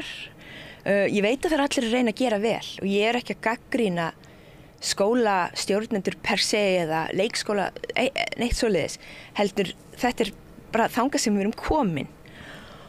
Og oft þegar ég með mitt móður samviskubit yfir því að vera í skjá og þau eru að reyna að tala við mig, þá ég einmitt að leysa úr einhverju sem bara tengist þessu. Þegar ég var barn, þá fór maður heim með 1 blað á mánuði. Já, og líka að þetta nefnilega líka munur, þetta vinnur gegn jöfnuði vegna þess að börnin sem eiga foreldra sem eru kannski bara í aðstöðu, bara út af einhverju ástæðu, bara út af veikindum eða einhverju getur ekki að tungumála aðgengi, getur ekki fylgst með öllu og það fólki sem mun missa á þessu sparinesti og það í staðan fyrir að þetta sé einhvern veginn tækla öðruvísi, margt af þessu bara algjör óþarfi eins og allir þessir symbolísku dagar átaks. Akkur gera þau ekki bara eitthvað verkefni?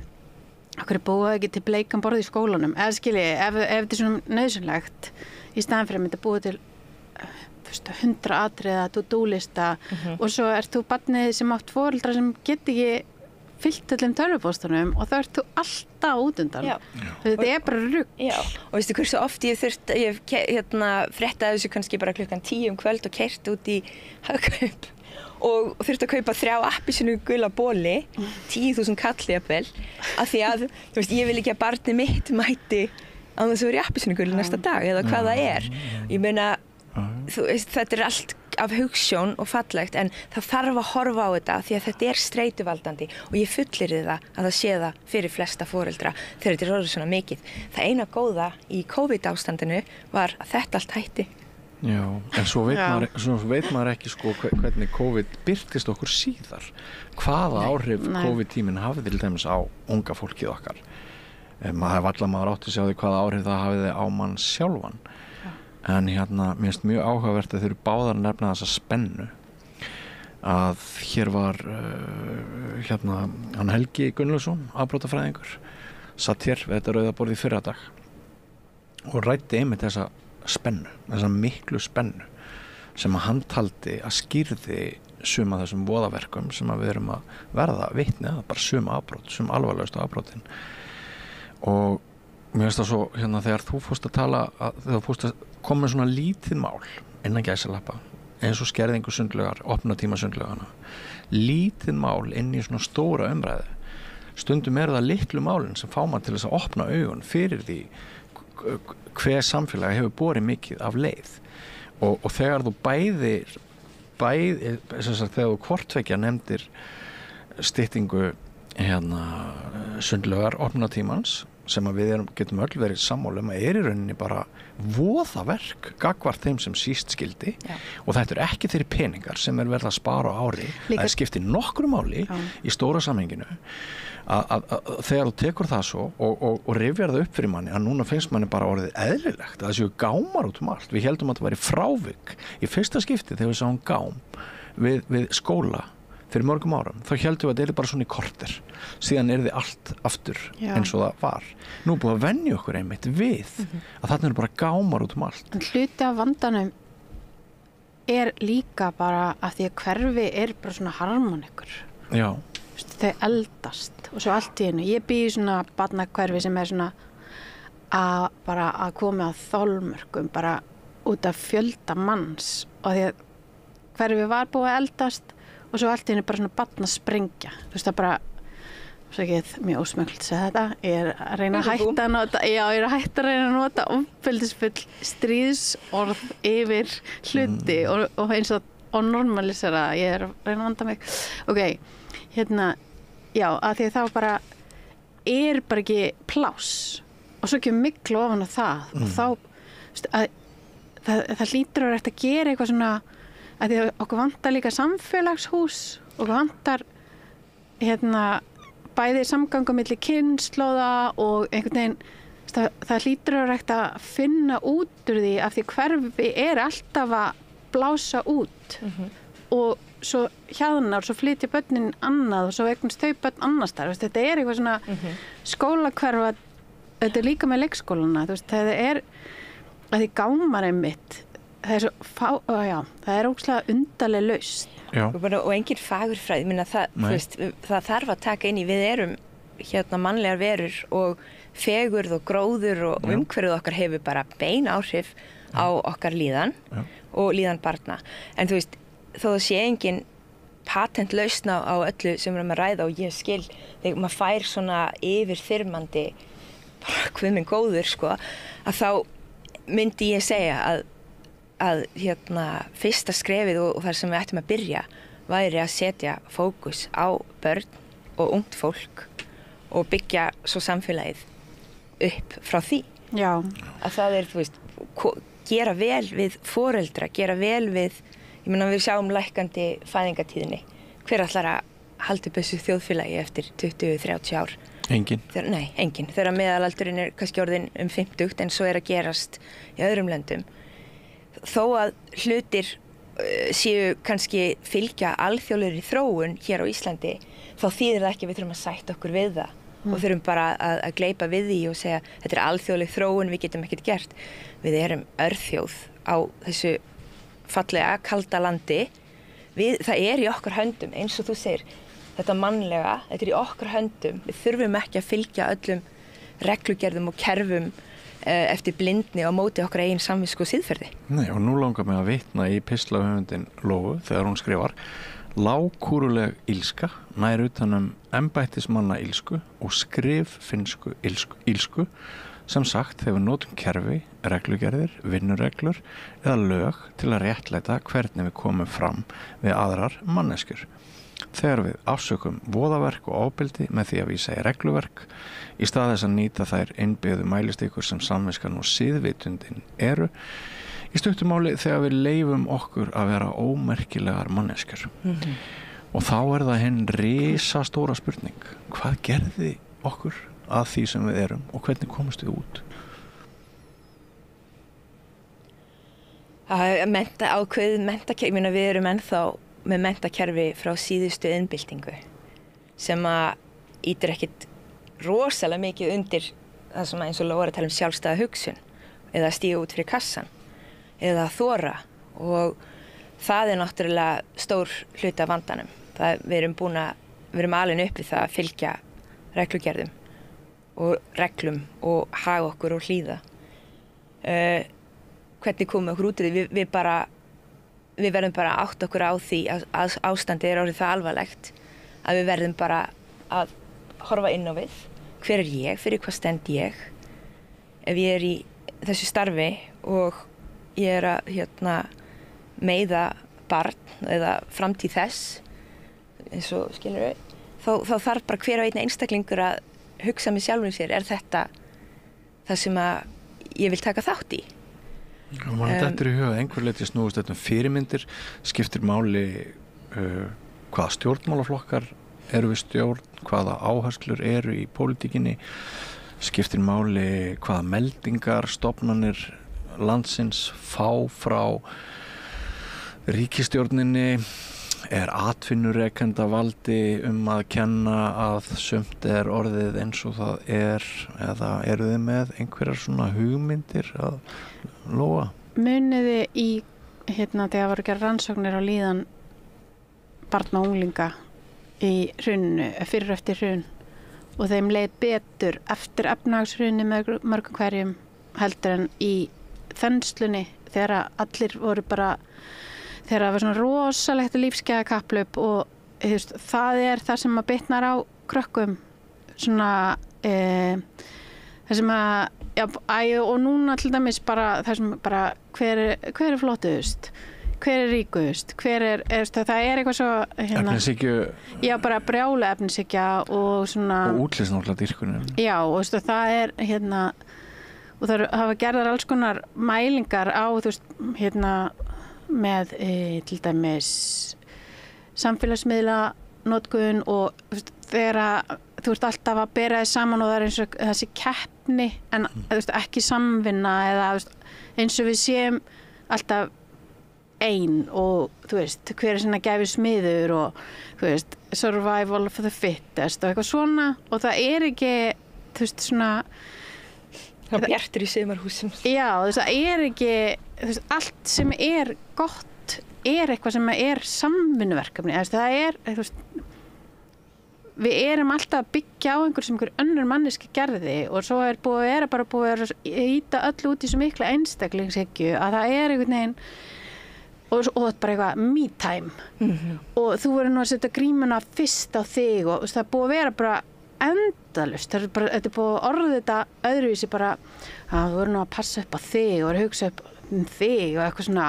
Heldur að þetta hafi breytt viðhorfum foreldra til barnanna sinna, ef við tökum samtímann og fyrir hlýtur að hafa áhrif, og líka bara eins og til dæmis núna hvernig, og ég bara ég sé svo mikið mun eftir að Bjarni Ben fór að tala þegar hann leiði sér að sýna útlendingaandúð á netinu, og hvernig lögreglan búin að vera að vopnvæðast, og það skrítið að ætla svo að vera eitthvað svona krakkar, sleppiði vopnunum, en við ætlum samt að vera með meiri vopn, og þetta svo mér finnst þetta svo brengla, hvernig ætlarðu að segja einhverjum að gera ekki eitthvað þegar þú ert að því?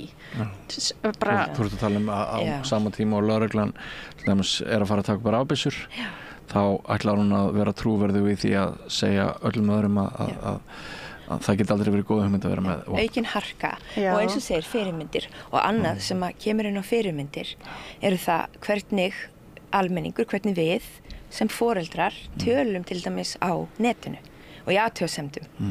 Þetta líka mál sem að þarf að skoða og foreldrar, ég meina eins og með útlendingamálin, sko athugasemdirnar sem að les stundum frá fólki sem bara foreldrar, bara fullur í fólkinu á Íslandi og útlendingahatrið sem það leyfir að setja frá sér, jafnvel undir eigin nafni. Þetta sjá börnin okkar, þetta sjá þau og þetta hefur áhrif á þau. Og þannig að við erum öll fyrirmyndir. En hvað var það einmitt? Það vantar þessa samfélagslega hugsun. Það rosalega mikið þannig að já, veist, ég mitt nær umhverfi, það öruggt, ég með pening, ég með þetta, þá ég örugg. En það ekkert hugsað út í félagslegu vandamálin hjá stórum hópi fólks, eins og Sanna var að tala í, held ég, Silfrinu. Já, það var Ég meina, heldur fólk í alvörunni, fólk sem kannski í efsta lagi þjóðfélagsins, að það hafi ekki áhrif á það sjálft og börnin þeirra, að það séu 10.000 börnina sem búa við fátækt og erfiðar félagslegar aðstæður og heimilis. Já, það náttúrulega bara, það firring að halda að svo sé. Svo bara hlýtur ekki líka að fylgja því ákveðin svartsýni fyrir barn eða ungling að horfast í augu við það að líkurnar á að börn eignist húsnæði með hefðbundum hætti á höfuðborgarsvæðinu núna, þær eru bara engar. Og leigumarkaðurinn leigumarkaðurinn eins og hann á morgun eru nýnumar í MR að fara á sitt fyrsta skólaball, framhaldsskólaball, busaball. Þau þurfa að gangi gegnum málmleitartæki. Velkomin í skólan, velkomin til Bjartar framtíðar. Við þurfum aðeins að fá þig fyrst í gegnum þetta málmleitartæki. Sko, það hefur orðið rof á línulegum framförum, bæði efnahagslegum og andlegum, held ég að við getum fullyrt. Hvað gerum við þá? Það myndi hjálpa að ekki halda að þróun og þroski séu línuleg í raun og veru, af því þau eru það ekki. Þú sérð bara hvernig hægt að taka bara réttindi fólk sem að einhverjir hafa eitt lífi sín að berjast fyrir.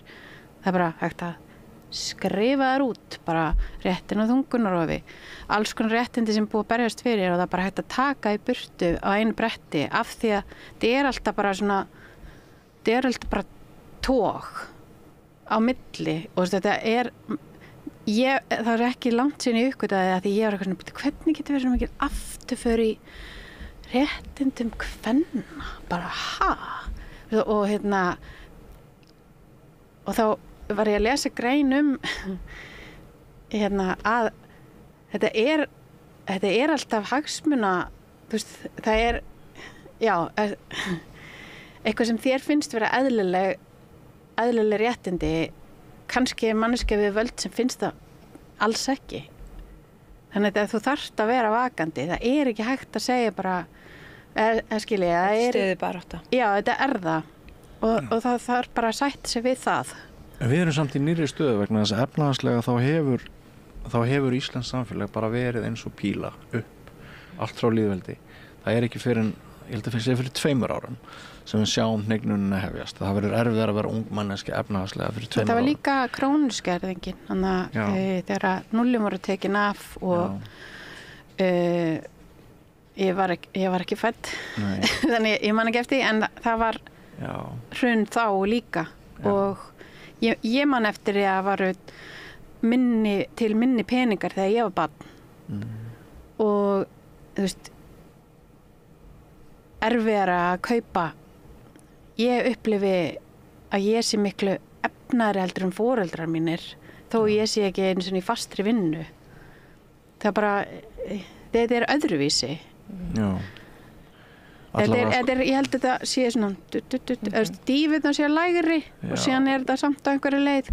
Var allavega hlutfall ungs fólks í, sem sagt, ef við tökum tekjulága hópa, það hærra núna. Já. Heldur en hefur verið. Ég held að það sé nýtt, mér minnir það að svo sé, þótt að sé eins og þú bendir á það hafa náttúrulega verið öldugangur og það var hrun og allt það sko, en en núna sem sagt kannski ekkert sérstakt sem segir okkur að við náum aftur efnahagslegum framförum eða þú veist, vexti góðæri og svoleiðis og hvað er það að gera? En það er líka annað sko, við þurfum líka aðeins að breyta því hvernig við tölum þessa hluti, efnahagsmálin og það hvernig við höfum það og það kemur inn á þetta að tala bara á mannamáli það og að láta ekki stjórnmálfólk segja okkur hvernig við höfum það. Við vitum hvernig við höfum það og það er í okkar höndum að breyta því hverju það eru sem eru að stýra þessum hlutum. Við höfum bara einhvern veginn endurtekið kosið til valda smákónga sem eru hagsmunaaðilar fyrir fjármagnseigendur og ríkasta fólkið á Íslandi. Við erum ofsalega föst þar. Og það þarf að breytast strax. Og en þess að ég kom aðeins inn og tala málmleitartækið og þarna, já, þetta ömurlegt að þetta þurfa að vera svona eða sé svona að vera að ræna börnin æskunni að sömu leyti. Já, öryggistilfinningunni. Og öryggistilfinningunni, já. Já, því það segir svo mikið ekki treysta hinum og við treystum ykkur ekki. Nei, við treystum ykkur ekki, einmitt. Og það þú ert líka búið til möguleika í höfðun á fólki. Já. Já, skiljið, þú ert að planta hugmyndinni. En það er samt hræðilega erfið ákvörðun að taka. Já. Og ég skil hana vissuleiti. Hún er skiljanlega mörgu leiti. Já, af því ég á alla þessa úlinga þá eru heimatökin hjá mér að tala við þau. Og það er eitt sem líka þarf að gerast í þessu þjóðarátaki sem við erum að tala er það þarf að tala við þau. Já. Og ég ákvað bara að spyrja nokkra úlinga aðeins þetta hnífamál og hvað þeim finnst sem málmleitartækið og það. Og þau sagðu þeim finnst það skiljanlegt í ljósi aðstæðna. Ég frétti það líka að það var leitað eins og til dæmis að Samfés fyrir nokkrum mánuðum.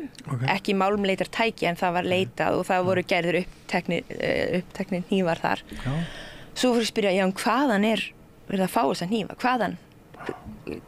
Og þá er það kólaportið. Kólaportið, já, þetta ótrúlegt sko.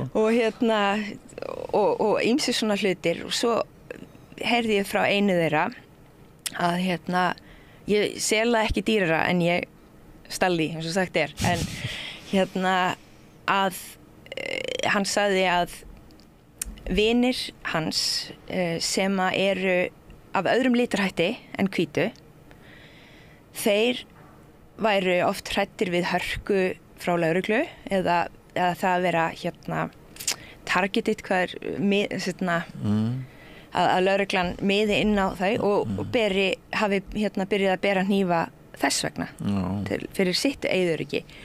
Þetta var eitt sjónarmið sem kom fram í mínum samtölum. Forvirt viðbragð gagnvart meintu ofbeldi lögreglu. Já, og annað var gagnvart jumping, þessu við veit hvort þið viti hvað það jumpa, að ef einhver gerir eitthvað á einhvers hlut, að þá geti hann átt vona því að það komi hópur og ráðist á sig og þá sé vissar að vera með hníf á sér. Já. Þetta voru meðal annars ástæðurnar sem að þessi krakkar sem ég talaði við gáfu mér. Já. Ég held að ég sé kannski hluti vandamálsins sko þegar ég áðan fjalllegilegi þá grifju að ræða sko hið efnahagslega sem of stóran þátt í þessu vegna þess að ég örugglega hluti af vandamálinu sko að við höfum svo mikið verið að tala hið efnahagslega og peningana. Við þurfum náttúrulega það hræðilegst að ungt fólk get ekki keypt húsnæði en það er örugglega hægt að leysa það einhvern veginn. Það er örugglega ekki það alversta í samfélaginu þótt að sé hræðilegt sko að ná mennskunni aftur að stað með samtali og ná kjarna inntækinu í lífinu. Það er náttúrulega hlýtur að vera stóra verkefnið og miklu mikilvægara heldur en það að Seðlabankinn lækki vexti strax á morgun sem hann ætti þó að gera. Eru þið með einhverja pælingar, einhverja svona hugmyndir fyrir hlustendur og áhorfendur bara svona hvernig maður getur aktíft rætt málin þannig að við verðum öll betri manneskjur og við getum aftur búið til þessar brýr milli okkar og barnan okkar? Já, mér dettur í hug eins og þjóðfundurinn var eftir hrunið og stjórnarskrármálið sem að endaði þó eins og það endaði því miður. Þarna reis þjóðin upp saman, tók völdin í sínar hendur og sagði svona á þetta að vera. Já. Það eitt sem að mér dettur í hug að hægt væri að gera. Hlusta á krakkana og fyrst og fremst sýna auðmýkt. Og að stjórnmálamenn líka sýni auðmýkt og Hún engin, auðmýkt stjórnmálamann engin. Nú bara slegið sér til riddar það að sé vera að stofna ráð og nefndir og ég ætla að gera þetta og hitt en að setja staðins niður hvernig búið að vera stjórn og stýra hvað áhrif hefur það haft út í samfélagið gæti það haft eitthvað með þetta að gera hvað er bara auðmýkt hjá okkur foreldrum auðmýkt hjá stjórnmálafólki auðmýkt bara samfélagsins við erum bara kominir við erum bara knésett núna eftir þessa atbyrði og búa aktíft til tíma skipuleggjan fyrirfram og láta ekkert raska því að það sé til tími og stjórnvöld eru með í því þau eiga líka að búa til tíma Munið eftir viðbröðunum í Noregi við árásunum í Útey það var ekki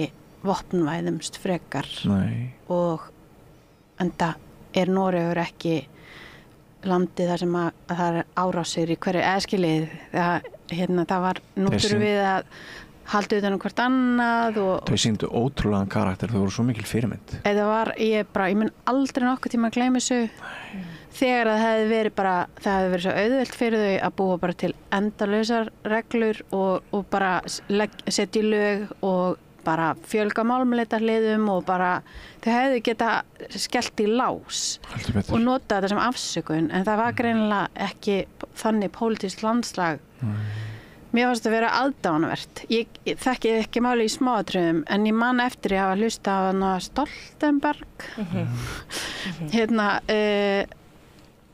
og það kom mér svo óvart en það kom mér náttúrulega óvart af því að við erum að venjast svo allt öðru við erum í lægsti samnefnari fólk að reyna að kaupa sér atkvæði með því að segja nýta hræðslu sem þið finna fyrir bara já, fólk er hrætt útlendinga bara eitthvað svona þegar að, þú veist ég veit ekki hversu margir túristar eru og maður átti ekki að hrætt við túrista þú vera hrætt við flóttafólk af því að flóttafólk er einhverju leita vegna hættulegri mann, eða skiljið þetta er bara svo ruglað og þú verður að skilja bara hvenær er verið að manipulera þig til þess að og breiða yfir eigi getuleysið þitt af því það er bara það er það sem er að reyna að gera og fólk bara, þetta stjórnlagaþing sýndi líka bara að við sem hópur fólkið í þessu landi við erum ekki fífl og við erum ekki vond hvort við annað við erum sem hópsál erum við bara mjög skynsum og fín upp til hópa það er og það hefði verið hægt að gera svo rosalega breytingar ég batt ótrúlega mikla vonir við þetta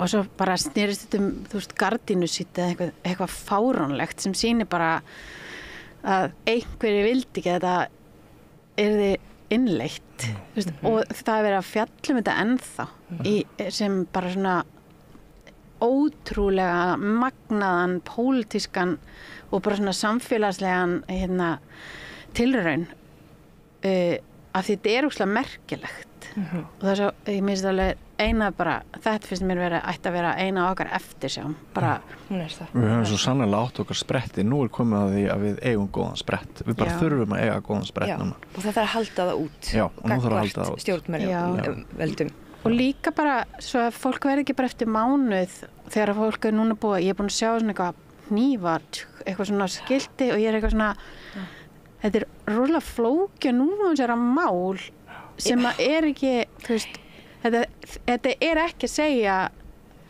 nú eru öll börn með hnífa þetta segir bara að það er brestir í félagslega kerfin okkar og af því að talinu kerfi af því að kerfin eru greinilega ekki halda ekki vel og það skiptir bara máli hvernig manneskja er á staðnum bara alveg svo ef að kennari barnsins þíns er lélugur þá er ekkert á bakvið það þá verður, þú getur bara verið óheppin af því það er ekki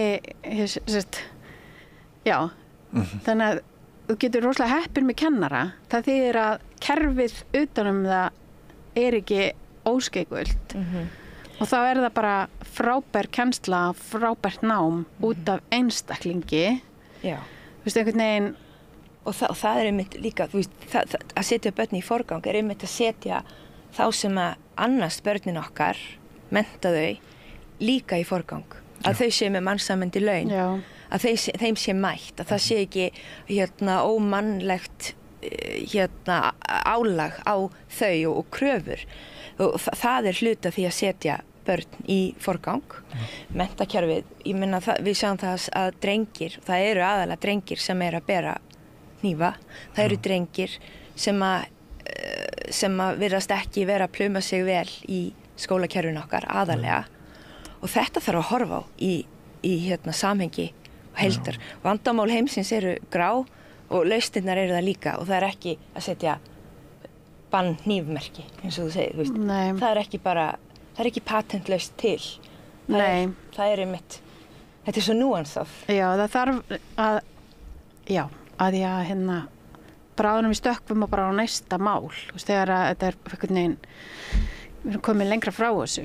En já, og líka þú veist, stelpum líður illa í skólunum, en þú veist, strákar standa sig illa, stelpum líður illa. Já, það var frábær grein. En þau eru líka að gera frábært starf líka og það alveg, þessi gjaldfrjálsu skólamáltíðir eru ótrúlega, það var meira að þau voru að reyna að vinna gegn því. Já, það slagt af fólki sem að hamast gegn þeim. Já, sem skildi ekki, þau skilja greinilega ekki í jöfnuð, þau get ekki sett sig í spor fólk sem hafa það verra en þau og það líka hluti af vandamálinu að ríkt fólk afsakið sé að stýra öllu sem eru svona rosalega samfélagslegi hlutir af því að þú verður þú veist þú skilur ekki að ókeypis skólamáltíð geti skipt sköpum fyrir mannesku af því það bara svo fjarri þínum veruleika og það veist, já, af því að já, ok, ég þarf að skrifa annan pistil en þú baðst áðan afsökunar á því að vera ekki sérfræðingur. Já. Og sko, ég held að við séum bara öll þrjú svona generalistar, frekar en spesialistar í því sem við höfum verið að ræða. Og ég held að það sé gríðarlega mikilvægt að við séum ekki bara að hlusta á eitt sérfræðing úr einni átt, heldur gerum þetta saman. Já, og þetta okkar samfélag, það við sem erum það við sem erum við eigum að segja við valdið á að koma neðanfrá. Við eigum að segja þeim hvernig það á að vera, ekki öfugt og þetta orðið öfugt. Ég verð að minnast á eina frábæra grein sem á Vísi í dag eftir, ég held ég farið mér rétt með Kristbjörgu Þórisdóttur þar sem hún að tala sko biðlistina fyrir geðheilbrigðismál og úlinga. Hún segir ef að barn fótbrotnar þá það ekki látið bíða í margar vikur eða mánuði eftir meðferð. Ef að það verður slys það ekki bara látið bara afskiptalaust þangað til að einhver biðlisti styttist. Það sama á að vera uppi fyrir geðheilbrigðismálin og börn að þetta jafn alvarlegt mein að líða illa andlega eins og líkamlega. Og með sama hætti þá held ég að sko þegar fullorðnu fólki finnst í lagi að svifta börnin okkar klukkutíma í sundlauginni á dag. Þetta hefur náttúrulega, þetta varðar líðan, þetta varðar andan, þetta varðar sálina. Þau væru ekki að þessu ef þetta væri beinbrot. En það þessi ótrúlega skammsýni að miða allt við beinbrotin í stað þess að fara inn í huga. Og að láta sér detta í huga að spara einhvern pening er náttúrulega bara fjarstæða vegna þess að það kemur bara, kostnarinn kemur út annars staðar og miklu alvarlegri. Já, ég glemdi að minnast eitt, þú getur heldur ekki veipað í sundi. Það er reykt. Þetta er svo mikilvægur staður, þetta er svo ótrúlegt. Þetta er partur af okkar menningu. Bara svona líðheilsulegt og bara útivera, þetta er allt í einu. Þetta er ódýrt. Og okkur tókst ekki að gera þetta að einhverju hallarslu, þú veist, þannig að þau myndi ekki vilja koma. Þegar þú voru með kvöldopnanirnar eins og í Laugardalshreyni til miðnættis og 50 dögum, ég bara aldrei aldrei sé jafn mikið ungu fólki í sundi og þetta var vinsælt þannig að þau dróðu þetta tilbaka og svo eftir það fóru það að minnka opnunartímann og svo skrítið þegar þú ert að fylgjast með þessu bara í rauntíma og bara svona af hverju allir eitthvað svona hvað með börnin og svo bara lokaru bókasafnunum yfir sumrin og styttir opnunartíma sundlega þetta er svo skrítin þú veist, já, mann líður eins og fólki sé bara í einhverju bara valdabarátt, eða skilur eins og þau hafa ekki tíma til þess að sinna því sem þau eiga verið að gera því þau eru bara eitthvað svona þetta er ári kostningar hvað get ég sagt já, herðu, við ætlum að loka landamærunum krakkar sem er bara svona það er svo óraunhæft en svo ég segi ykkur fréttir í þessum töluðu orðum þá er búið að ákveða að málmleitartæki verða notið í öryggisgæslu á framhaldsskólaböllum á höfuðborgarsvæðinu bara öllum framhaldsskólaböllum að sögn forsvarsmanns öryggi því að það er einkafyrirtæki sem að sér það að gæta öryggis barnanna okkar. Þetta er mjög ósmekkleg ákvörðun og auðvitað er einhver græða á endanum þetta er einhvern veginn eins og í COVID þreytandi en já, ég ætla að segja það er kannski bara fínt að við séum ekki sérfræðingar kannski er það bara fínt að því að við þurfum ekki að láta neitt kjósa okkur þannig að við kannski erum frjálsari í að vera með aðhald við samfélagið sem við sjáum og erum inn í. Já, og bara hætta að hræðast stjórnvöld og þeir bara fara að taka málin í okkar hendur, raunverulega. Mikil verkefni framöndan. Ég þakka ykkur listamönnunum, listakonunum. Ég vona að hvort vekja sig í lagi. Sara Óskarsson og Lóa Hlín Hjálmtýsdóttur, þakka ykkur kærlega fyrir að auka umræðina á Samstöðin í dag með ykkar framlagi. Við höfum kannski ekki náð að leysa öll vandamálin en það er mjög mikilvægt að ræða þau. Takk fyrir komuna. Takk fyrir mig. Og annar kafli þá ólíkur framöndan. Allt það besta er ókeypis. Knúsaðu vini þína. Samstöðin þar sem manneskjurnar koma saman. Þetta voru Sara Óskarsdóttir og Lóa Hjálmtýsdóttir að ræða við Björn ástandið í miðbænum, ofbeldi og gott af þessum góðu börnin okkar. En það er eiginlega þráður í þessu þætti að ég er að tala svona menn sem að ég reyni að veiða inn ef þeir eru á landinu. Það var Kristinn Hrafnsson og það var hann Hilmar Þór Hilmarsson og svo Einar Már Jónsson sem við höfum oft talað við í gegnum Zoom. Hann hefur sagt okkur svona frétti frá Frakklandi og með sínu lagi af því hann er náttúrulega með mjög skýra og djúpa svona pólitíska sýn. Ég fekk hann þótt hann hafi komið í vikuna undan og talað við hann að Oddnýju Eir Ævarsdóttur þá fekk ég hann til að koma aftur í vikunni af því mér langaði til þess að ræða við hann svona hans sýn á svona við gætum kallað það svona fall vinstrisins sem var forseta þess að nýfrjálshyggjan sigraði. Þannig að við erum eiginlega að fara yfir svona stöðun á vinstrinu kannski á eftirstríðsárunum, hvernig hún kemur í gegnum svona uppreisnin á 68, hvernig hún svona missir eiginlega svona fótana á 8. áratugnum og hefur eiginlega engin svör við svona ákafri sókn nýfrjálshyggjunar og hefur síðan bara verið hyglum horfin. Og Einar ég held að sé 82 ára. Hann er alveg ótrúlega erðn og skýr. Það er bara lýgilegt. En hann er ekkert bjartsýnn. Nei, hann er ekkert bjartsýnn. Ég hlustaði á þetta viðtal, mér fannst það mjög gott. Það var eitt sem að fékk mig til að hugsa veröldina aðeins upp á nýtt. Það var þegar þú spurðir hann hvort sósíaldemókratisminn væri svarið við krísunni sem er komin upp. Og nei, hann er ekki rétt að gerðina pólitík af því að það eru orðnar svo sérstakar aðstæður. Hann sagði að það væri tími sósíaldemókratina að væri sögulegu tími og að væri liðinn.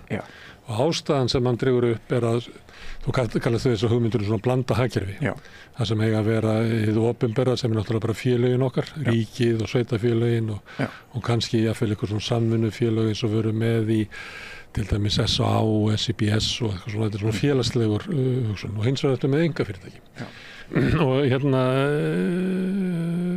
kannski 1950 eða 60 og var bara alveg fram til Ólaf Palme að það var talað að sko sósíaldemókratarnir blanda hagkerfi og þá var það þannig á þeim tíma að hið opinbera og félagslegi hluti sáum hinna opinberu þjónustu skólana, heilbrigðiskerfið og vegakerfið og alla innviði svo varstu með atvinnulíf og það var blandað það var blandað af ríkisfyrirtækjum fyrirtækjum sveitafélagana samvinnufyrirtækjum og fleira þannig einkageirinn átti helminginn af þessu síðan hefur það gert sem hann lagði mikla áherslu á að kapitalismin sem að þá var hann hefur gerbreyst og hann bara orðin allt önnur tegund af dýri sko.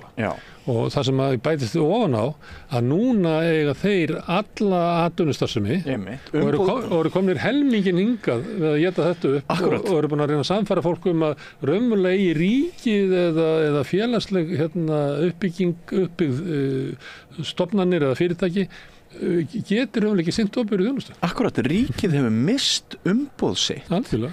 Í atvinnulífinu og það eitt út af fyrir sig segir það að Kristrún Frostadóttir og svo stefna sem að hún hérna predikar núna það vantar svo rosalega stóran þátt hún bara fattar ekki breytingarna sem hafa orðið síðan 1950 þú veist hvers konar dýr kapitalismin er núna það var ég bara að vísa í það sem Einar að segja að hann þegar þetta er bara allt önnur tegund af dýri sem að það þýðir ekkert að vera með eitthvað svona alltaf að gera eitthvað samkomulag við kapitalismin í dag eins og var hægt að gera 1950 þegar kapitalistarnir komu mjög veikir út úr tveimur heimsstyrjöldum bara blankir, áttu ekki pening og voru búin að missa svona stöðu sína og drottnandi vald sem að fylgdi þessu ætla að fara að gera samskona samninga í dag við auðvaldið sem er bara tjúllað af frekju og yfirgangi. Besta hugtakið yfir þessa típu kapitalisma hefur mér alltaf fundist vera hugtak sem ég las fyrst hjá Giorgio Baruccello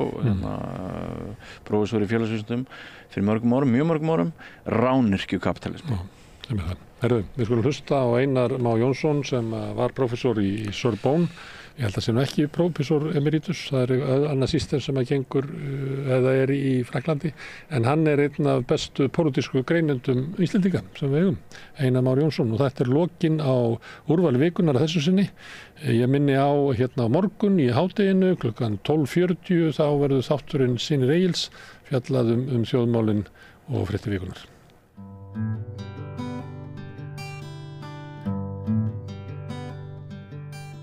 Já, hann er hingað kominn Einar Már Jónsson sem er prófessor í Sorbonne í sagnfræði. Já, ég kalla prófessor emeritus. Já, ég er hættu störfum núna, sko. Og notar það emeritus? Nei, það er ekki notað í Frakklandi, sko, nema menn, sko, fáist það sérstakt leyfi, sko, það er ekki allir kennarar sem verða prófessor emeritus, þeir þurfa að sækja það og því fylgdi ákveðin störf. Ég er ekki í þeim því hlutverki. Já. Ég var að tala hérna áðan við sjálfstæðismenn, þú heitir það hérna frammi. Já. Hérna þeir voru að tala mandat sem að sjálfstæðisflokkurinn er í. Já. Fylgist eitthvað með því? Nei, ég fylgist ekki mikið með því. Mér líst svo á að sjálfstæðisflokkurinn núna sé einhverjum fornleifar. Já. Miðað við það sem áður var, sko. Ég veit ekki nú þarf ekki neitt stjórnmálamann nýja blaðamann til að fellum sjálfstæðisflokkin, það þarf sagnfræðing sem er vanur því að fást við fyrri tíma og einhverja leifar sem er eftir á þeim. Já. Mér líst mjög illa á stjórnmál í hvaða landi sem er, hvort sem það er Ísland eða Frakkland eða þá mörg önnur lönd. Þetta virðist vera komið í hnút og mér líst svo illa á þetta ég stend sjálfa mig að því að spyrja hvar eru Roosevelt okkar tímar, hvar er Churchill okkar tíma, hvar er de Gaulle okkar tíma, hvar er Adenauer okkar tíma. Svona stjórnskörungar sjást hvergi, þetta virðast vera miðlungsmenni og þar fyrir neðan og ég ber þar langt fyrir neðan. Við séum nú bara ástandi hvernig er í Frakklandi þessum tíma. Nú er sjátt að greinlega alveg sýnt að Macron veldur þessu og hefur aldrei valdið þessu starfi. Þannig þú sér bara upplausn en svona enga það er ekkert séð hvert þetta mun leiða. Nei, ég sé hvergi menn Tímabilið er liðið, en hvaða tímabil tekur við, það er engin hugmynd um það. Nú, ég sé hvergi nema menn sem að augljóslega ráða ekki við sitt hlutverk og ráða ekkert við þau vandamál sem nú blasa við. Herðu, ég fekk þið hingað því mér langar svolítið að fara svona yfir vinstrið og svona yfir svona lengri tíma og þú fórst til Frakklands ungu maður og sagði mér áðan að það verið 1962. Já. Það fyrir 62 árum síðan. Já. Varstu pólitískur þegar þú fórst? Já, já. Og ég reyndi að fylgjast með eftir því sem ég gat. En ég hætti tímabil að fylgjast með mikið með stjórnmálum á Íslandi, en fylgdist með stjórnmáli í Frakklandi þannig. Og þetta var afskaplega loka tímabil, sko. Allsýrstríðinu lauk vorið 62 og ég kom haustið og þá var eins og Frakkland væri bara rotað. Það var allt einhverjum dvala, sko. Þetta mál var leyst og eins og Frakkar væru rotaðir eftir þessi átök. Eins og hefðu mist svona heimsvaldi væri fallið. Já, það var það vísu, en sko nú er þessi átök búin og þeir sem tóku þátt í þeim, hefðu tekið þátt í þeim, þeir voru eiginlega úr sögunu, úr leik. Þannig að þetta hefur verið stríð í Allsýr, en því fylgdu gríðarleg átök innanlands milli þeirra sem vildu binda endi á Allsýrstríðið og það var ekki hægt nema með því að gefa Allsýr sjálfstæði og hinnar sem vildu halda í Allsýr hvað sem það kostaði og þeir töldu sér trúum að það væri hægt eða það hefði verið hægt. Og heyrði sagt að sko að það hefði verið glæpur af hálfu Frakka að gefa Allsýr sjálfstæði. Og það var gert. En þegar þeir gátu ekki annað, stríðið var gjörsamlega tapað. Það var ekki nokkuð leið og það skildi de Gaulle. Hann gaf þeir sem voru á undan de Gaulle á dögum fjórða lýðveldisins, þeir sáu vafalaust sumir að þetta var tapað, en þeir gátu ekki gert annað en halda stríðin áfram vegna almenningsálitsins og hættu á uppreisn þeirra sem héldu fast við nýlendustefnuna ef að reyndir að binda enda á þetta stríð. Þannig að þeir sem de Gaulle komst til valda við uppþot hersins 1958 og þannig og þeir sem að stuttan til valda þeir héldu að þeir væri að styðja einhvern tilvonandi einræðisherra, einhvern svona fasistískan einræðisherra sem myndi halda Allsýr. Já, franskan Franco eða franskan Salazar sem myndi binda endi á Allsýrstríðið bara með því að leggja Allsýr aftur alveg undir Frakklands og bæla niður sjálfstæðishreyfinguna með blóði og eldi. Þannig, en hann, sko, de Gaulle skildi það snemma að það var ekki, Frakkum var ekki stætt á því að halda nýlendu Frakklandi. Það myndi tortíma Frakklandi. Já, hann hugsaði sem svo að það yrði ekki hægt að aðlaga Allsýr Frakklandi og það væri frekar hægt á því að það snerist við að Allsýr búar færa að ráðast inn í Frakkland eða svo flytjast inn í Frakkland. Sveitasetur de Gaulle hét Colombey-les-Deux-Églises og það þýðir Colombey hinna tveggja kirkna og de Gaulle á að hafa sagt einhvern tímann ef þetta Allsýrstríð heldur áfram þá verður þetta ekki lengur Colombey hinna tveggja kirkna heldur Colombey hinna tveggja moska. Hann áttaði sig að þetta var alls ekki hægt að sameina Frakkland og Allsýr. Á þetta væri það að Frakkland myndi bara tapast. Já, það myndi aldrei ganga. En þetta var gríðarlega hörðu átök inn í Frakklandi. Alveg gríðarlega. Og bara megin málið, svo er bara slökkt á þessu. Já, það var það sko. Það er að segja að það voru afskaplega sterk öfl að það er hægri sinnuð sem að sko vildu að halda í nýlendu veldið hvað sem það kostaði. Á undan Allsýrstríðinu var Indókínastríðið og þar töpuðu Frakkar. Þeir reyndu allt sem þeir gátu að halda í Indókína sem franska nýlendu en þeir urðu að gefast upp. Þá tók Alsírstríðið við og þar vildu Frakkar áfram halda í þessa nýlendu í Afríku og þeir urðu að gefast upp. Og en þú kemur hérna haustið í svona hálfgjörð tómarum, þar sem að þetta mikla deilumál það svona setnað. Já, og það eins og bara þögn eftir það. Það var ekki pólitík í gangi. Það var voðalega lítil pólitík. Hvernig skiptist afstæðan til Alsír á milli hægri og vinstri, sósíalista, kommunista og hægri menn? Það að segja, yfirleitt voru vinstri menn með því að gefa Alsír sjálfstæði, en hægri menn vildu halda í Alsír og þeim meira sem voru lengra til hægri. En þetta ekki algilt. Þetta alls ekki algilt. Til dæmis voru kommunistar beggja blands af því að þeir vildu sjá hagsmuni fátækra Alsírbúa af frönskum bröðbúna. Það voru ekki frakkar í Alsír voru ekki allir saman vellauðugir nýlenduherrar og svo. Það voru líka afskaplega fátækir menn og þeir voru hræddir velferð þeirra. Þess vegna voru þeir beggja blands. Og svo voru hægri menn sem voru alveg fast ákveðnir í því að það var engin önnur lausn en svo að Alsírbúar fengju sjálfstæðið og meðal þeirra var Raymond Aron, stjórnmálastýrandi félagsfræðingur og heimspekingur sem var mjög áberandi í franskum stjórnmálum. Hann tók eindregið afstöðu með því að Alsír-menn fengju sjálfstæði. Það var engin önnur lausn til. En á hvaða forsendum? Út af svona praktískum ástæðum eða út af siðferðislegum ástæðum? Öllum mögulegum ástæðum. Hann leit svo á að það var ekki hægt að halda í nýlendu þar sem yfirgnæfandi meirihlutin væri með sjálfstæði. Það væri alveg vonlaust. En frakkar höfðu flutt til Alsír öldum saman? Nei, ekki öldum saman. Það var einhvern veginn upp úr 1830 sem þau fóru leggja Alsír undir sig. Svo þá fóru menn að flytjast þanga hægt og rólega.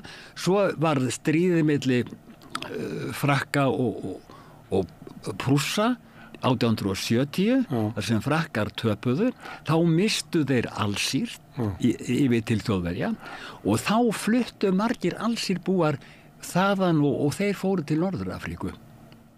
Sko, það sagt, sagan segir að þessir menn frá Elsas, þeirra búningur hafa gjarna verið svartir klossar eitthvað svoleiðis og þess vegna voru var það nafn notað frönskumælandi Alsírbúa að þeir varu svartfætlingar. En það var og svo það fleira, það voru ekki bara frakkar sem fluttu til Alsír.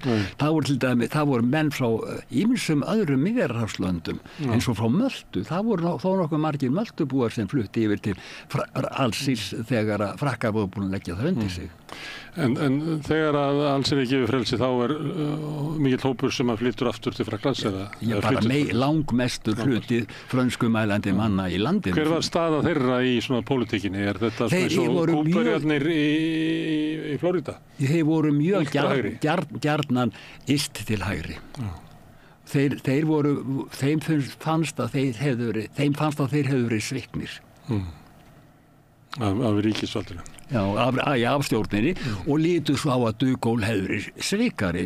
Það var oft fór fram með mörg bana tilræði gegn De Gaulle og hann slapp alltaf og stundum mjög naumlega. Eins og hefur verið sagt frá í mörgum sögum. Já, hann einhvern tímann munaði mjög litlu og þá sagði De Gaulle, helvíti er þetta lélegar skyttur. Já. En þarna snemma á 7. áratugnum að þá vinstrið í Frakklandi kommunistaflokkur og sósíalistaflokkur. Já, kommunistaflokkurinn miklu sterkari. Svipað var hér oft, það var Alþýðubandalagið var sterkara heldur en Alþýðuflokkurinn? Sko, sósíalistaflokkurinn franski, hann datt niður nánast ekki neitt eftir Alsírstríðið vegna þess að mönnum fannst að þar hefðu sósíalistar svikið illilega.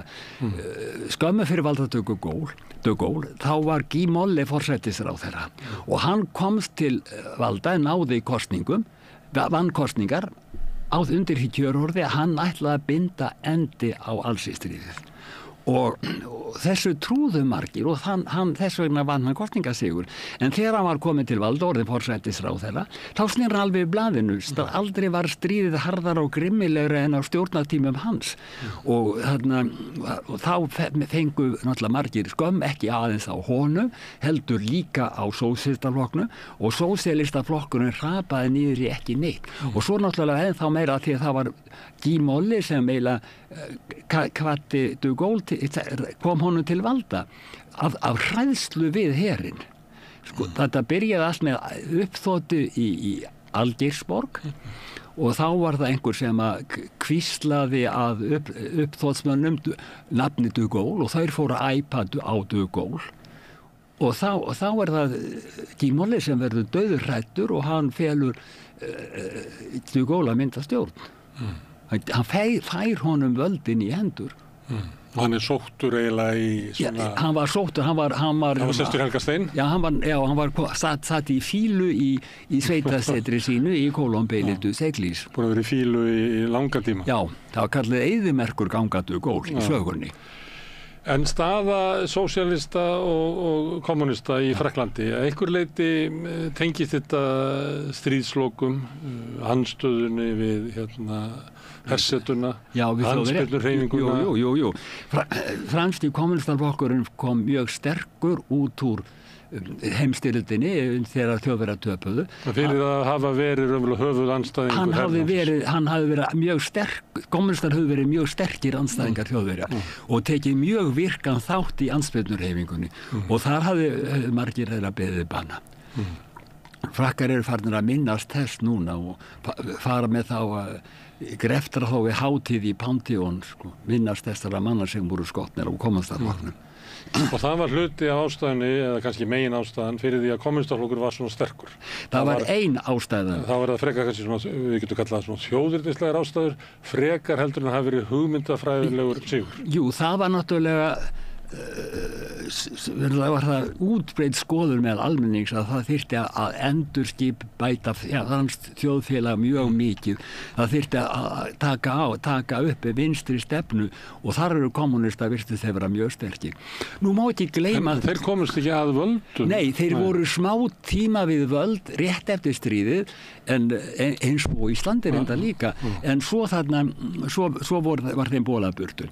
Þá var það samstæðar hægri manna og krata að halda róttækum sósíalistu frávöld. En sko, nú hafa frakkar dálítið endurmetið franska kommunistaflokkin.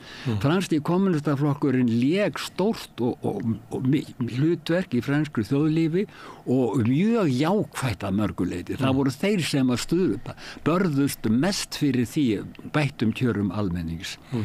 Voru sterkar í verkalýðshreyfingunni? Þeir voru, heldur betur, þeir áttunast á tímabili áttur verkalýðshreyfinguna og það var umbætur í Frakklandi, félagslegar umbætur voru að miklu leyti þeim að þakka. Í gegnum verkalýðsbaráttu? Já, gegnum verkalýðsbaráttu og svo líka það að sennilega voru margir hægri menn hlindir því, á þeirri skoðun að það yrði að gera eitthvað, það var ekki hægt, mætti aldrei hverfa aftur til ástandsins eins og það var á millistríðsárunna. Árið 1936 þá komst til valda svokölluð alþýðufylkingin. Það voru vinstri menn með stuðningi kommunistar sem tóku þó ekki þátt í stjórninni og hún gerði talsvert miklar breytingar. Til dæmis að þá var komið launað orlof sem ekki hafði verið til áður, komum alls konar umbætur og svo kom önnur umbótabylgja í lok rétt eftir stríðið og þar réðu kommunistar mjög verðinni en í félagi við aðra. Menn voru sammála þessar umbætur, menn vildu alls ekki hverfa aftur til þess þjóðfélag sem hafði verið við líði fyrir stríð. Og það sama gerðist líka í Englandi. Á þessum tíma kom fram sjúkrasamlag og allskyns tryggingar, atvinnuleysistryggingar, ellilífeyrir og hvaðina. Á þessum tíma myndaðist velferðarþjóðfélagið og í Frakklandi áttu kommunistar stóran þátt í því. Núna var íhaldið mjög sterkt í Frakklandi en þá kom annað til söguna sem menn kannski gleyma núna að það var óttinn við kommunista. Menn voru, það var ekki bara áróðursatriði hægri manna kommunistar ætluðu að taka völdin, heldur voru þeir farnir að trúa því sjálfir. Og það hugsaðu sem svo að ef það yrði of hart gengið að alþýður landsins og ef það væri unnið gegn kröfum þeirra, þá gætu kommunistar tekið völdin.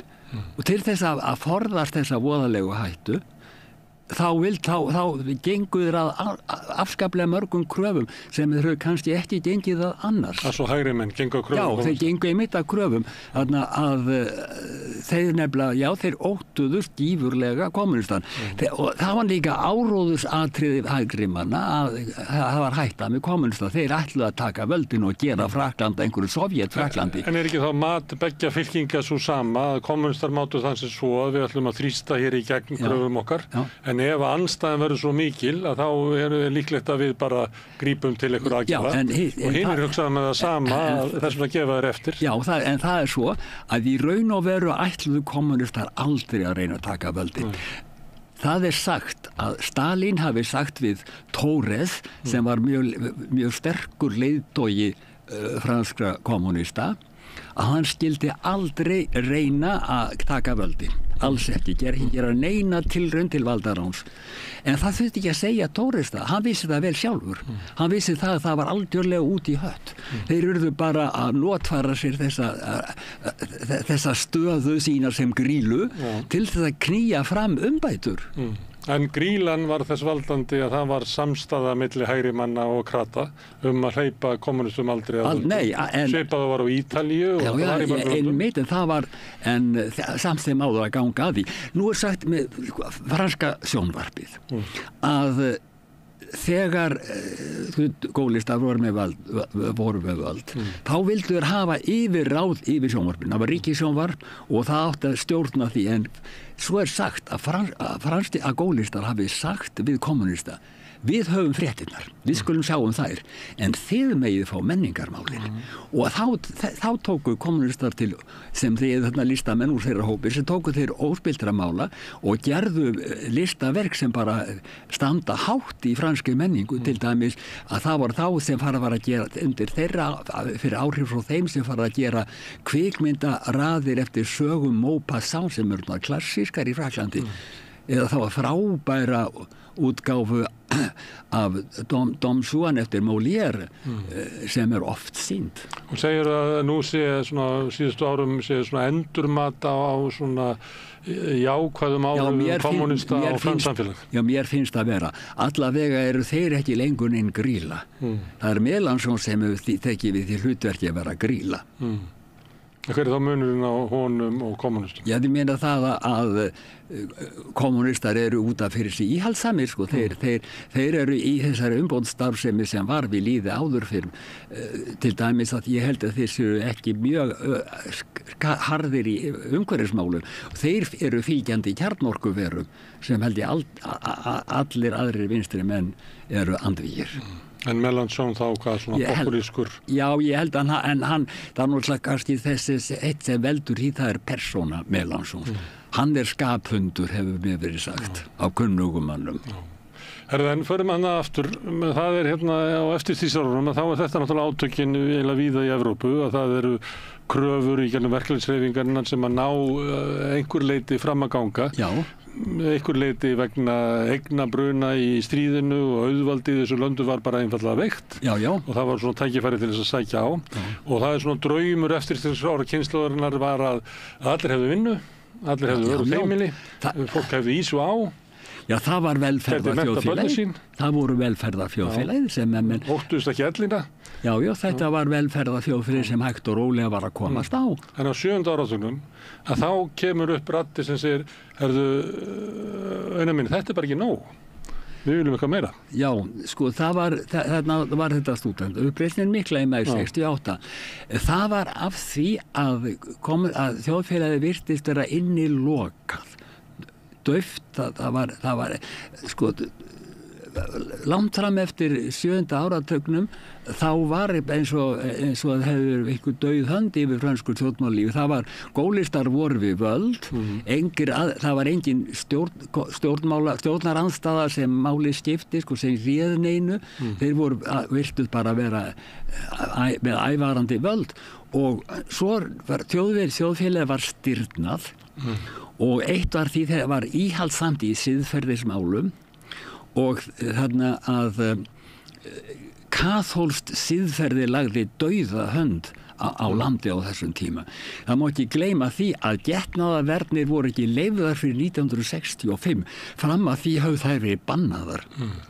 Það tala ekki um fóstureyðingar.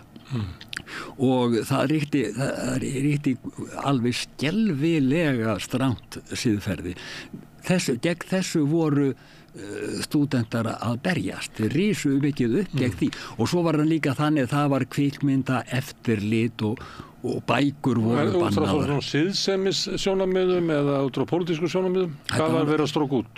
Þeir voru Tónaskap? Já, það voru að halda mönnum við kaþólskt siðferði sem var mjög strangt og það var alveg skelfilegt þarna. Það var bara sem tekið dæmi að ef að þarna ógift stúlka varð ófrísk þá gat hún búist í því að vera rekin burt úr föðurhúsum jafnvel klukkan 10 að kvöldi, sko, bara ekki neitt, bara hent út. Þetta og sumir sögðu, sko, hefðu þetta sem hótum ef þú skildir verða ófrísk, þannig það sem að þú átt von á. Og þetta svona gegn þessu voru stúdentar að berjast líka. Og kynorkan og kynlíf og hefur fyllt manninum alla tíð. Já. Af hverju spilar það svona mikið atriði í þessu? Er það vegna þess að út af getnaðarvörnunum? Að allt í einu er bara praktíkin? Það er kaþólska siðferðið, það má því gleyma því, sko. Það þoldi ekki getnaðarvörnunum? Nei, það bannaði getnaðarvörnunum. Ég veit það, en þegar fólk var að nota þær og stunda líklega... Ég held að það hefur bara sett út á sakramentinu þá. Kirkjan fordæmdi þetta og fann getnaðarvörnum allt til foráttu. Það var, sko, að myndi eyðileggja ástina. Þetta var viðhorfið og náttúrulega var alltaf verið að banna kvikmyndir og bækur fyrir klám og svoleiðis og það þurfti lítið til. Eða heimta það að kvikmyndir eru klipptar mikið, sko. Og þessi ritskoðun, hún var á mörgum sviðum, til dæmis að pólitískum ástæðum.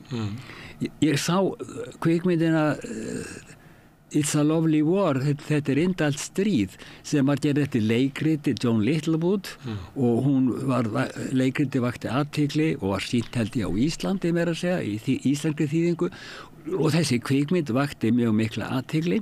Ég sá hann í Fraklandi og þá var eitt sem vakti mikla undrun mína. Hvernig stendur þegar vera gera gísa herum Englands og Þýskalands, en það með alls konar brandurum, það bara engin brandar franska herinn og þannig að rann það upp fyrir mér strax að þeir hefðu bara allir verið klipptir burtu. Allt sem var illt franska herinn hafði verið klippt burtu. Þetta mátti ekki snerta. Þennan herinn mátti alls ekki snerta og sömuleiðis lengi þá mátti alls ekki tala allsýrstríði þó því væri lokið. Til dæmis þessi fræga kvikmynd Bardaginn Algeirsborg. Hún var bönnuð í Fraklandi. Það var byrjað að sýna hana svo urðu svo mikið læti að hún var bönnuð. Það var ekki fyrir mörgum árum seinna sem hægt var að sýna hana í Fraklandi. En hún hafði verið sýnd víða veröld. Þeir að segja í Pentagon. En eins og þú lýsir sko svona frelsiskröfunni í kringum 68, þá það, maður gæti nú sagt sem svo, ég meina þetta ekkit endilega sko hægri eða vinstri krafa. Nei, en þetta var skilgreint sem þetta var skilgreint sem vinstri krafa. Þetta þunga kaþólska siðferði, það var ríkjandi til hægri. Þannig að krafan persónufrelsi var vinstri krafa. Já, það var það alveg tvímælalaust. Þetta vakti yfirgengilega reiði hægri manna. Og líka það, sko, Frakkar höfðu lengi haft áhyggjur af því að þeir var að síga niður, missa sitt veldi og það var, ein ástæðan var svo að þeir varu of fámennir, það væru of lítið af fæðingum og það var líka ein ástæðan fyrir því að þeir voru á móti, hægri menn voru á móti getnaðarvörnum, því þeim fannst þetta bara tilræði við Frakkland. Og þá svo síðar fóstureyðingum eða þungunar. Það er náttúrulega fóstureyðingar tíðkuðust mikið, en þær voru alltaf í leyni og mjög svo skaðlegar fyrir konur, fyrir heilsu kvenna. Og líka stéttbundið að þeir sem eru betur settir vissulega. Það voru alls konar, skottu kvenlæknar sem stunduðu fóstureyðingar og þá kannski drápuður móðurina í leiðinni, en þær voru kallaðir englagerðarkonur. Það dóu svo margir. Já, það bara út af fóstrunum. Já. En á stögum vísistjórnar, á stríðsárunum, þá var kona hálsvöggvin fyrir fóstureyðingar, fyrir að hafa framkvæmt fóstureyðingar. Dæmd til dauða og hálsvöggvin. Sem að þarna 68 er bara 25 árum undan. Já. Þannig að þetta er mjög nálægt í tíma. Já, þetta er mjög... En var ekki 68 byltingi líka krafa að brjóta, að nemendur hefðu eitthvað að gera, hvað verið gert í háskólanum? Það var líka það lýðræðisbylting. Það var það líka. Það hafði áhrif í fjölmiðlum, breytti svona sjónarhorni fjölmiðla. Já, það var það líka að breyta kennslu í háskólanum. Það var það mjög líka. Þetta var eiginlega, þjóðfélagið var eins og dauð hönd, eins og siðferð þessa tíma og menn vildu brjóta hana burtu, íta henni frá sér. Þess vegna kom þessi bylting eða uppreist kom hún mönnum mjög á óvart, það hefði verið safnað saman óanægja í langan tíma. En ef maður horfir á þetta frá vinstri, þá getur maður alveg séð fyrir sér einhverja vinstri svona spámenn, segja sér svo að það kemur ekkit út úr þessu uppreist stúdenta. Það er eina leiðin til að breyta samfélaginu er að verkalýðurinn beiti afli sínu og breyti ykkur. Stúdentar eru nú bara börn millistéttarfólks og fleira og eru bara að bæta sína stöðu og eitthvað fleira. Þetta er ekki raunveruleg þjóðfélagsbylting sem er í gang. Þessi bylting 68, hún spratt upp alveg öllum að óvörum og engir leiðtogar innan gæðstarapa áttu nokkur þátt í þessari uppreist, ekki nokkur minnsta hátt. Nú hef ég orðið var við mikinn misskilning á Íslandi maí 68 sem ég finnst nauðsynlegt að dreifa. Það sem sé menn halda að maí 68 hafi verið verk róttæklinga, þar sem máista, trotskista og slíkra og það hafa endurminningar manna þessar róttæklingar þær oft ansi slæmar. Þess vegna hafa menn ímugust á maí 68 og þegar ég gaf út þessa bók mína maí 68 heyrði ég menn segja að ég hef ekki lesað hana og ég ætla ekki að lesa hana. Að þeir misskildu þetta alveg, heldur þetta væri einhver lofsöngur róttæklinga. En það er nauðsynlegt að segja það að róttæklingar komu hvergi nálægt 68, ekki á nokkurn hátt. Það voru ýmsir róttæklingahópar uppi. Eitt þeirra voru máistar. Þegar maí 68 hófst, þá fyrirskipaði forsprakki máista, Línhart ef ég man rétt, öllum máistum að standa utan við þetta. Hann sagði að þetta eru bara deilur milli yfirstéttarmanna og kemur alþýðunni ekkert við. Og þeir héldu sig algjörlega fyrir utan maí 68 þangað til að alveg undir lokin þegar ástandið var farið að breytast mjög mikið. Nú, það voru til tveir flokkar trotskista. Annar þótti svo kreddufullur að menn bara hlógu þegar þeir tóku til máls. Þetta voru alltaf sömu klísjurnar sem komu ástandinu, snert ástandið ekkert, komu því ekkert við. Það var held ég man ekki hvað þeir voru kallaðir, það var eitthvað skammstöfun, en menn höfðu bara mestu skömm á þeim. Svo voru það aðrir trotskistar sem voru reyndar miklu opnari og gátu tala skynsamlega, en þeir voru bara smá þáttur í þessu og höfðu engin megin áhrif. Þessi leiðtogar stúdenta voru alls ekki úr neinum hópi róttæklinga. En hvernig spratt þetta fram? Svo gerðist það að mæ 68 rann út þúfur og endaði með því að þingkosningu sem leiddi til valda einhverja mestu íhaldsstjórn sem hefur verið í landinu. Nú ég hef ákveðna skoðun á því sem ég hef aldrei heyrt í Frakklandi. Hún svo að Pompidou hafi staðið á baku og leikið mjög vont hlutverk. Þannig var að 13. Pompidou var í Rúmeníu þegar þetta hófst. Pompidou sem var forsætisráðherra.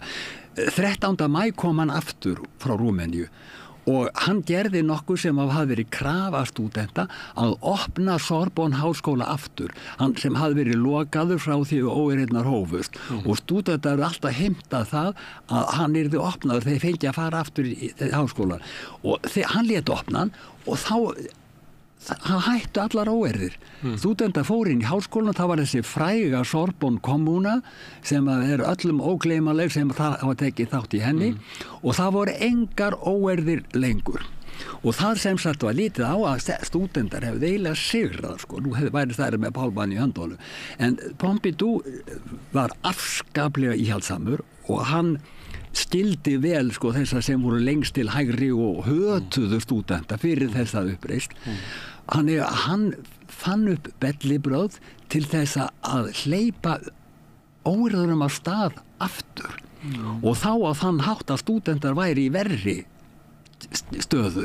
Þetta gerði hann með því að reka Cohn-Bendit, leiðtoga stúdenta, úr landi, eða öllu heldur Cohn-Bendit var á ferð í Þýskalandi og hann listi yfir að hann fengi ekki að koma aftur til landsins. Og þá fór allt af stað. Og þá urðu óeirðnar miklu harkalegri en nokkuð tíman áður og þá var ástandið mjög illt. Til dæmis að þegar voru einhver óeirðir þá vissu lögreglumenn að stúdentar leituðu alltaf að lokum til Sorbonne aftur. En einhver tíma þá voru konar miklar óeirðir á hægri bakkanum, þá skipaði Pompidou lögreglustjórnum að loka brúnum yfir Signu, þannig að stúdentar gætu ekki komist aftur og þá yfir í vinstri bakkan og til Sorbonne. Þannig að þá urðu mikil uppþot og miklir bardagar, götubardagar í fínu hverfunum í París og þá með þess að einhver reyndi að kveiki held í Kauphöllinni, það var nú ekki mikill eldur og svo þetta leiti fór að staði þessi allsherjar verkfallalda. Það var í kjölfarið eins og stúdentar hefðu kveikt í þessu verkfallaldum sem voru... Gerðu það? Já, það er bara stúdenta verkamenn hafa séð að nú var tækifæri til að hefja aftur sína baráttu. Það var kannski bara stúdentar voru kannski einhver fyrirmyndi þegar áttu engar hlut í þessu verkfallaldu. Þá var gífurleg og þá sá Pompidou leik á borði og rauf þing. Eftir þá komu miklar mótmælagöngur gólista og hægri manna og sem sagt að það rauf þing og þá náði þarna hægri flokkarnir að segja gólistar og aðrir mjög miklu meirihluta á þingi, þetta var alveg fordæmalausu meirihluta og þá hann byggt á ótta almennings þá var nefnilega ótti almennings við kommunista mjög mikil og það hafði verið dreift út þeim orðrómi að það var ekki stúdentar sem hefðu gert þessa uppreist, heldur væru leyniþjónustur erlendra ríkja og lögreglustjórinn sem var á bakvið þetta, lögreglustjórinn í París segir frá því afskaplega merkilegri bók sem hann skrifaði seinna þessa atburði. Hann sagði það að stjórnvöld hefði alltaf verið að hamast á sér að biðja hann að finna einhver sönnunargögn fyrir það væri austurþýsk leynirþjónusta segjast á bakvið eða Kínverjar, guð má vita hvað. En sem sagt aragrúi manna trúði þessu. Ég heyrði allskyns orðróm til dæmis það að svo kallari nótt götuvirkjana að þá hefðu allt í einu komið fram kínverski leiðbeinendur og kennt stúdentum að hlaða götuvíi. Nú ég var þarna staddur og ég sá aldrei einasta Kínverja og ég sá heldur ekki að það þyrfti að kenna mönnum sérstaklega að hlaða götuvirki. Þetta liggur í blóðunni á Parísarbúinu. Það er bara, fólk byrjar á því án þess að vita að kunni það. Já, mikil ósköp, sko. Þetta er ævagömul hefð í París að hlaða götuvirki. Og þetta liggur í blóðinu á Parísarbúum. Og það voru aldrei neinir... Þeir eru líka mjög góðir í því að ná upp göturstein. Já, ég er mikil ósköp. Ég var eins og vitni að þessu, það sem að lögreglan kom með táragas og mótmælendur, ég fannst þess að væri bara með svona klær þar sem ekki að náðu upp götursteinum. Já, það var mikil ósköp. Þetta kunna þeir allt saman. En sem sagt þarna það var aldrei voru nokkur leyniþjónusta erlendsríkis nokkur staðar með hendurnar í þessu. Hvað er afstaða kommunista og sósíalistaflokksins til þess að? Kommunistar voru eiginlega á móti þessum uppreisnum. Þeir sko kommunistar og gólistar voru alltaf að rífast hver við aðra en þeim var andstæðingurinn ekki eins leiður og þeir létu. Og það er frægt í sögunni að einhvern tíman mætti kommunisti, þingmaður kommunista, tengdasyni de Gaulle á þingi, franska þinginu og þá gekk kommunistina að þessum tengdasyni de Gaulle og sagði, segðu honum að láta ekki undan. Þannig að þetta var afstæða kommunista. Þetta dæmi með útvarp, sjónvarpið að aðrir gólistar hefðu fréttirnar í sínum höndum og kommunistar menningar málin, þetta var eiginlega típist, það var einhvers konar samkomulega að stýra þessu sameiginlega. Ég held að de Gaulle hafi haft álit á ýmsum leiðtogum kommunista. Torres fannst Torres vera mjög klókur stjórnmálamaður, að því sagt er. Og þetta má víða sjá í sögunni meiri sér stundum hérna á Íslandi að svona gamlir sjálfstæðismenn hafa talað að veri auðveldara að eiga samskipti við kommunistana, það veri heldur en svona miðjuna. Já. Mikil ósköp, Og þannig hefur þetta verið í Frakklandi. Svo náttúrulega fór þetta veldi gólista hefur alveg farið hnignandi, en stjórnarskráin er eftir. De Gaulle setti stjórnarskrá yfir landið. Það hefur verið, það var ekki 59, hann komst til valda 58. En sem sé að stjórnarskráin kom sem lausn á vandamála fjórðalýðveldis. Fjórðalýðveldis var eiginlega allir stjórnleysi. Það þingið réði og var endalaust klofið. Það voru margir stjórnmálaflokkar og enn fleiri flokksbrot. Allir flokkar voru klofnir í fylkingar og hreyfingar. Þannig að á dögum fjórðalýðveldis var endalaust stjórnarkreppar. Stjórnir komu og fóru og það var ekki alltaf að leysa inn vandamál þess vegna og það var hlegið að þessum allan heim og þá kom þessi brandari fram þingmannin sem sofnaði á franska þinginu og þegar hann vaknaði var hann sagt að hann hefði verið tvísvar forsætisráðherra meðan hann svaf. Þetta sýndi hvernig við litum þetta. De Gaulle vildi taka völdin sem mest úr höndum þingsins, reyna að finna sterka stjórn, losna við þessi endalausu stjórnarskipti og það tókst vel en það þýtti þetta var eiginlega rótir að því máli að Frakkland það virðist allt sofandi, allt lokað í Frakklandi.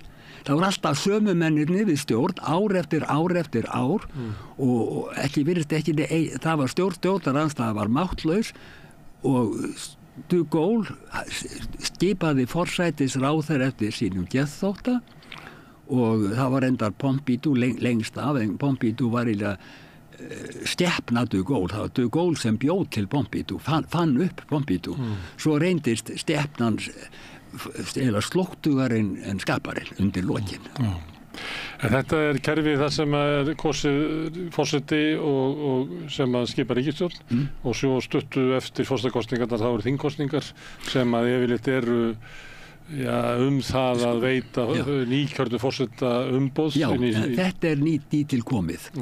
Upphálega var kjörtímabil forseta 7 ár og þingið var 5 ár. Þannig að þetta fór alls ekki saman. Og hugmyndugól var það að forsetin væri fyrir ofan. Og hann eiginlega hugsaði sem svo að forsætisráðherra ætti að stjórna daglegum málefnum svona og að þessi uppi kom. En forsetin sem væri þá fyrir ofan þingið, hann ætti að móta stefnuna til langs tíma. Og utanríkisstefnuna? Og sérlega utanríkisstefnuna sem var eiginlega mestuleyti í hans höndum. Þetta gekk náttúrulega þessi að hafði alltaf þennan forsætisráðherra sem hann hafði á sínu bandi og hann hafði alltaf öruggan meirihluta. Svo var þessu breytt. Og þá var tekið upp þetta kerfi að hafa kjörtímabil forseta 5 ár, jafn langt og kjörtímabil þingmanna og hafa þá komað þessu þannig á að það yrði forsetakosningar og svo kemi alltaf þingkosningar í kjölfarið. Áður hafi þetta oft verið þannig að þegar Mitterrand var kosin forseti, hann bara leysti þing upp, hann rauf þing og efndi til kosninga og þá fekk hann meirihluta. En þetta hefur reynst vera mjög skadlegt kerfi og hættulegt og nú kemur í ljós að þetta endar í kerfið er búið til þess að búa til sterka stjórn sem var í til þess að svara vandamálum fjórðvæðis sem og reyna að hafa líka þannig að forseti og forsætisráðherra vinni saman, sé úr sama afli.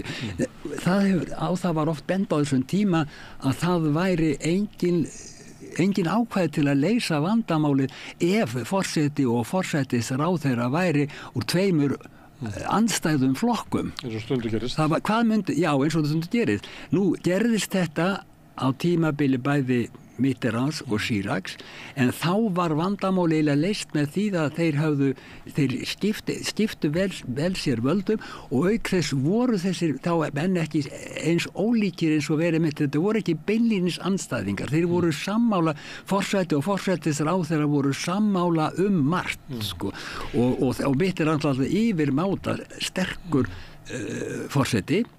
Þegar Chirac var fyrir því að fá stjórn sem var andvið honum sjálfum, þá reyndi hann mista mikið af völdunum. Það gekk ekki illa, hann var hálfvaldaður á tímabili.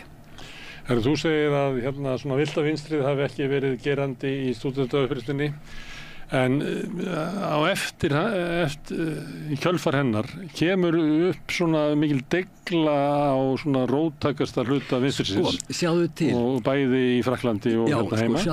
Ég held að þetta stafi af því hvernig Pompidou tókst að koma ársinni fyrir borð.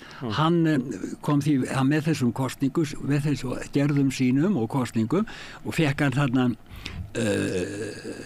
íhaldsamasta þing sem nokkuð tímann hefur verið í Frakklandi síðasta áratugum og þetta var óbóðsleg vonbrigði fyrir vinstrimenn. Þá vildu eiginlega hægri menn láta knefylgja kvíði, berja niður.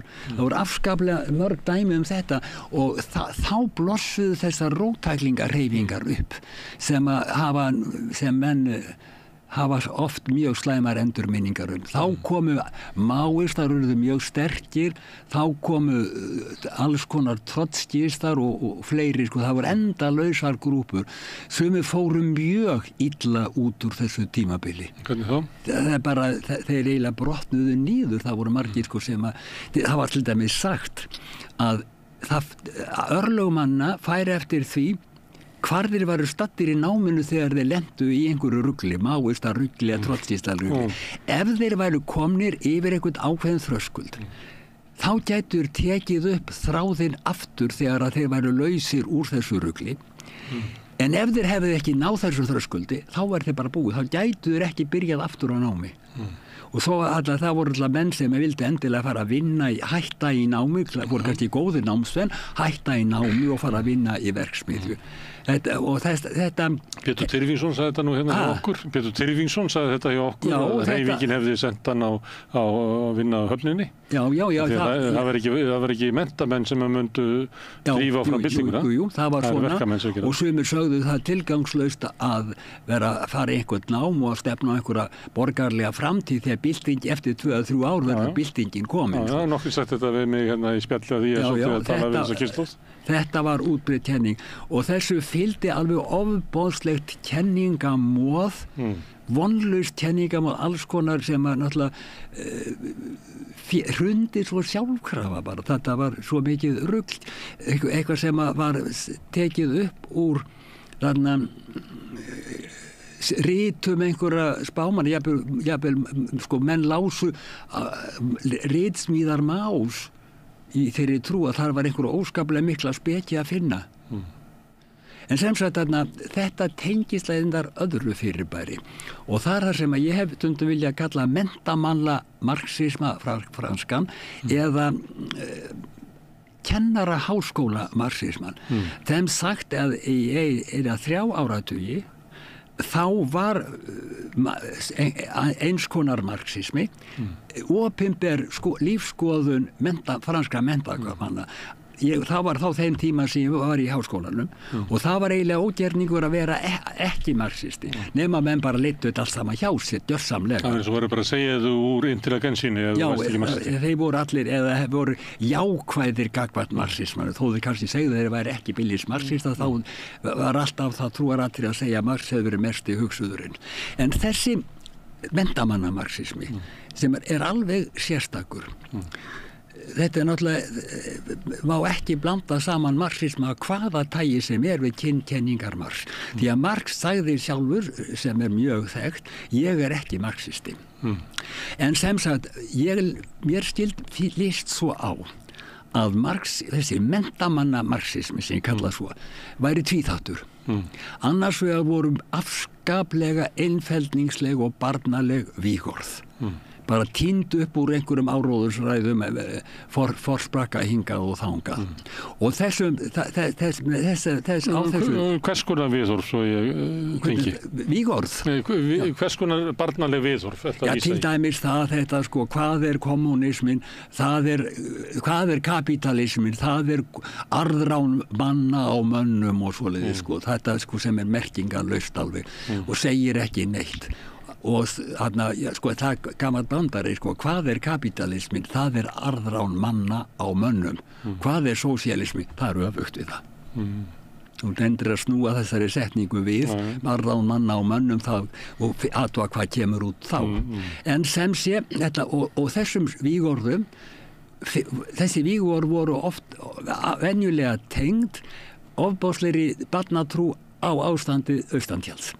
Að það væri raunverulega hefði skapast einhvern konar sæluríki eða löndin væri á leiðinni til einhvers sæluríkis og þarna... En var svo trú ekki fallin sko 56 og 68? Nei, hún var alveg, sko ég heyrði þetta stöðugt allan tíman. Ég trúi á sósíalisma því ég veit að hann hefur verið framkvæmdur í Sovétríkjunum.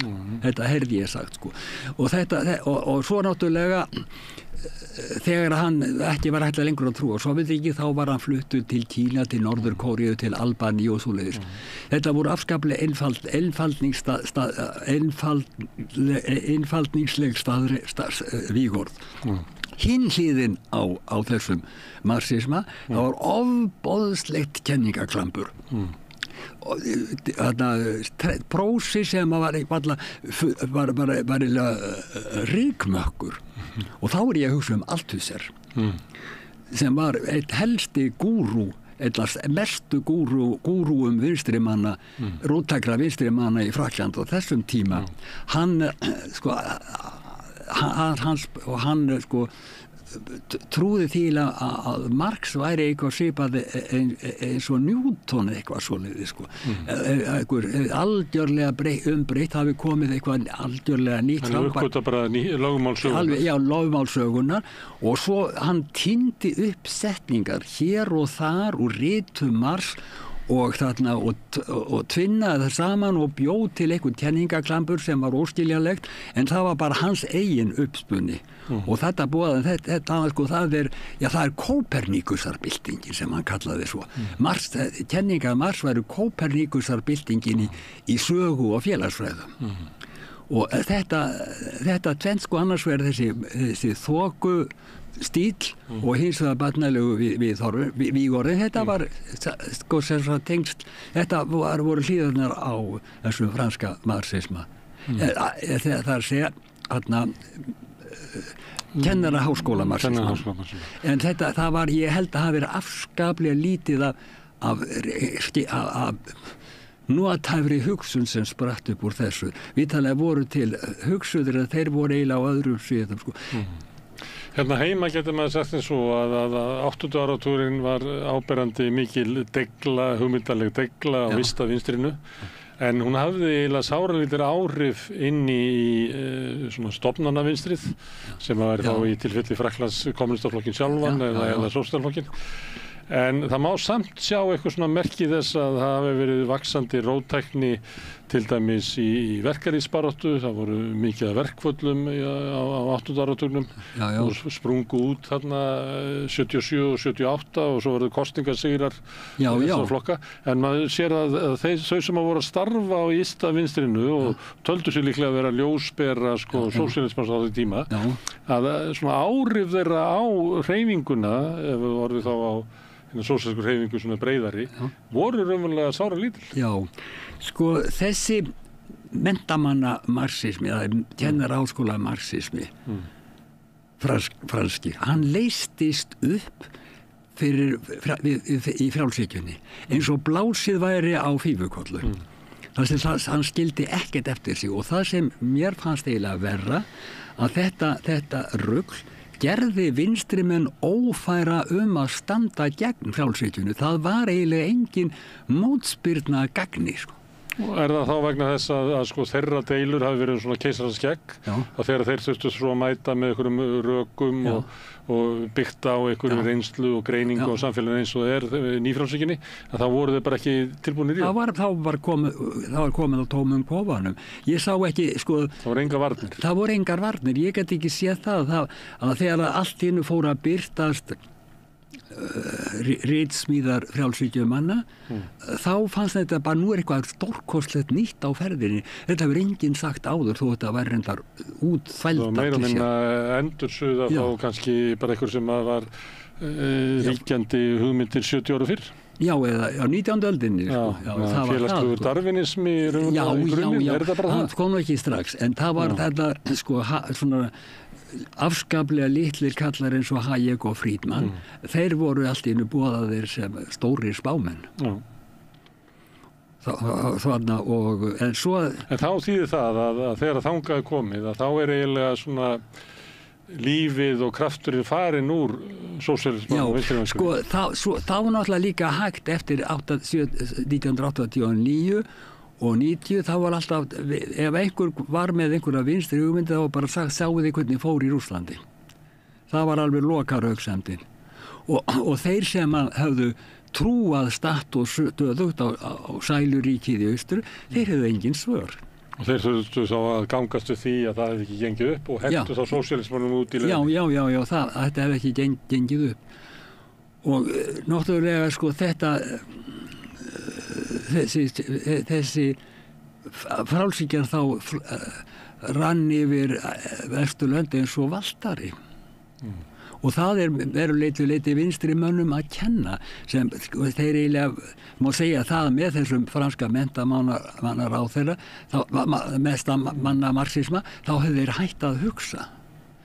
Sko, Sartre er eiginlega dæmi þessar ógöngur, sko. Hann var mikill heimspekingur á sínum tíma, hann var þá eiginlega existentialisti og fenomenológ. Og hann var mjög, en svo þegar hann fór að fara að tengja saman existentialisma og marxisma, þá fannst hann alveg fara út þúfur, sko. Hann skrifaði bók, Question de méthode, þar sem hann að reyna að samræma þetta, en það gengur alls ekki upp, sko. Það er engan veginn hægt að tengja saman existentialisma og þennan sko dólgamarxisma sem þarna var ríkjandi. Sósíalisminn á 20. öld var náttúrulega einn öflugasta hugmyndafræðistefnan sem að við fórum yfir það hvaða árið það haft á eftirstríðsárunum og bara umbreytti lífskjörum venjulegs fólks, færði auki réttindi til almennings, möguleika á því að hafa eitthvað það að segja hvernig samfélagið þróast og fleira. Hvernig stendur á því að þessi öfluga hugmyndastefna svona veik þegar það komið bara svona stutt bara fram á 8. áratug? Það út af fyrir stýring á því. Við með ekki gleyma að við tölum kapitalisma. Það til fleiri en ein tegund af kapitalisma. Við getum byrjað á því að tala villta kapitalisman á 19. öld sem byggðist á grímulausu arðráni og því að fara bara illa með verkamenn og beita lögreglu og her ef þeir voru með eitthvað múður, banna öll samtök þeirra svoleiðis. Það hinn vilti kapitalismi 19. aldar. Svo kom upp taminn kapitalismi. Það var kapitalismi á velferðaríkjónum. Og það eru náttúrulega flóknar ástæður fyrir því að hann var við lýði, en það segja til dæmis það að eftir þessi 2 heimsstyrjaldir þá vildu menn ekki hverfa aftur til fyrra stjórnarfars. Og kapitalismin var líka hafði veikst. Gamli kapitalismin. Svo náði hann bara afli sínu áður. Hann var rúin allri æru. Þessi vilti kapitalismi var rúin allri æru. Og þá kom fram velferðarþjóðfélagið og þá, það er oft sagt, þá kom fram taminn kapitalismi og þá var sagt í róttæka vinstri menn, sá kapitalismi sem þið að berjast á móti ekki lengur til. Þið að berjast vindmyllur. Nú komin allt annað þjóðfélag með allt öðrum kapitalisma og menn sögðu, nú sameiginlega hagsmuni. Já, nú allir eins og sagt var við mig, nú allir sammála markmiðið sem velferðarríki þar sem séð fyrir þörfum manna og farið vel menn og menn búa við góð kjör hver sem eru og henni ríku verða ekki of ríkir í ofvalda miklir og sætta sig við að borga skatt og sætta sig að borga skatt og hvað eina og þannig að það allir eru sammála þetta markmið. Það standa deilur leiðirnar, það eru allir sammála, eða nánast allir sammála það velferðarkerfi á Norður-Evrópu sem hinn raunverulega rétta lausn, en kommunismin í Rússlandi blindgata og leiðir ekkert og leiðir bara til verri kjara og til einræðis og kúgunar. Svo gerðist það að allt í einu kom þessi vilti kapitalismi fram aftur. Það að segja með kapitalismenni náðu bara að afli sínu aftur. Já, þeir höfðu afli til þess að þá völdu þeir yfir samfélagið. Ég held að svo að þeir hafi aldrei viðurkennt velferðarkerfið í hjarta sínu. Þeir hafi alltaf látið sér dreymum að ná fyrri völdum. Og ástæðan fyrir þeir fóru ekki fyrr af stað svo að þeir voru hræddir við kommunisman. Þeir voru hræddir, menn það var sterk. Þegar áttið með kommunisman hvarf alveg úr sögunni að það var eiginlega augljóst að það var kringu 1980 þá var engin ástæða til lengur til að vera hræddur við kommunisman. Þá bara stukku þessir frjálshyggjumenn af stað aftur. Þetta frjálshyggjan bylting auðkýfinga gegn fátækum. En með þeirri viðbótar skilgreiningu að auðkýfingarnir voru ekki alltaf endilega auðkýfingar fyrir, þeir urðu það því þeir voru á réttum stað, á réttum tíma og kunnu á það sem var að gerast. Og sólsögndi sig. Já, þá komu þarna, þá var dustað ríkið af afskaplega lítilfjörlegum hugsuðum, Hayek og Friedman, og kenningar þeirra sem náttúrulega alveg út úr kú, að þær voru gerðar að sannleika.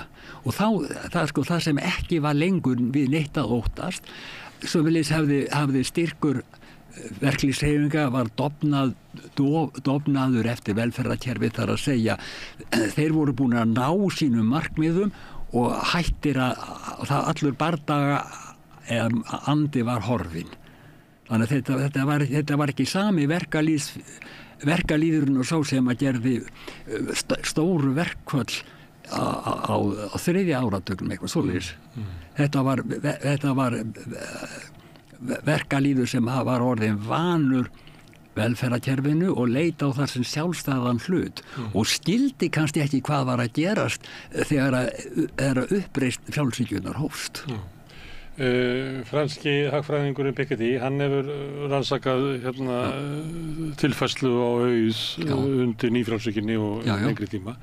En svo fór hann og rannsakaði breytingarnar á vinstrinu og bjó til með, ég held að það sé honum eða ekki, bjó til hugtakið bramíska vinstri og þá tekur hann saman kosningaúrslit og kosningastefnu í óheyrilegu löndum. Hann er með svo mikla reiknigetu svo margir að vinna fyrir bakveða. Og þá býr hann til svona sögutráð að þú ert með verkalýðshreyfinguna sem að berjast fyrir réttindum sínum og þeir vilja bara fá húsnæði og betri laun og menntun fyrir börnin okkar og heilbrigðisþjónustu og séð okkur ellinu og sumafrí og eitthvað svona. Og þetta drífur áfram þessa miklu samfélagslegu byltingu sem er kannski fyrst og fremst á eftirstríðsárunum. En síðan gerist það að kemur svona önnur kynslóð inn í tekur yfir hreyfinguna sem er kannski, myndi maður í fljótu bragði telja að vera eðlilegt. Það eru börnin sem voru menntuð inn í baráttunni.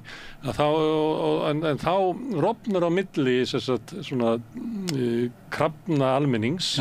Og þá er kannski hugsunin svo að ef þú ætlar að gera við samfélagið, þá ætlar að gera helst við það sem að mest er að, þannig að þeir sem verða fyrir mest óréttlætinu í samfélaginu, við skulum gera við hjá þeim, eins og var kannski krafa verkalýðshreyfingarinnar fram eftir 20. öld, þangað til hið bramíska vinstri tekur við og þá segja þau við verkalýði, nei, það er nú kannski ekki rétt eina minna sem hækka launin í því það geti aukið verðbólguna og svo er það líka að það er ekki allt fengið með launahækkunum kannski væri myndum bara að lækka tolla og búið til tolla eins og EFTA eða ESB og svona það mun lækka til betri miklu meira heldur en hinn klassíska verkalýðsbarátta og nei, það gengur ekki að við séum að byggja upp húsnæði á vegum ríkisins eða sveitafélagana, það verður náttúrulega markaðins sjá það sem hann er bestur í og bla bla bla bla og smátt að þá ertu komið með það sem hann kallar svona flokka sem eru stofnunum til gamli vinstriflokkar en þeir hafa bara ekkert láslita fylgi. Það er þannig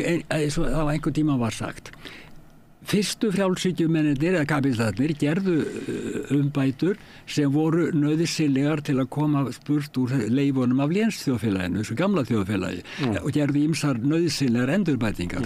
Þegar þeir höfðu svo sigrað, þá gerðist það sem oft gerist í sviparaðstæður, þessi menn hættu að hugsa. Og þá tókur bara kenningarnar þeirra urðust að styrðum, kreddum og mátlausum. Nú það má segja það með vinstri menn að þegar sósíaldemókratar voru búin að ná sínum markmiðum að þá eins og þeir hættu að hugsa. Og þess vegna voru þeir veikir fyrir alls konar röksemdum hagfræðinga og svoleiðis. Eins og ég sagði þegar að... Hægri hagfræðinga? Já, ég held að hagfræðin hafi næðumst alltaf verið hægri sínu. Hún sé eðli sínu, hægri sínu. Það er alltaf sama því að hagfræðingar eru spurðir að því hvað á að gera, þá er það alltaf þetta sama. Það er alltaf sem er beint á móti kröfum almennings. En þess að þeir heldur hafi alveg hætt að hugsa og það var alveg greinilegt eftir ári upp úr 1970 að þá voru vinstrimenn algjörlega hættir að hugsa. Því miður En er það ekki samt skrítið að þú ætti að horfa á þessu öflugur hreyfingu sem að sósíalísk hreyfing í Evrópu var með verkalýðshreyfinguna og öfluga flokka og allt þetta. Og svo kemur í ljós að þessi flokkar er ekki að svara alveg kröfum tíman að ný kynslóð vill fá bara meira það að segja og með aukið persónulegt frelsi, meira lýðræði inn í stofnanir samfélagsins að þessari hreyfingu sem ætti að vera byggð upp á persónufrelsi það er bara að sósíalismin er krafan að ég hafi frelsi í mínu lífi að því meira frelsi, það er bara krafan og lýðræði að ég hafi eitthvað að segja hvernig samfélagið er mótað að þessari hreyfingu mistakst að innbyrða það einhvern veginn inn í sína hreyfingu og verða öflugri að hún næri ekki endurfæðast. Já. Þetta er eiginlega... Já, það bara menn eins og þetta menn það var komið allavega fáir fram sem gátu skilgreint þjóðfélag. Sjá til að þegar frjálshyggja fór á stað, þá leið talsverður tími áður en menn fóru fyllilega átt á því sem var að gerast. Lengi vel, sko, ég held nefnilega að samkvæmt kenningum Gramsci, spurningin það ná andlegum yfirráðum. Yfirráðum í hugsun. Þegar að frjálshyggjan kom fram, þá misti algjörlega vinstri menn andlega veldið, algjörlega. Frá því að sko, það hefur verið sko, kannski menn upp úr 8-10 mann, ekki þar sem kjölfarið á Reagan og Thatcher, þá fór frjálshyggjan að vaða og þá var eins og það væri vinstri menn mistu gjörsamlega andlega valdið. Það voru þeir, það var hægt að einhverju furðulegum ástæðum var hægt að boða það að rit Hayeks og Friedmans, þetta væru meginrit okkar tíma, þetta væri það sem ætti að gera. Þetta svona yfirmáta vondu rit. Ég held að vinstri menn hafi ekki lesið þau, þessi rit á þessum tíma. Og ég veit ekki hvort að hægri menn hafi yfirhöfuð lesið þau, bara vissu kunnu ákveðna klisjur, en alveg ljóst að vinstri menn höfðu ekki lesið þau, því að ef þeir hefðu gert það, þá hefðu þeir heldur betur fundið á þeim myndbugi. Það er eitt sem að gerist á þessu tíma, það væri kannski möguleika að orða það svona, að á þessu tíma þá nægði hægrið framtíðinni að þau voru að tala hvernig samfélagi myndi verða og ætti að verða, sem að hafði alltaf verið sko, eign sósíalistana, sem að sögðu sko, að við erum framtíðinni, við erum á leiðinni í áttinni til sósíalisma. Þegar að hægri menninni ná framtíðinni og segja nei, við erum á leiðinni til þeirra framtíða sem ríka fólki mun bæra okkur, ef við bara sleppum því lausu, þá mun síga hér niður ný Jerúsalem og miklu betri samfélag heldur að við getum unnið að með því að í einhverjum lýðræðislegum debatt út í samfélaginu.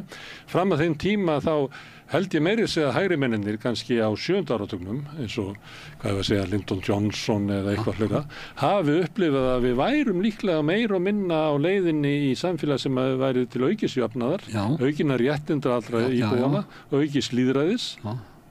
Þannig að alveg fram til svona 1980 þá var eins og vinstri hafi átt framtíðina. En eftir það að þá fara vinstri menn alltaf að verja sko fortíðina sem að er eiginlega held ég svolítið vonlaus vísbending. Sko það var alltaf að benda á það að þessi framtíð sem vinstri menn höfðu boðað, það var eins og það sem Jóhann Páll sagði, framtíðir sem brást. Vinstri framtíð var framtíðin sem brást. Jóhann Páll Árnason, heimsveikingur. Hann sagði, það var sko, hann skrifaði bók ef ég mann. Ég fór að leita páfa sko, Jóhann Páll. Nei, Jóhann Páll, það var ekki páfi, ekki alveg páfi. Hann sem sagt skrifaði bók, ég held að hún hafi verið einsku, hétti Future That Failed, framtíðir sem brást. Þá var engin hörgull á mönnum sem sögðu sko, sú framtíð sem þið voruð að stefna að var sú sem varð að raunveruleika í Sovétríkjunum. Og þá héldu frjálshyggjumenn að þeir hefðu miklu betri framtíð. Sko það var ekki aðeins, það var algjört frelsi einstaklingsins í staði fyrir þessa kúgun sem menn sáu í Sovétrússlandi. Það var algjört frelsi og það átti að leiða til miklu meiri velmegunar. Sko þá var þarna kenningin sko, mólan af borðunum og allt þetta sem var náttúrulega út í hött.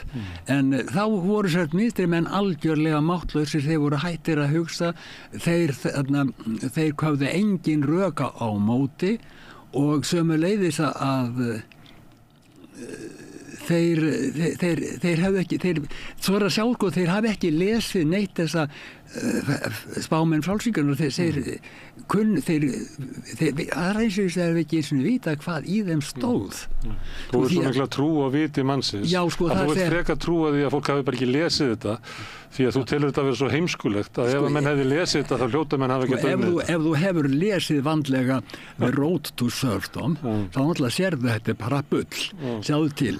Hann spáir því, segir fyrir þá færa því allskyns rök að hið minnsta skref í átt til sósíalisma til kannski einhvers konar kannski ríkisstefnu, hún hljóti síður ævinlega að leiða til einræðis. Sem sagt að því ekki hægt að komast hjá því. Þessi bók Hayeks, The Road to Serfdom, kom ef ég maður rétt alveg rétt í stríðslok og þá voru einhver hægri menn sem tók hana upp sko. En svo gerðist það bara nokkrum árum síðar, einhver maður sagði við, það var ekki allmörgum árum síðar, að einhver maður sagði við Hayek, ég hef farið til Svíþjóðar, ég hef skoðað landið, hvar eru fangabúðirnar? Hvar eru handtökurnar? Hvar eru stytturnar að vera þess herranum? Hvar hljóma einhverju byssuskot í fangelsum klukkan 6 að morgni? Öll þessi spá var rugl. Og við sáum í Bandaríkjunum að það eru hvergi í heiminum fleiri fangar heldur en í Bandaríkjunum. Það eru hvergi fleiri heimilislausir heldur í Bandaríkjunum. Það eru hvergi sveltandi fleiri en í Bandaríkjunum. Það eru 20% af þjóðinni sem lifir raunverulega við aðstæður sem eru bara sambarlegur í Zimbabwe. Já, en sjá til að ef að menn hefðu lesið þessa bók, þá hefðum bara séð þetta hvað þetta var mikil vitleysa. Það var ekkert einræði í Svíþjóð, Noregi, Danmörku eða Íslandi. Það voru engar fangabúður í Lapplandi. Það var engin opinber hugsun sem mönnum var gert skylt að aðhyllast. Allt þetta var fjarstæða. Og Hayek reyndi að snúa sér út úr því með því að halda því fram að hvergi í heiminum leiddist mönnum eins mikið eins og í Svíþjóð. Hvergi hefði hann séð eins mikið lífsleiða. Eins og í Svíþjóð. En nýfrjálshyggjan kom og hún leiddi til svona það sem hefur verið kallað ólíkarkismi. Það bara auður og völd fara hendurnar á örfáum sem að drottna yfir samfélagunum. Samfélaginu eru að veikjast, það er ójöfnur að vaksa, vald almennings yfir samfélaginu er eiginlega orðin engin. Almenningur inn í samfélaginu er búin að missa trú á stofnunum samfélagsins og stjórnmálunum. Samt og svo hrynur nýfrjálshyggjan og það má færa rök fyrir því að það sem er að gerast í stjórnmálum í Evrópu og í Bandaríkjunum sé þannig að þeir sem að auðguðust á tímum nýfrjálshyggjunar ætli að verja auð sín með einhvers konar útgáfu af fasisma og þar eru við staddir. Já, það er eðlilegt. Þessi bylting nýfrjálshyggjunar, hún heldur áfram. Nú hefur það gerst að andstæðingar nýfrjálshyggjunar hafa eiginlega náð þessu andlega valdi sem Gramsci talaði Það hefur ég orðið mjög vel varfið það síðustu árin. Það er alltaf að koma, það er bækur sem að gagnrýna harðlega nýfrjálshyggjuna, það eru kvikmyndir og alls konar verk og það er engin vörn fyrir frjálshyggjuna er máttlaus og bara dettur dauð niður. En þannig að þessi andlega valdið er í höndum andstæðinga frjálshygjunar. En ríkisvaldið, pólitíska valdið, það er í höndum ólígarkana, það er í höndum auðvaldsins og þeir ætla alls ekki að sleppa því, þeir gera allt sem þeir geta. Sko, nú hefur til dæmis í Frakklandi komið í ljósa almenningur er mjög andvígur stefnu Macrons og stefna Macrons er afskaplega einfeldningsleg frjálshyggja. En það er sagt svo að hans eina markmið núna sé að koma í veg fyrir að horfið frá þessari stefnu. Það sé fyrst og fremst að reyna að koma með öllu móti í veg fyrir einhver hafi tilburði til að hverfa burt frá þessari stefnu. Og þetta er ástæðan fyrir kreppunni núna. Hann er að reyna að finna einhver leiði til að koma til valda mönnur sem halda stefnunni áfram undir hvaða yfirslætti sem er. Þú segir að andstæðingar nýfrjálshyggjunnar hafi náð svona hugmyndalegri fórustu og við erum svolítið að stunda þá íþrótt hér. Við stofnum sósíalistaflokkinn fyrir, ég man ekki, 7 árum og þá held ég hafi enginn sagt sósíalismi á Íslandi bara á þessari öld sko. Og við höfum sagt auðvald og nú er allt þessi auðvald og við höfum sagt arðrán og hægt og bítandi er þetta bara að vinna sem að verður að vinna og ég held að okkur hafi bara miðað ágætlega. En það er líka kannski, en ég myndi ekki segja að sko sósíalistar væri með sko hugmyndalega fórustu í Evrópu, heldur væri það frekar sko. Það eru menntamenn, það eru rithöfundar menntamenn og hugsuðir sem eru, það er það eru ekki stjórnmálamenn nema náttúrulega vissulega já, við að hægrið hefur endurnýjað sig og að umbreytast. Já, það umbreytist þannig að það ennþá harðara í að halda byltingunni áfram. Þú lítur það ekki sem svona hugmyndarlega breytingu eða? Nei. Ég til dæmis að nú náttúrulega ljóst að harðsta vandamálið sem yfir okkur vofir, það loftslagsmálin. Men þeir sem eru til hægri, þeir afneita því að annars vegar afneita þeir því að sé einhverjar breytingar að verða eða hins vegar þá halda því fram að það sé auðvelt að ráða við þar með tæknilegum lausnum. En þeir vilja, þeir halda því fram að það sem menn kalla sem væru raunverulegar leiðir, það sé bara ofstæki og rugl. Í Frakklandi talað refsingarvistfræði. Ef að menn benda á einhverja leiðir til raunverulega að draga úr þessum loftslagsbreytingum og að vinna gegn þeim, þá það kallað refsingarvistfræði. Ef einhver maður segir að það sé nauðsynlegt að draga úr bifreiðaakstri og flugi flugvéla, þá það kallað refsingarvistfræði. Var það þá vísun í svona kaþóliki að berja sig með svipu á bakinu? Nei, það bara, þeir kannski... Hver refsing? Nei, þeir myndu þá frekar líka því við Sovétríkin, Þar var nú aldeilis mengunin? Já. Þó hafi náttúrulega verið bara brot af því sem var í Vesturlöndum. Ég hef heyrt í haldið fram að Sovétríkin hafi mengað svo mikið og ég veitti tíma í það að skoða, það var náttúrulega varað á sínum tíma, en það bara ekkert í líkingu við það sem í gangi núna. Það mikið róskap, það er bara eins og lítill kofi við hliðina á einhverju stórum turni. Já, það er allstaðar í bara heimsbyggðinni verið að gera ráðstafanir sem myndu bara gera loftslagsvandamálið meira og verra. En hefur sósíalisminn, af því að ég aðgreini það frá vinstrinu, af því að sömuleitt á Íslandi oft verið að tala vinstri og þá verið að sækja það í svona bandarísk stjórnmál sem svona identity politik og fleira, en þá tölum bara sósíalismann. Heldur að sósíalisminn hafi í sér endurnægingar kraft til þess að geta haft áhrif á mótursamfélagana næstu árum og áratum? Ég veit ekki, það eftir hvaða merkingum maður leggur í orðið. Raphael Glucksmann, sem einn af þeim sem hafa verið mikið áberandi í frönskum stjórnmálum, þótt hann sé ekki félaginn innum stórum flokki, ég held að hann hafi bara sinn eigin flokk, hann hefur talað það að sósíaldemókrati sé eina lausnin. Ég myndi segja það á móti að sósíaldemokratiska stundin, augnabliki, var stórt augnabliki í sögu Evrópu, en nú það liðið. Þegar að Það dó með Ólaf Palme kannski? Já, kannski, en þegar að sósíaldemokrati kom fram, þá átti hann það í höggi við kapitalisma sem var rúin allir æru og mjög veiklaður. Og þá hann byggt á stórum hreyfingum og menn vissu hvað átt að gera. Það var engar deilur aðgerðirnar, til dæmis að byggja verkamannabústaði, koma á tryggingum á öllu tagi og þetta var einfalt mál. Nú ástæðan allt öðru. Vinstri menn eiga í höggi við miklu skæðari andstæðing sem nýfrjálshyggjan, sem miklu verri og harðari heldur en þessi allt annað skrýmsl. Allt annað skrýmsl heldur þessi ærum rúni kapitalismi fyrir áratuga. Og það eru menn sem óttast ekkert. Kapitalistar fyrir áratuga óttuðust verkalýðshreyfingar. Þeir óttuðust kommunismann.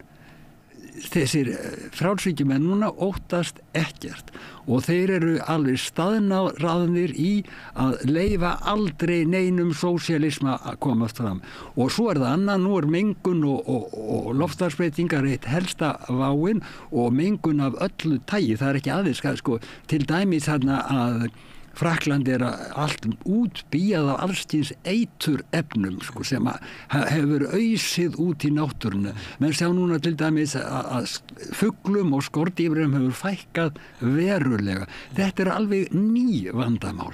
Þess vegna hlýtur, sko, þess vegna ekki þessi sósíaldemókrati gamla tíma, það tilheyrir þessum gamla tíma og það verður ekki endurvæki. Núna verður baráttan að vera allt öðruvísi og hafa allt önnur stefnumál. Sko, til dæmis það að það mætti endurbæta heilsu manna mikið með því að hætta að dreifa þessum eiturefnum út í náttúruna. Menn hafa reyna reikna út hvað margir láti lífið út af þessu skordýra eitri til dæmis og öðrum slíkum efnum sem dælt út í náttúrun alveg miskunnarlaust og það er búið að skrifa mikið þetta að menn hafa reynt að reikna út hvað margir degi út af þessu og svo reikna út af þá sjúkdóma sem að spretta upp, konur verða ófrjóar, það missa fóstur og allt hvað að krabba menn. Þannig að krafa dagsins ekki það fá aðgangað heilbrigðisþjónustu. En það alveg sama. Forðað að maður verði bara drepinn. Já, það alveg sama hvað þetta reiknað út, hvað vísindamenn skrifa, það aldrei, eins og að sé aldrei hægt að banna þessi efni. Og ef eitthvað efni bannað, þá koma framleiðendur allt í með eitthvað annað efni undir nýju nafni og þá farið að selja það og svo tekur mörg ára að finna út hvað það sé skaðsemt en það eins og aldrei, það sé aldrei hægt að banna neitt eða takmarka það. Og þetta risastór vandi og hvað gerist náttúrulega ef að býflugur deyja drottni sínu bara eins og inkorpóri eins og það eru langar til. Það hefur verið sagt að án skordýra getur ekkert mannlíf þróast. Það ekki hægt og þetta, ég veit ekki hvað nákvæmlega hvernig það einhver skýrsla sendi fram að það væri 70% fækkun á skordýrum og menn sjá líka mikla fækkun á fuglum. Þetta afskaplega alvarlegt vandamál og þetta vandamál sem algjörlega nýtt. Engum sósíalismum fyrri áratuga kom þetta til hugar. Það má nota samskonar baráttuaðferðir eins og var barist fyrir menntun fyrir alla og heilbrigðisþjónustu fyrir alla, þá er það bara lífsskilyrði fyrir alla. Lífsskilyrði fyrir alla, mikilvægt. Og svo líka menntun fyrir alla. Því það má ekki gleyma því að eitt þáttur í frjálshyggjunni að draga úr menntun. Skólakerfi allstaðar í ólestri. Það í ólestri á Íslandi, það í ólestri á Fraklandi. Það farið svo illa með kennara að það bara ekki hægt að manna skóla, menn vilja ekki lengur fara í þetta embætti þrátt fyrir atvinnuleysi. En sósíal demokratía, hún sömuleyti byggði á svokölluðu blandaða hagkerfi og þá ertu með ríkisvaldið sem almannavaldið sem setur reglur en sér líka opinbera þjónustu og svo ertu með atvinnulífið sem í höndunum á einkaaðilum. Þegar þetta samkomulag blandaða hagkerfið gert, til dæmis í Svíþjóð og eftirstríðsárunum, þá var auðvaldið veikt. Já, mjög veikt. Og þar alveg mátti blanda þessu. Þú ert að segja núna, megin þetta veika auðvaldi farið, eftir situr rísar stórt og vondugt auðvald. Auðvald nýfrjálshyggjarana og það bara blandast ekki. Ef hugmyndir svo að ég hef búið til að blanda hagkerfi með þessu, það blandast ekki. Þannig að bara gleymi því að það sé að blanda þessu. Það virðist því miður vera, sko.